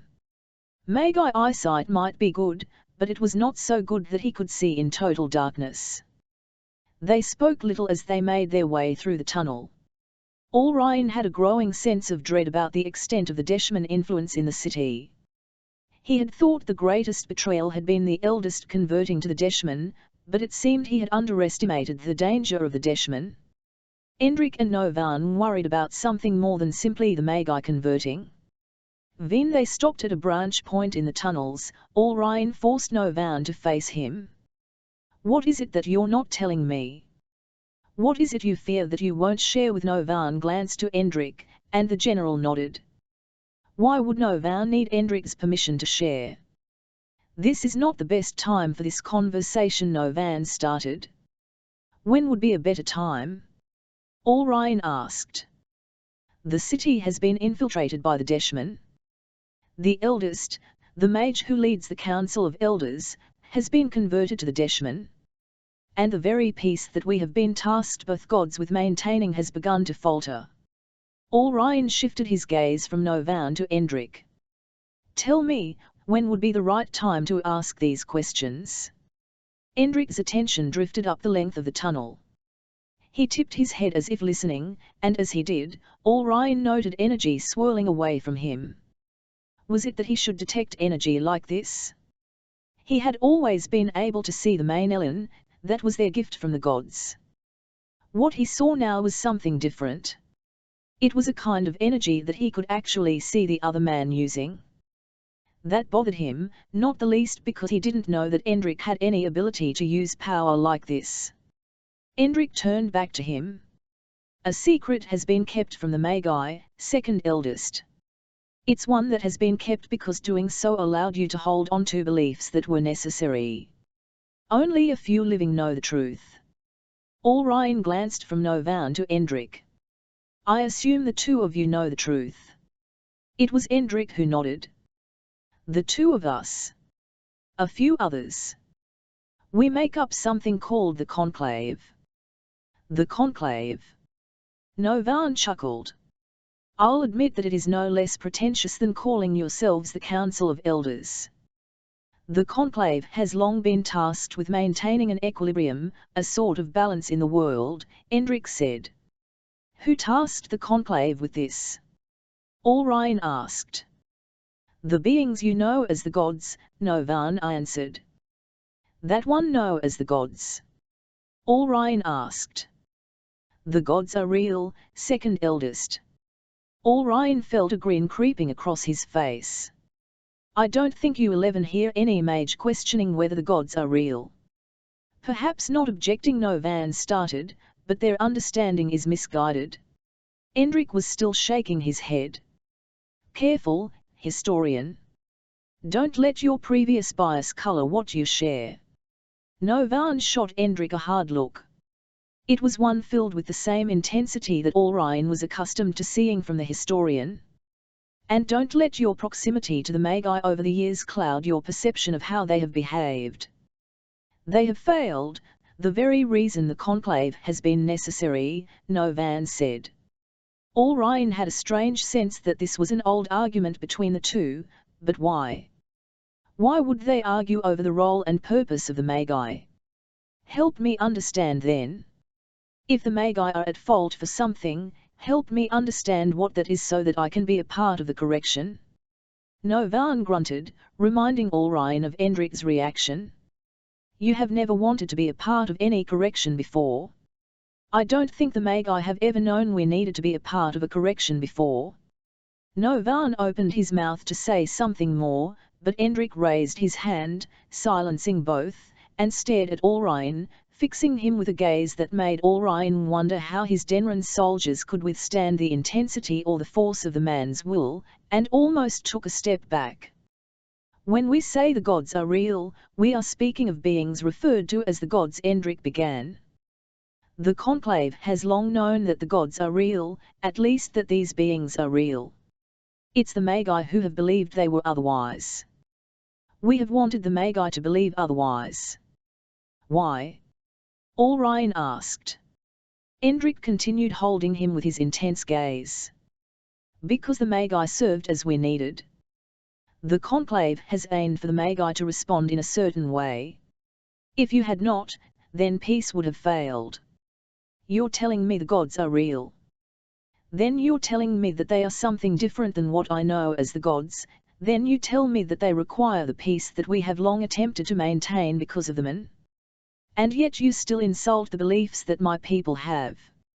Novan tapped his staff on the ground. As he did, light flashed slightly. The beings you know as the gods are historically known as the demon. They are powerful. But their power has waned. What does it matter what we call them? They are gods whether you call them. Recognized the word from the ancient language, and knew there were multiple ways of translating it, and wondered if there was an intentional overlap with the phrase man, or whether you call them by some other title. All that matters is that we serve them as they demand. That is not all that matters, Endrick said. What matters is that their strength has faded.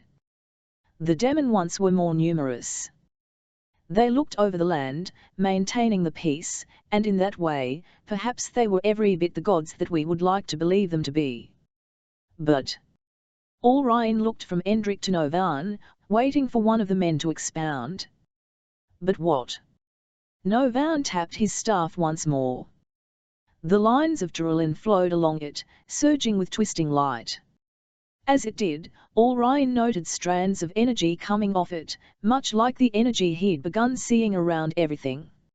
It was different than the main Ellen, but he still didn't quite know what it meant. The demon have faded from the world. Only one remains. Only one. Was that the goddess he had seen in his vision? The gods have ascended to the heavens. They watch over us, Novan chuckled softly. Stop spouting the beliefs of your people and use your mind, Orion. You are an intelligent scholar. You must be for Endrick to trust you the way he does. Stop accepting the dogma your people have taught over the years and start engaging your mind to observe what you see around you. Orion laughed. If you think to turn me into a historian, Novan, you're mistaken. The Magi don't need to be historians to be scholars. Novan tipped the end of his staff toward Orion. Good. Because that's the mind we need right now. We need you active, we need you engaged. If you aren't, we will have a harder time expunging the Deshman from the city. Orion crossed his arms over his chest, his mind racing. The throbbing pain that he'd been feeling since attacking Stephen had begun to fade. Now it was a sort of steady, dull ache. It was still there, distantly, and he at least felt that eventually it would disappear altogether. For now, the worst pain was the memory of what he had done. He didn't think he had damaged his mind, yet there was no doubting that something had changed within him. He saw energy that was not the main Ellen, and he believed it to be real, but what if it was not? What if it was imagined by his injured mind? That would make more sense than for Endrick and Novan to have abilities they should not. Something they said troubled him, and it took a moment for him to recognize why. Does it matter then if the Deshman take hold in Vasha if the gods are not real? Novan smiled. Now you're beginning to think. Now you're beginning to question. That seems to be more of an insult than a compliment. Novan offered a slight shrug. Take it as you will, Orion. Know that there is a reason the Deshman came here to Vasha.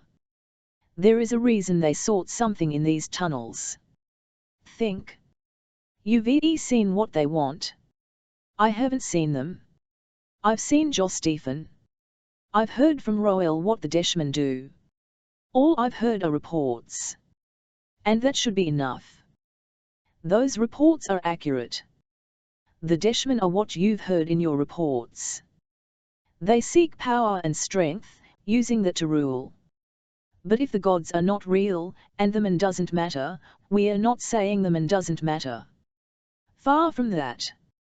What we're saying is that there's a different interpretation than what you were taught to believe. That interpretation is what matters. Orion looked around the tunnels. What would they have found here that would help them gain power? They have entered the city using force, but they should not have been able to enter these tunnels.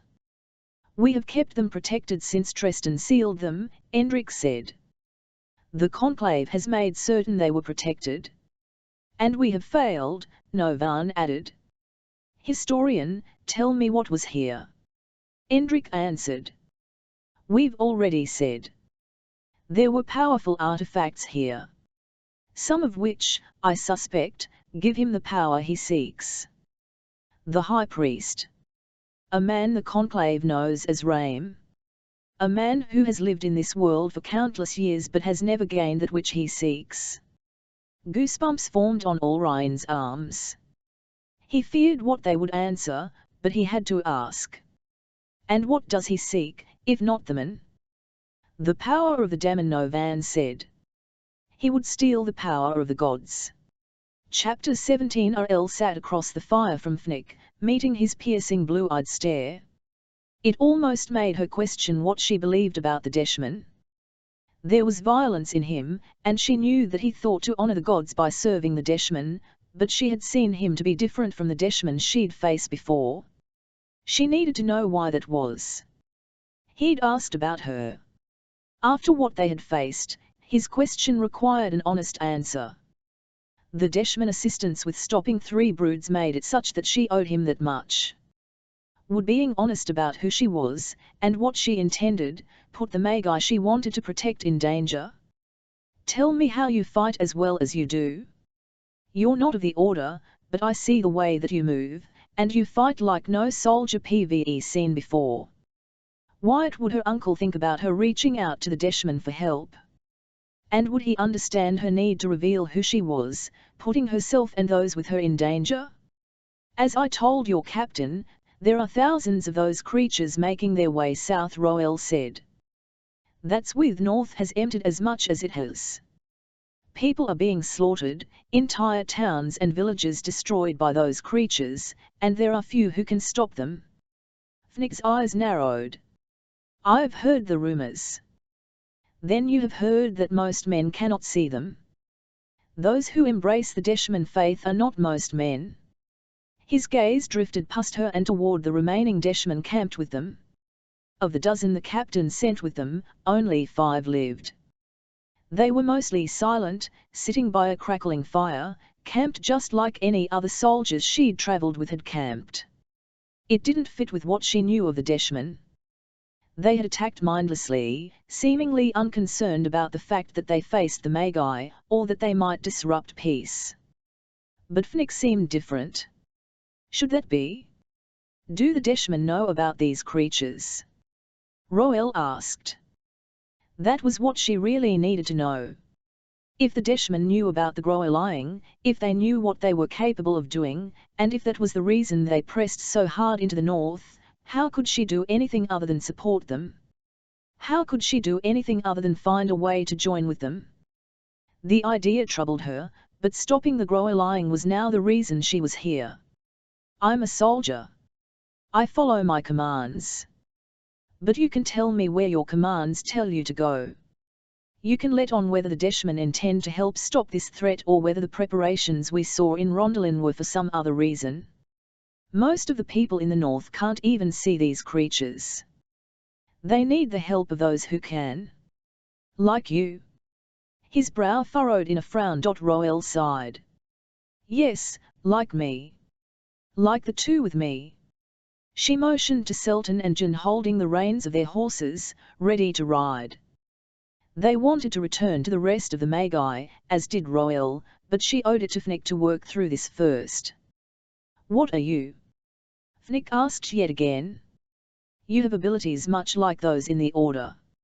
You fight much like the Order. Perhaps the Desh sent you as a way to test me? Is that what this is? Do they doubt my leadership? How many priests were in Rondelin? Roel asked, thinking to change the topic. She did it mostly to discover if there was something else she could learn about the Deshman. There was something about the Deshman she missed, something she didn't quite understand, something that perhaps Fnick could help her understand. The priests have travelled the north, preaching and converting new believers, Fnick said. There have to be some in the city. There are some. The most powerful of the priests returned to our temple, it is a place of power. And the soldiers we saw preparing? They are going with the Desh for protection. Roel worried about how that would appear to the nations in the south. How were you converted? Do you think I'll share all about myself, while you share nothing?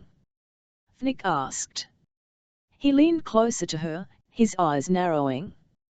The blue in them seemed to glow and contrasted with the dark tattoos working up into his neck.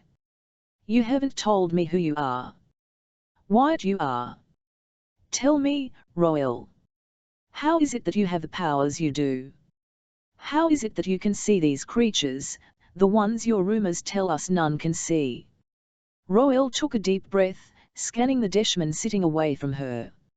She lowered her voice. Because I am Majeborn. The word hung for a moment before it seemed as if the wind carried it away. Fnick started to laugh. His eyes didn't share the emotion, and his face maintained the stern, serious countenance that he'd worn since she first was introduced to him. Indeed? Could it be the Magi finally think to honor the gods through strength? The Magi have always sought to honor the gods, she said. Fnick grunted. Have they? How do they honor the gods when they hide? How is it an honor when they keep their powers hidden, sequestered away so that no others can share in them? How does that honor the gods? The gods give the gifts they give. We must work with what we are given. Or take what we need. Roel sat stiffly, meeting Fnick's gaze. Is that how the Deshman do it? Is that how you gain powers? Fnick stared at her, and she thought he might not answer, but then, he breathed out slowly. He shifted, leaning back, and away from her, resting on his hands as he did. There is a ceremony. We call it the Ascension. It's where our abilities are granted to us. Roel swallowed, trying to hide her surprise. She hadn't expected him to answer. Why would the Deshman use the same phrase the Ermin had for the gods departing the world? How are you granted your abilities? There is a sacrifice. Some must die so others may rise. And you re comfortable with taking from other people? Fnick laughed, a dark sound that made Roel shiver. How could he so easily dismiss what the Deshman did to others? Other people? That's not the kind of sacrifice I'm referring to. He sat up, and the light from the fire danced off his eyes. Animals.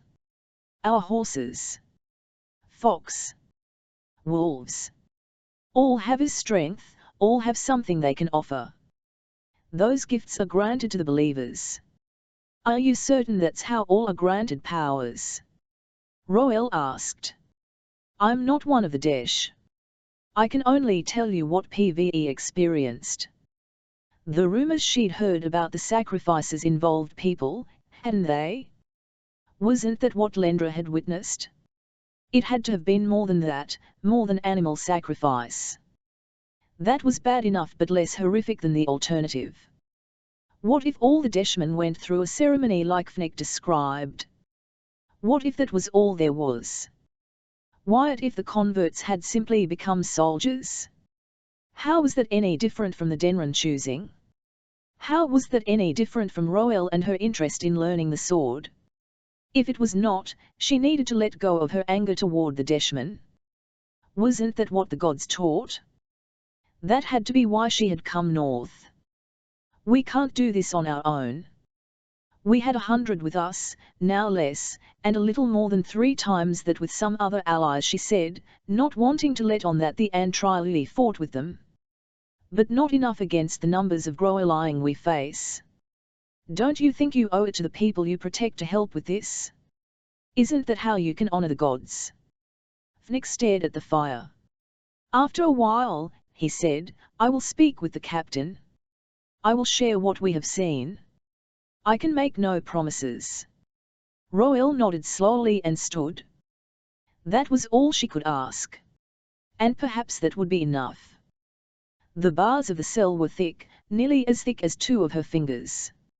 Isandra didn't think she could do anything about them in a healthy state, let alone in her weakened form.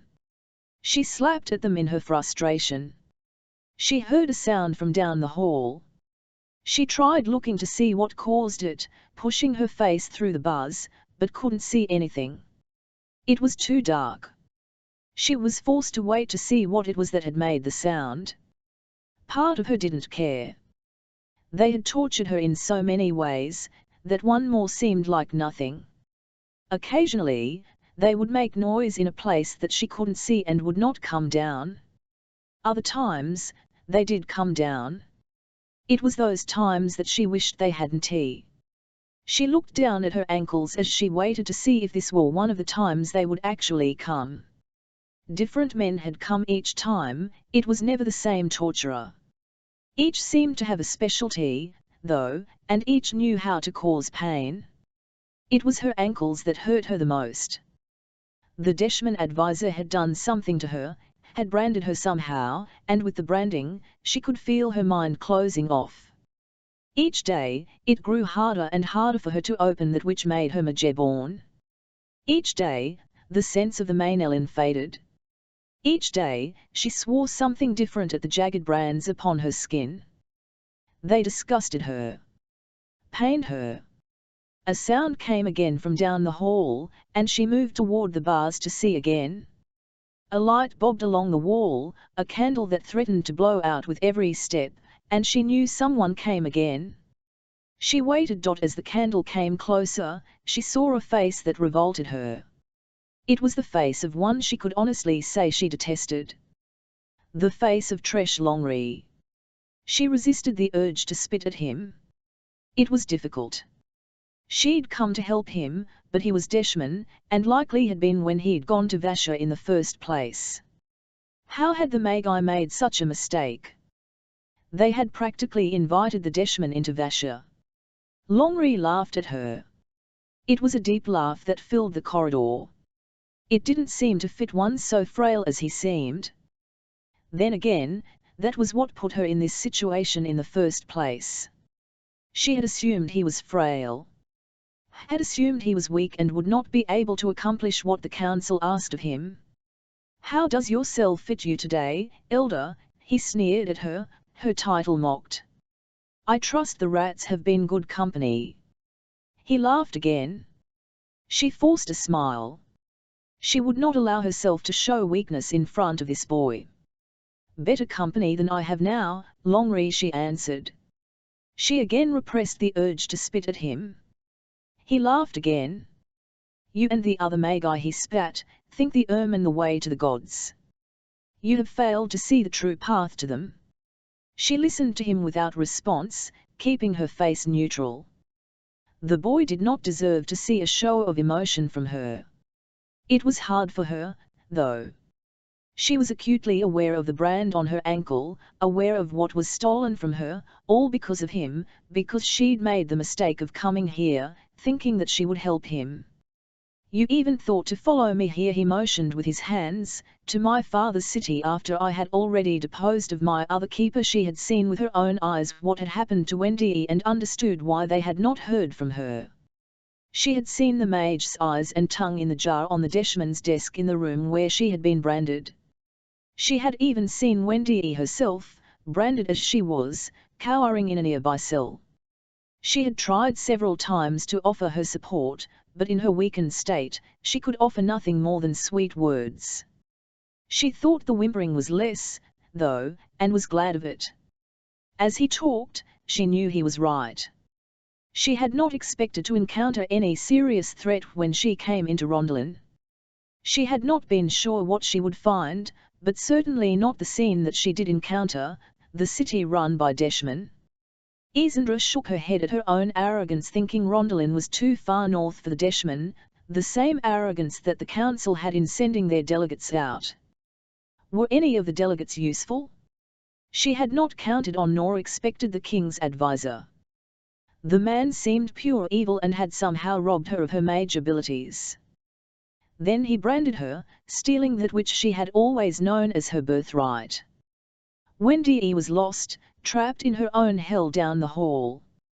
And what of Cylindra? She hadn't discovered what had happened to her and hadn't seen any sign of the mage who had served as the advisor to the Rondelin king. "Why did you come here today, Longri?" He sneered at her. "Only to make a promise. Even the last of your power is gone, mine will be the last face you see before you leave this earth. I hope you look forward to it as much as I do." She shivered, in spite of trying to control it. The other reason she'd come north, searching for the apprentices, had failed as well. There had been no sign of Theal Magi. She had hoped to find Royal and the others, to advise them that no help was coming from the council, yet that plan was thwarted with her capture. "Why do you do this?" she asked him suddenly. In the many times he had come to taunt her since her capture, she had never asked the question. He looked at her, and she could see even with the weak light of the candle that his face scrunched up in concentration, and she understood something about him at that moment. He might have converted to the Deshmen, but he was not like the advisor. Longri was soft. Deep within, he was soft. He could be broken. If she had any hope of escape, she would have to break him. "Why?" He leaned toward the cell and grinned. "The Magi think you have control when you abandoned that long ago. You believe you have the way to the gods, but you know nothing. The Deshmen know the way to the gods. Strength is what matters. And you think you're strong. Stronger than you think. I have been shown the power I will reach." Isandra focused all of her being into opening that part of her mind that made her Mage-born. She stretched with all that she had to fill it. As she did, she could feel herself slip through the brand, could feel her consciousness stream from her wound, but it was not enough to stop her from doing what she wanted to do. A focused thought and the light of the candle snuffed out. It was harder to do and required more focus than any she had ever needed before.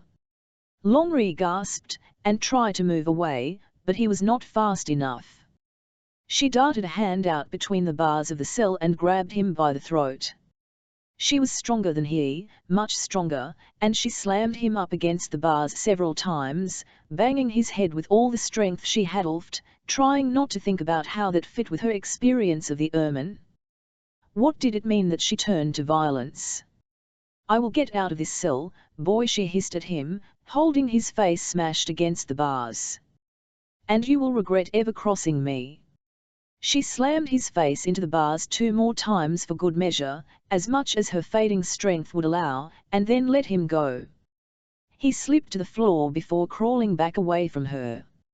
"Leave me," she shouted. It had the desired effect. He scurried away from her faster than she would have thought possible for him. She knew she would suffer for what she did to him, but at the moment, she did not care. The thought of escape was all that mattered, all that filled her mind. She needed to get away, needed to warn Alrine and the council about Rondelin. She needed to warn the councillors before they, too, were caught and branded. Most of all, she needed to escape so she could find some way to be healed. Much of her doubted it could be done, but a small part of her held out hope. It was all she could cling to. Chapter 18. Elia woke in a darkened room. Walls of stone surrounded him. The air felt moist, humid, and he suspected they were near the coast, though it reminded him of Cylene. At least in Cylene, he hadn't been captured. Beaten, yes, but not captured and tormented like this. His head throbbed. He struggled to work through what had happened. He was able to remember the attack he'd witnessed in the city. He recalled his and Mendy's abduction. Beyond that, there was nothing. He sat up, moving his arms and legs, trying to work the pain out of them. Had he returned to Gamald only to get captured? It seemed a cruel twist of fate. Not only was he a prisoner in his own homeland, but he was also separated from Mendy after all they had been through to return. Alea looked around the room. It was a small cell, likely nothing more than a closet with a stout door, and a little light leaked beneath the crack of the door. He stood, feeling a little unsettled as he did, nausea threatening to overwhelm him, and reached the door. Though he knew it would be locked, he tested it anyway. He was well and truly trapped. The rebels had caught him, and they intended to kill him, just as he was sure they had killed Theodore. The only question now was when. Trapped as he was, he could do nothing more than wait. He sat against the wall opposite the door. As time passed and his eyes adjusted, he could make out gradations in the shadows. With nothing else to do, his mind worked through all the ways that he had failed since leaving Vasher. After struggling with the decision to even seek out Loken, he failed to gain Queen Teresa's trust and thus failed to learn Loken's whereabouts. The mage sent to accompany him had been turned by the Deshman, slaughtering the Denren who had been there to protect them. That left him wondering about the other delegates. Had they been turned while in Vasher too? Had he failed to take note of their betrayal to the Ermine? And then there was Mendy. He'd lost the person closest to him, failing to protect her from being abducted right along with him. Mendy. What would his abductors do with a slave? Would they harm her? Alea knew how his father would treat such captives, and shivered. It didn't do to dwell on such thoughts, but there wasn't anything else for him to do. So he sat. Alea didn't know how long he remained like that when he heard a noise outside his door. Sitting up, he stared at the line of light below the door. Something jostled in the lock. Alea got to his feet, ready to attack. There might be little he could do, but he wasn't going down without attempting to fight. If nothing else, he would do it for Mendy. The door opened, and he gasped. Mendy! She stepped in and reached for him. Alea didn't hesitate, and pulled her close, hugging her. We should hurry. We don't have much time. How? How is it that you're here? How is it that you are able to free me? The rebellion. It was all she would say as she led him out of the cell and down the hall. Walls of stone and a line of wooden doors along the hall told him it was a simple building. There was something familiar about it, though he wasn't certain what. Mendy said nothing as they walked, moving quickly and quietly. They reached a landing with narrow set stairs leading both up and down. Mendy took the stairs up without hesitation. At the next landing, she paused, looking down the hall. At the end of the hall, he saw movement. Mendy motioned to him, and they hurried up more stairs. As they climbed, he watched her, looking for signs of harm from her capture. Instead, she appeared well. He had worried for her while in that dark cell, wondering what would come of her. Within Gamal she was a slave, which meant she had no rights and mattered little. Other than to him. Those leading the rebellion likely wouldn't feel the same way. How is it that you know where we're going? He asked. Mendy did not look back as she answered. Alea, there are things you don't understand. What aren't you telling me? He stopped on the stairs, looking at her. Finally, she turned back to face him. Alea, there's something going on here that I need to understand. If this is about the rebellion, I need to understand. I need to help stop it. That's just it, Mendy said. What do you mean? Mendy sighed. The rebellion. It can't be stopped. He blinked, starting to piece together what might have happened. Could the rebellion be tied to more than his father's plans? Why can't it be stopped? Wait. Are you a part of it? A pained look came across Mendy's face. I was supposed to get close to you. I was supposed to use what information I learned from you and feed it to the rebellion. You've been providing them information all this time. She met his gaze. As I've told you, Gamald is not my home. Your father claimed my home. Have you only been pretending with me? Couldn't he finish? What was there for him to finish? He thought that they were friends. The longer he knew her, the more he began to hope for more than friendship, though he knew how unreasonable that was. If she was a part of the rebellion, if she was a part of this attack, had everything that had been shared between them been fake? Where are you taking me? He suddenly asked. Alay, I need to know. Where are you taking me? I need to get you out of here. The rebellion. I know about the rebellion. I didn't know you were a part of it. He said the last with more hurt and anger than he intended, and his voice carried. And yet Mendy being a part of the rebellion made sense, didn't it? Why wouldn't slaves be a part of it? What loyalty would they feel toward the people of Gamald? They weren't Gamald. They were slaves, people of Salvat, once proud and free until his grandfather had enslaved them. His father had done nothing but oppress them since that time, making their slavery that much worse. I'm trying to get you to safety, Mendy said. How do I know that's true? He asked. Because armed men suddenly appeared on the stairs on both sides of them. Their swords pointed toward Alay and Mendy. A horrified expression twisted her face, and she looked up at the grey-bearded man who stood at the top of the stairs, watching them with eyes narrowed to slits. You think to help him escape? The man asked. This man who has been part of our oppression for so long. The man cut her off with a shake of his head and slammed his sword into its sheath. Grab him. You don't understand. He's not what you think, Mendy said. Alay realized that she was arguing on his behalf. Could her feelings have been real? Rough hands grabbed him, jerking his arms behind his back. Alay didn't struggle. There seemed no point. He was captured, trapped in some unknown building, possibly no longer even in Gamald. And now, Mendy was trapped with worse, there was nothing he could do to help her. Her decision to help him had cost her her own freedom. Would she have made such a choice? He looked at her, not wanting to believe that she could have been lying to him all this time, and hopeful that what had been between them had been real.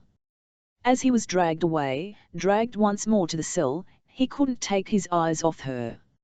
She watched, and it broke his heart to see the pained expression on her face. When the door opened the next time, Alay sat slumped against the wall. Day after day it had been the same. The door opened just enough for someone to slide a meal tray through, and then shut quickly. Most of the meals were thick stew, though he was occasionally given a lump of bread or cheese. Those were days when he was spoiled. After the first few days, he feared he would lose track of time, so he had started making marks the wall, determined to keep track of how many days he was in prison. He expected them to decide about him sooner rather than later, thinking that they would use him in some way as a martyr to the rebellion. They would bring him out, show off how they had captured the son of King Richard, and likely leave him to the same fate as his brother. The longer he was captive, Alay's hope that he might regain his freedom slipped further and further away. A part of him hoped for another visit from Mendy, wishing for a chance to understand what she'd done, but she hadn't returned. Was she even able to come? Maybe she'd been tormented for her role in trying to assist him. It should matter little, she'd been lying to him for years. He should not concern himself with her anymore. Yet she had attempted to free him. That meant something, didn't it? It was his own fault that she hid who she was from him. He had treated her well, but he hadn't released her from her service. He hadn't defied his father and done the right thing. He might not have treated her like a slave, but he never attempted to free her. That hurt the most. Realizing that he could have done things differently, that he could have been someone different to her. And so he sat, day after day, making marks on the walls, eating his stew and occasional bread and cheese, wishing that he had done things differently with Mendy. There had been many days when he'd heard the sounds of fighting in the city. There had been screams and explosions, and once, Alay had noted the ground rumbling. Why it was taking place in the city? When the door finally opened, Alay did not expect anything more than another tray.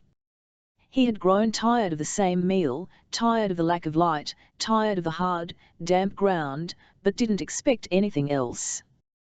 This time, the door opened all the way.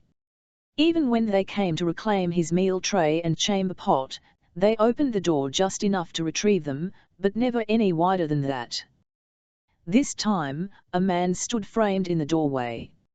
Light streamed around him, enough that Alay could see that it was the same man who had caught him on the stairway, the same bearded man who had seemed so disappointed to see Mendy trying to free him.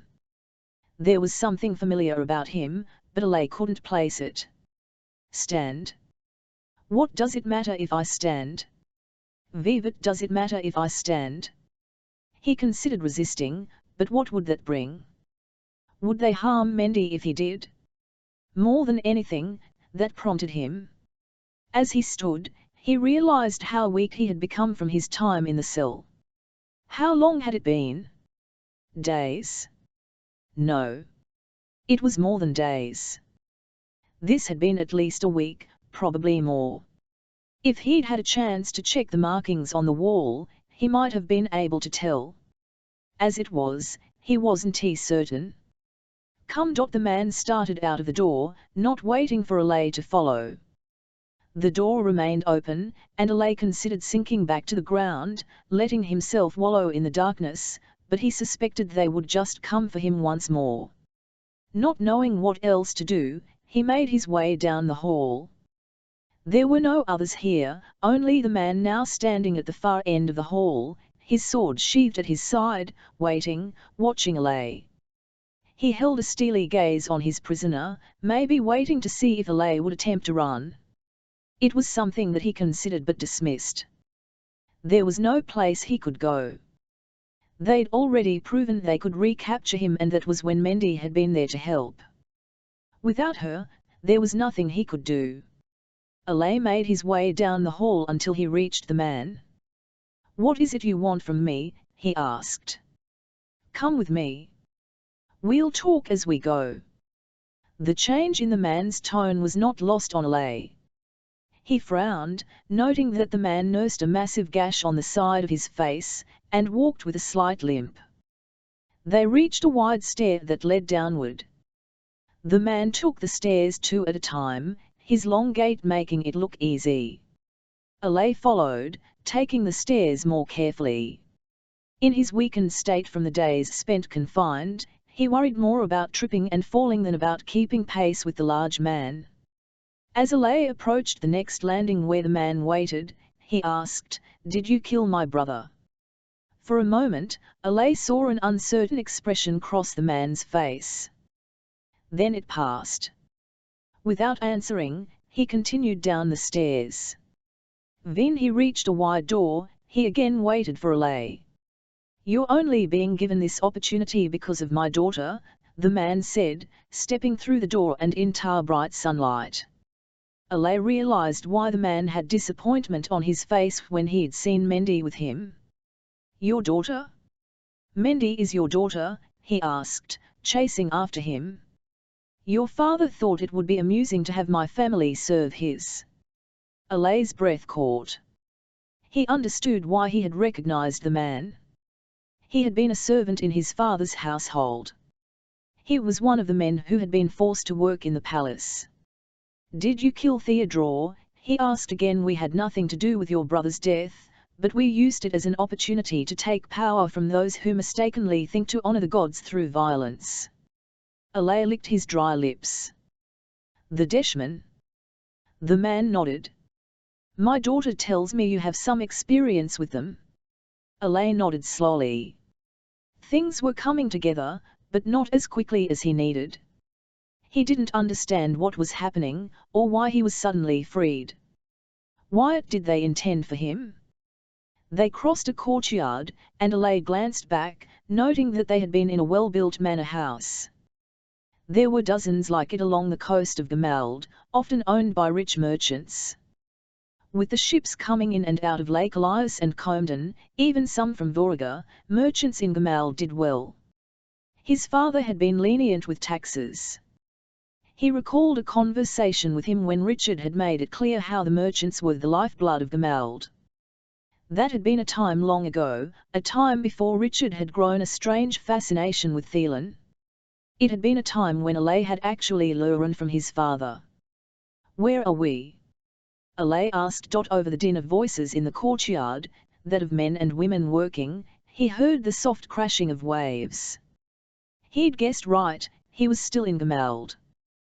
They hadn't taken him out of the city. "Where?" the man asked. "From the look on your face, I think you know where." "What of Mendy?" he asked. Her father sighed. "My daughter is fond of you. If she weren't, if you had treated her poorly, you would have met the same fate as your brother." Alay tensed and glanced over at him. "I thought you didn't kill my brother." "We didn't. But we would have no qualms about deposing of you. You realize that when my father catches wind of the rebellion, he'll return?" Mendy's father nodded. "We're aware. That's the other reason for your freedom?" "I don't understand." Mendy's father nodded and led them through a small doorway in the wall on the other side of the courtyard. A narrow dock stretched out into the sea, and a trading ship was tied to the dock. "Your father seeks to destroy Prince Alay. He was willing to unleash those who would overthrow the gods." The man studied Alay's face, his eyes unreadable. "Mendy tells me that you recognize the violence in these men. That you recognize how they do not regard the gods as they should, and how they should not be in Ermin lands. If you mean the Deshmen, I've seen how they attack, and I've seen what they are willing to do. We managed to suppress the Deshmen in Gamald. We have lost much, but the city is free. That is why PvE come to you." Suppress. Was that the explosions that Alay had heard? Had he heard the sounds of the fighting in the city? He had thought the rebellion was waged against his father, but what if it was against the Deshmen? "As I said, we lost many, but the Dark Priests have left the city. Too many remain in the north, which is where you come in." "I don't understand." "No? I believe you were sent with an assignment by the Magi? From what Mendy tells me, you've seen the Deshmen numbers. We believe they intend something more." Alay looked over to the ship, wondering what Mendy's father intended. But hadn't he come to the city thinking to control the rebellion? But now that he understood that it was nothing like what he'd thought, nothing like what he would have believed, what would he do? It was clear now that there were others who didn't support the Deshmen. That was valuable to know. After spending time in Vasher with Dugray and Dan Vane, he'd begun to wonder. They had made it seem almost natural to accept the Deshmen. They seemed to believe that there was nothing wrong with allowing the warrior priests to assume control. Alay hadn't felt the same way, but he hadn't known what he could do. Could Mendy's father be the key? "What is it that you want me to do?" "We want you to find a way to complete the task you were assigned. The Deshmen pose a greater threat than most realize. The south is lost, for now, but we can't lose the north, not with what else is coming." "What is coming?" "That is not our fight. The Deshmen are." "What does this have to do with me?" "You need to unify Gomardia. You will have to work with Thelan. Only if the two work together can we stop the Deshmen." "And the ship?" Mendy's father shrugged. "Mendy tells me you are looking for King Loken. I happen to know where you will find him." Chapter 19 Irian emerged from the mines through a gate that opened into the first terrace of the city.